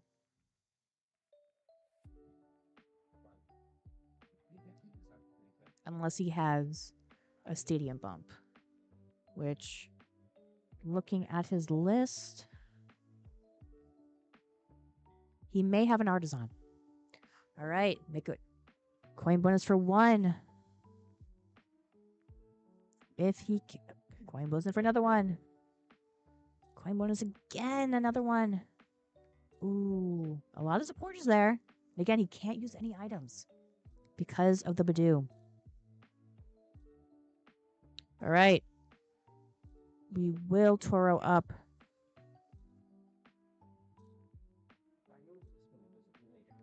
But what will we promote? We turret away the Genesect, but what do we promote? All right, we promote the Lunatone and we pass. Again, dead card, dead card. All right, Anthony is really in the pickle here. He absolutely needs something. All right, we are counter catcher. Oh, it's 3 prizes. Okay. Counter catching and Iono.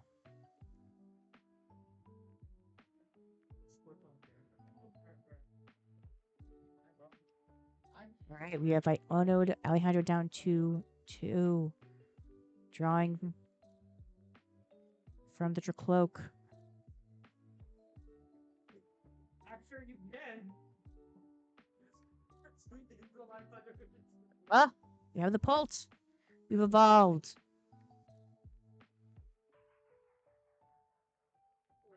And it has the Neo Upper. Anthony looks like he's crashing out.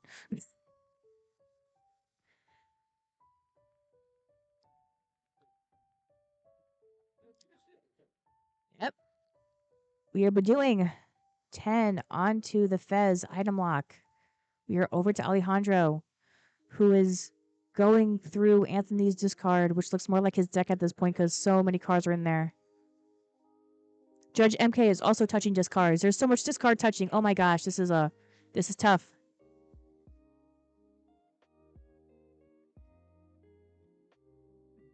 All right. Alejandro is still item locked because of the blue.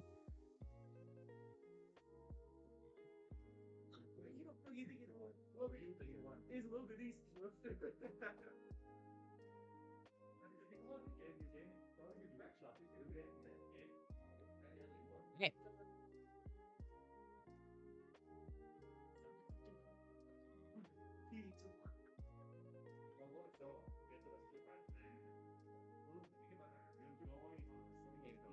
Alejandro. Coin bonus for 1.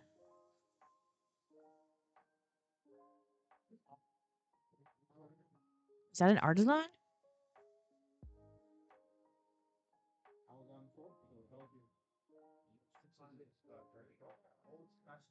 What's up, yelling?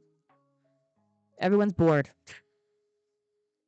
All right, we're Arviding on Alejandro's side, looking for an item which we cannot use because we are still item locked, and a tool which we cannot use because we have Jamming Tower. But if anything can just thin that deck.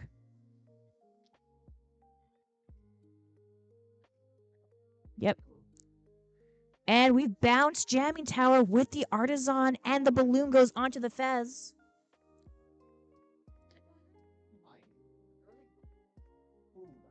Alejandro only needs a 2 prize knockout.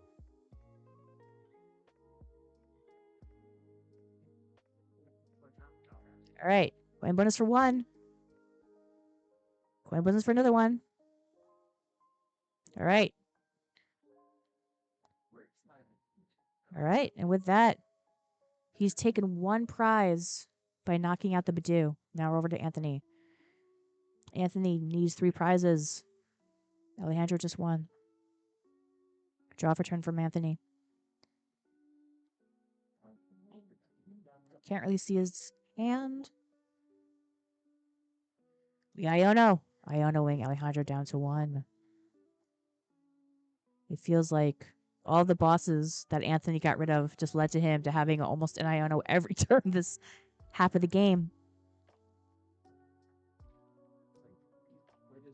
All right, fezzing for 3. 1, 2, 3. Another Iono.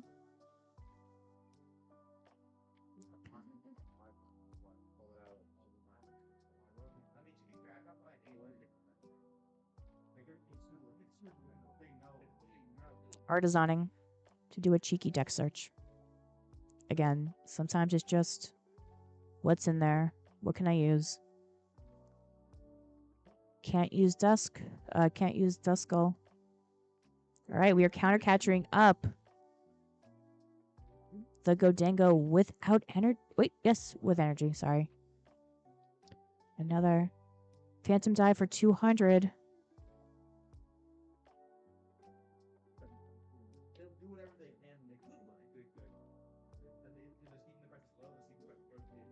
All right. Top deck. Oh. The coin bonus for 2. We get a Super Rod and a Turo. Turo up. The Godango. Activate another Godango. Coin bonus for 2. 1, 2. Can't use a supporter. Coin bonus for 1. All right. Superior energy retrieval. Get rid of the Godango in. We get 4 off of that. Does he have 2 more in his hand, though? Superior energy again. Bish, bash, bosh.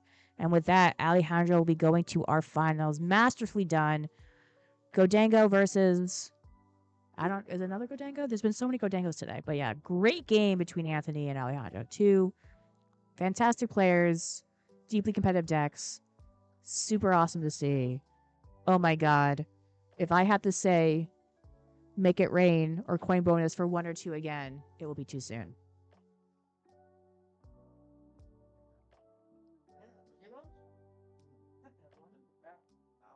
Right now, definitely have a playing scenario. You go up to because they were helping happen. Alejandro got it. And yes, Alejandro did add air balloon to his hand. That's why the judge had him discard it.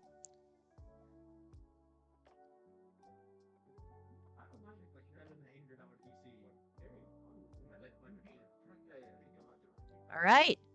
And our finals will be Matthew Hernandez and Alejandro. And for folks who were here before,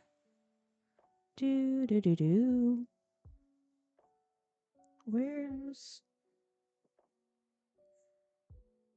Matt is on the precipice of getting his ace trainer. So winning a cup, that will be one way to get over there. So definitely he is how many CPUs left?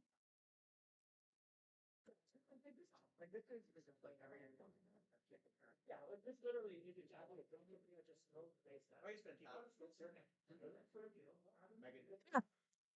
50 for first. That would definitely put him over the line into ace trainer. So Matt has things to look for. Alejandro, I believe, is already. No, I don't see him actually. He may not actually be out here yet. But here we go. This is the finals.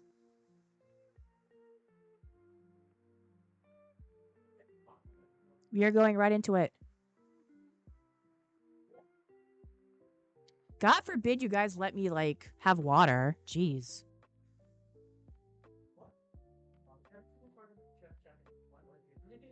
Judging. Interesting.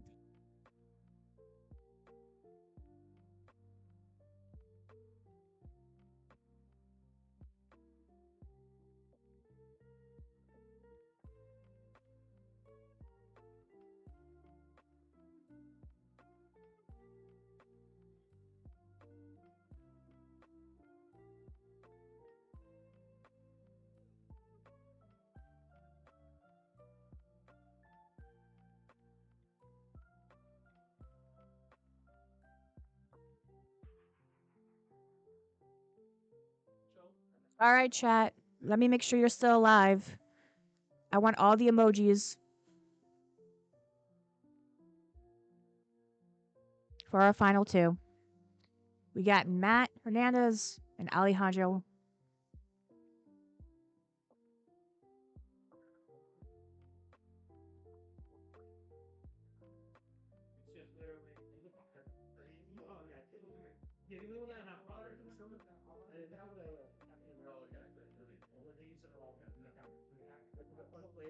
Lost the feed.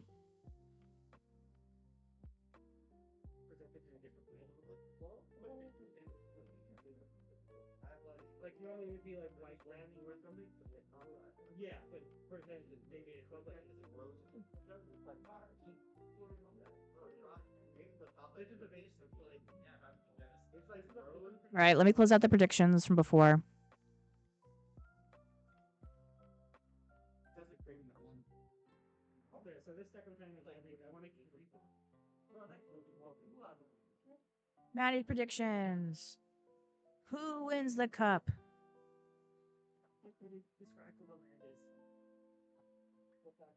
Matt. Alejandro. What is a lamp? This is what a lamp. What is a lamp? It's a picture there. I don't know. It's a proxy. But so what is it called? Yeah, no, I nothing. Where is it from? What's the layers? Yeah, yeah. Oh boy. All right. Predictions starting. Everyone go to my chat.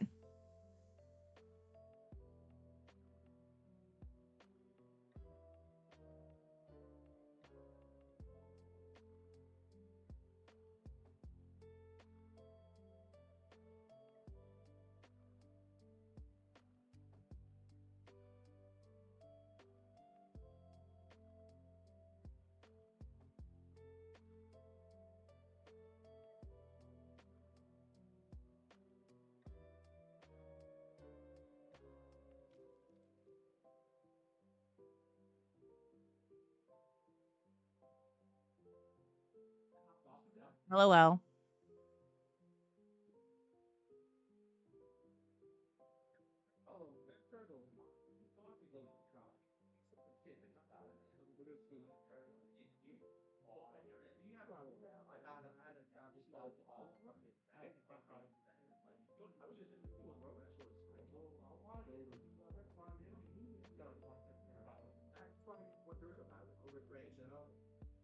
Oh, I heard about that.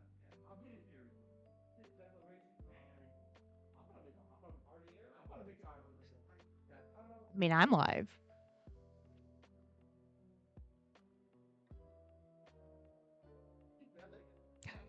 Thank you all for the followers.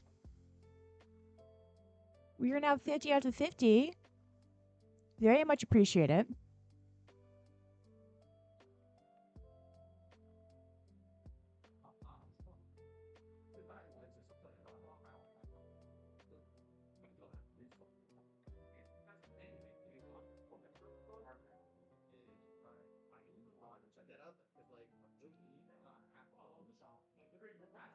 I wonder if he hit like his limit. Because I'm about to hit 7 hours. I wonder if that will do anything.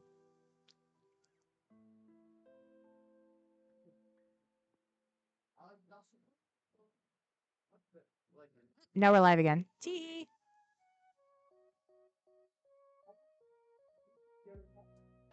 Game's already starting. All right, we're still in game 1. Now I gotta fix everything.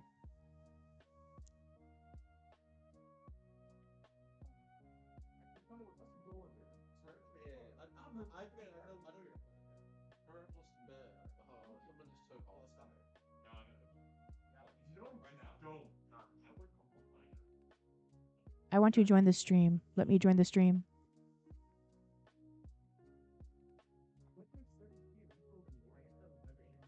Okay.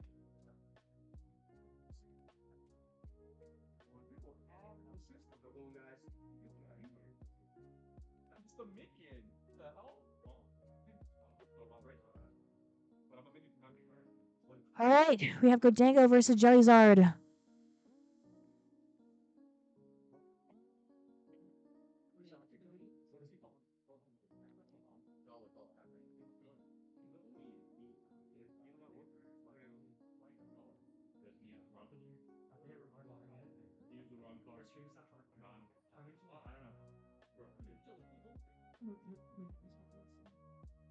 she got last in the job.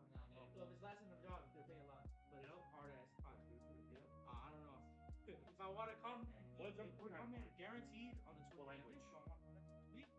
I gotta come Korean. Oh, that's my language. What? It's tough speed. We'll have fun, but we'll all play instead. Oscar, we'll all play Twister. There's a question. Twister, you play Shoes Faster. No, it's fine. If we're going to make a draw. Posing for 3.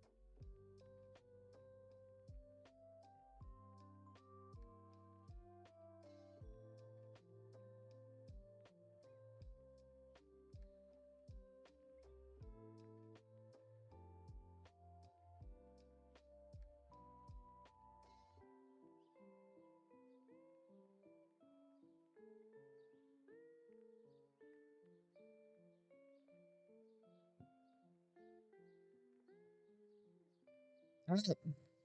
Matt is buzzing for 3. We got Lily. We got Night Stretcher, and I stretch it back to Frillish. I didn't invert what you say. What did you say? I figured that. Yeah. No. Well, yeah, no.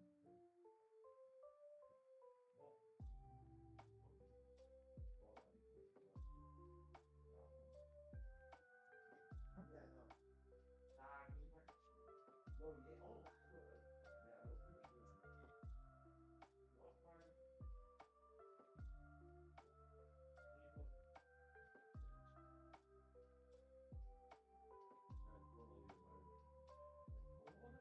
I know what type of land. Well, what was the chess part you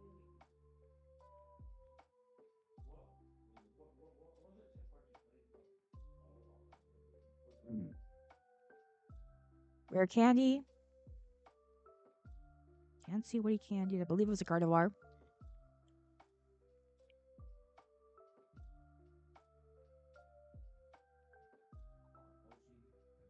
It is like the king of messy board state.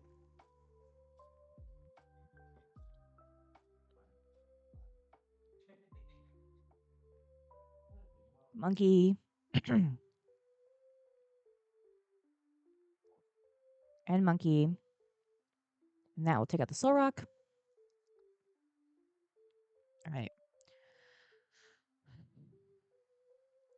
That allows 5 prize cards for Matt, and then Frillish will use the Oceanic Gloom, which means no items.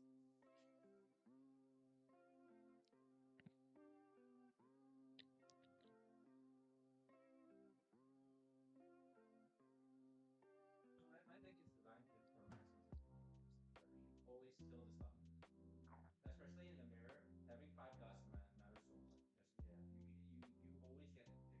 gimme rolls. All right, folks, because it didn't set up, but who will win the cup? Who wins the cup?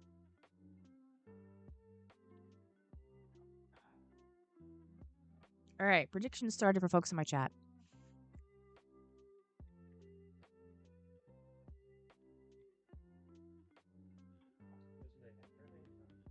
Ah, wire down.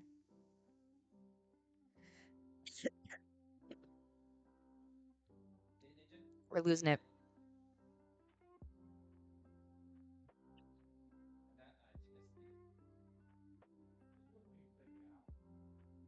Mega Absol dies, this and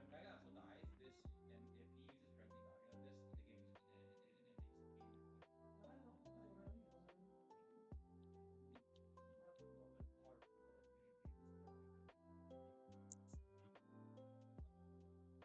game. Adam's just coming up ready to like strangle someone down there.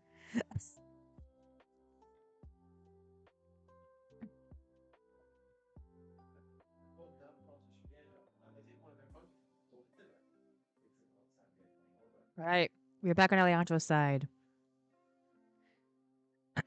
Air balloon onto the Godengo.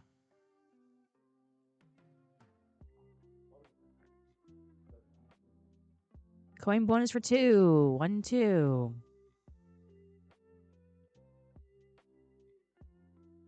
Is this the first of 3? Yes, it is.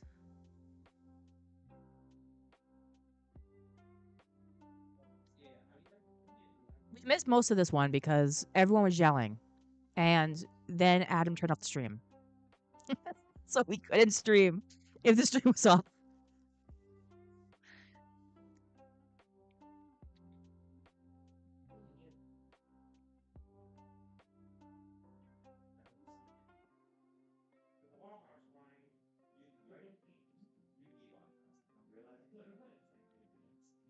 Right.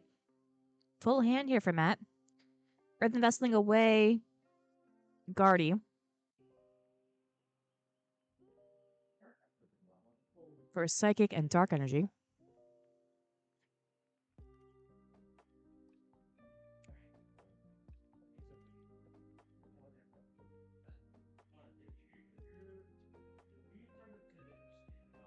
All right.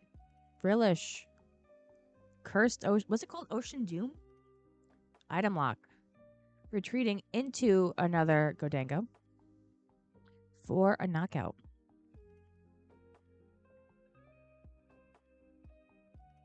Matt leaves 2 more cards. Yes, for Alejandro. So 2 more prizes for Alejandro. 5 for Matt.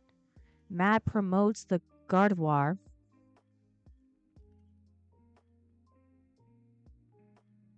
Pulls, I want to say, another Frillish from Nestball.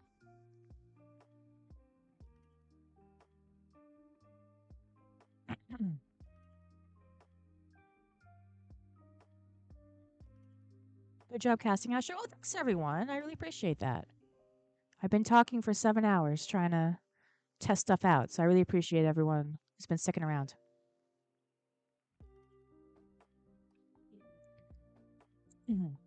Using Guardy's ability, we got 3 Psychic onto the Frillish, using Monkey to take the damage off the Frillish and onto Godango on the bench. Both Godangos on the bench.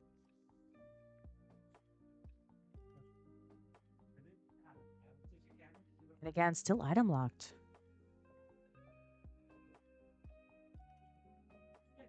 Alejandro's hand looking more like his deck than a hand.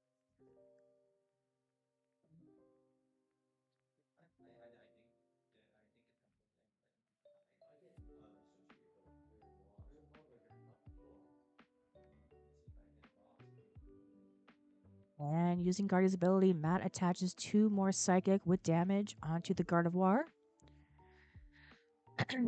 Uses Monkey to move that damage around to these Godangos. We are just passing damage back and forth. We are back here on Alejandro's side. Bossing up the bird. For knockout, and Alejandro takes turn 1. Sorry, takes game 1. So Dango got game 1. And since Matt lost game 1, since Matt, he will get to choose whether he goes first or second.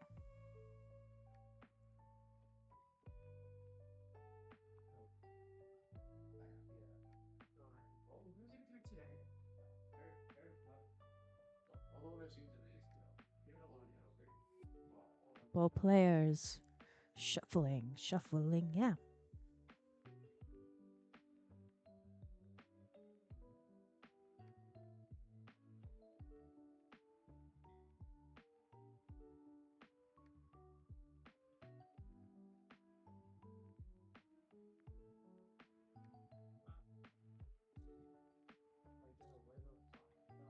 Who's stream judge so we can yell at them? I don't even care. It's CJ. Even if it's not CJ, it's CJ. Always yell at CJ.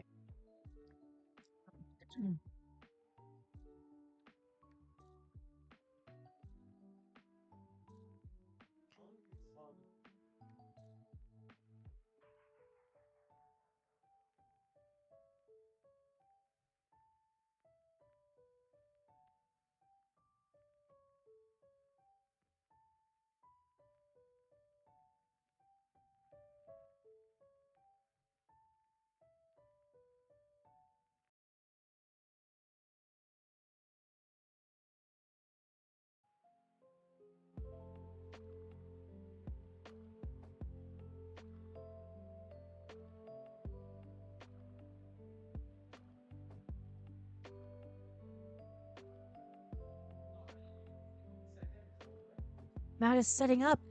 He has Monkey in the active, Frillish in the bench.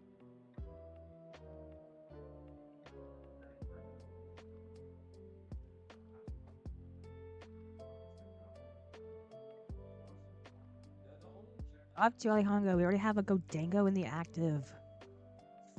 This does not look good for Matt.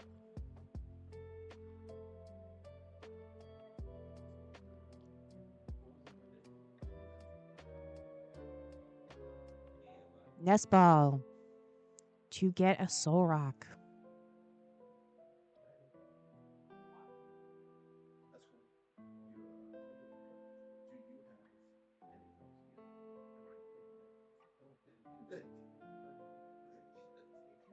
Gardens Grove, thank you for the follow. I appreciate that.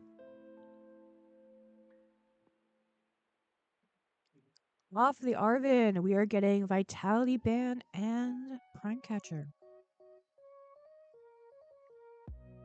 Probably good now to use any items you can before that Frillish gets in the active.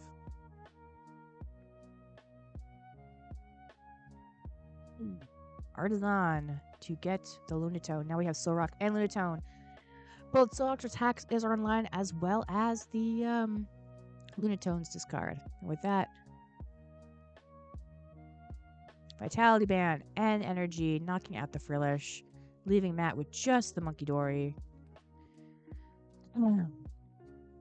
Taking Frillish back with the Night Stretcher. 3 off the Fez. What?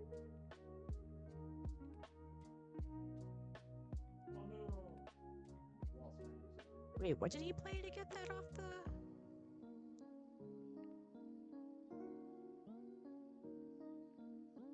Okay. Oh, Artisan, sorry. Does his Artisan shirts, and now he does the Fez for 3.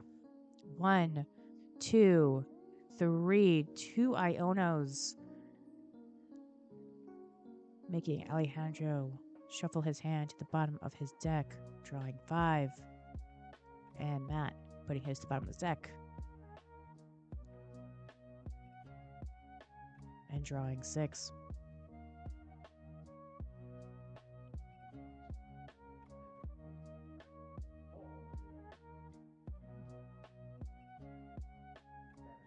for Tamat. Ultra Ball away a Gardevoir and a Dark Energy.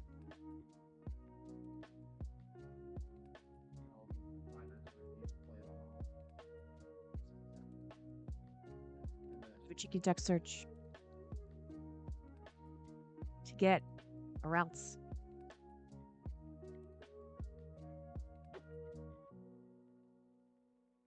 It's been so long since we've seen a Routes. You feel like he was playing just a jelly deck.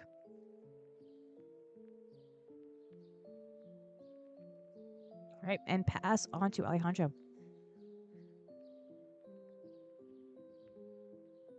Two Dangos now want to hit the bench. Solrock still inactive with the Vitality Ban.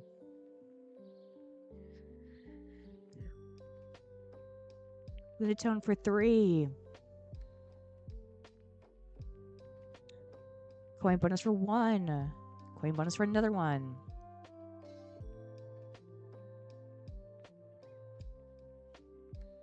Buddy Buddy Poffin for 2 basics. Most likely a gimme goal. You see 1. And just 1. Alright, keeping the bench open.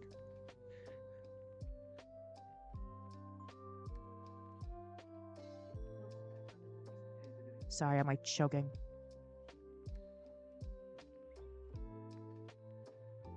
Alright, we are riveting for an item and a tool.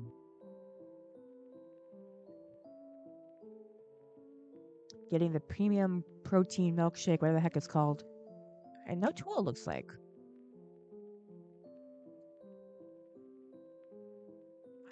Although that milkshake could allow that Solrock to knock out something. Fighting Gong. For a Fighting Energy.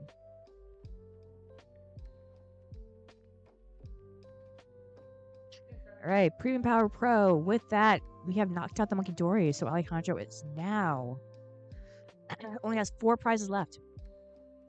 Could this be a sweep?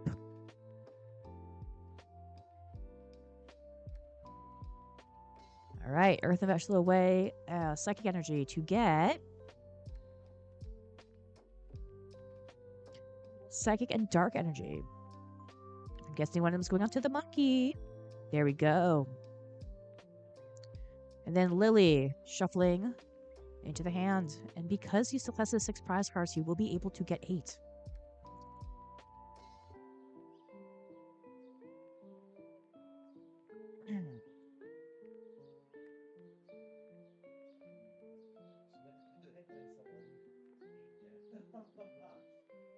One, two, three, 4, 5, 6, 7, 8.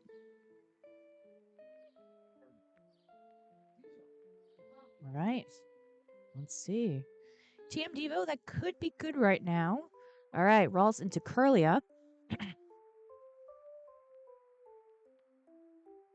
Artisan doing a cheeky deck search for another monkey.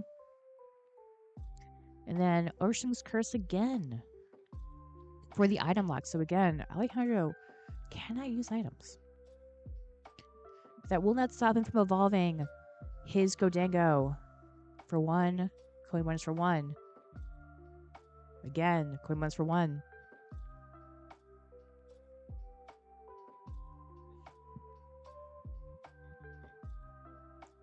And he is retreating the Solrock into the Godango. Coin points for 2. Superior energy in hand, but he cannot use it. But what he can do is knock out with the energy he has in hand. So that is another knockout for Alejandro, who just needs 3 more prizes left. And Matt is still at all 6 prizes.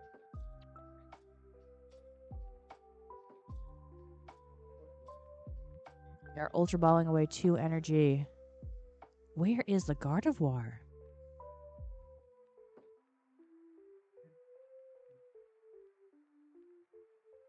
All right. We are Scream Tailing. Interesting. Difficult to have Scream Tail really load up on that without the Bravery Charm. Don't know if he has that in his hand.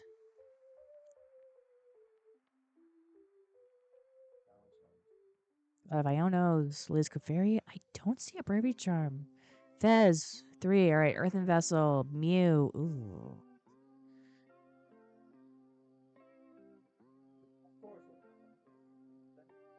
Lily, shuffling hand into the deck. Draw 8.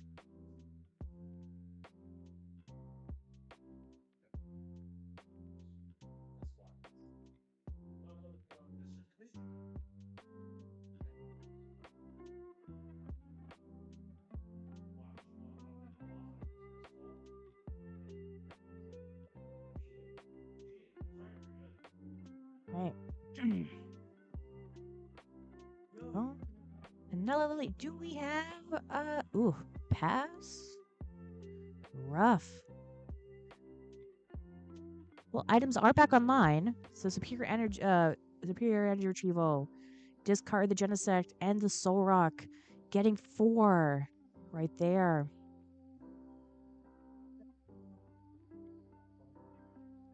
Make room for 2. 1, 2. All right. Another energy retrieval in hand. That's one of the things that by letting Alejandro just collect cards these past 2 turns, it's really just allowed him to just go for it. Now he can use items again. 2 more. I mean, now I think he's just looking for a boss to take out that bird. There we go. Boss for game. Get the bird. And now it's just a matter of healing all the health off his guys.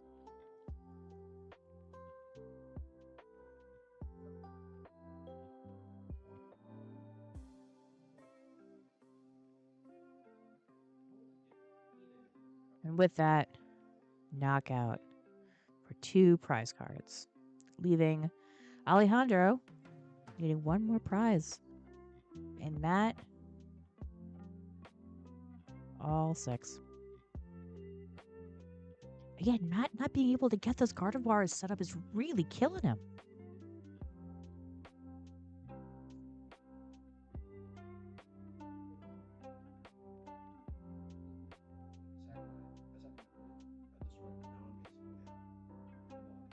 All right, you're Arvining now.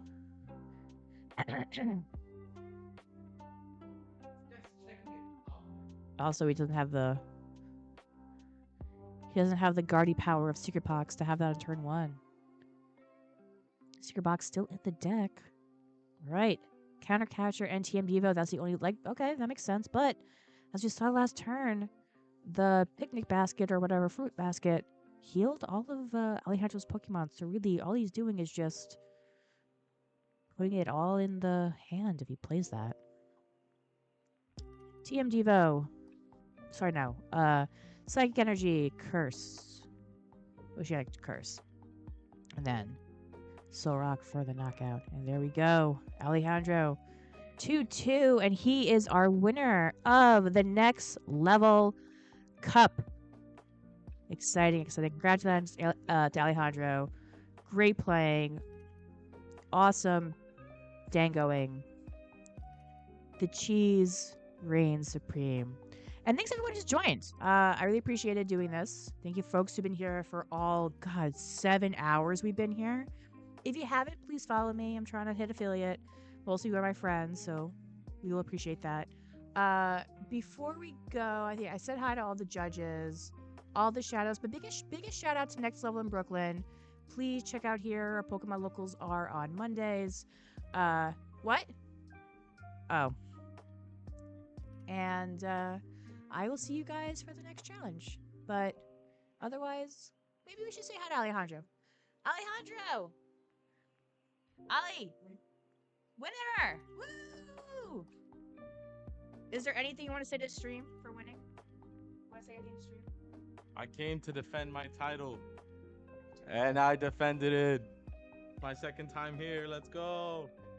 Wait, did you win both? Last time, yeah. Wait, you won the last cup and this cup? Yep. Oh my gosh. That's crazy. How did you know that? But yeah. Reigning champ, Alejandro. All right, I will see everyone at the next challenge, and I will see all my regulars this week. Bye, everyone.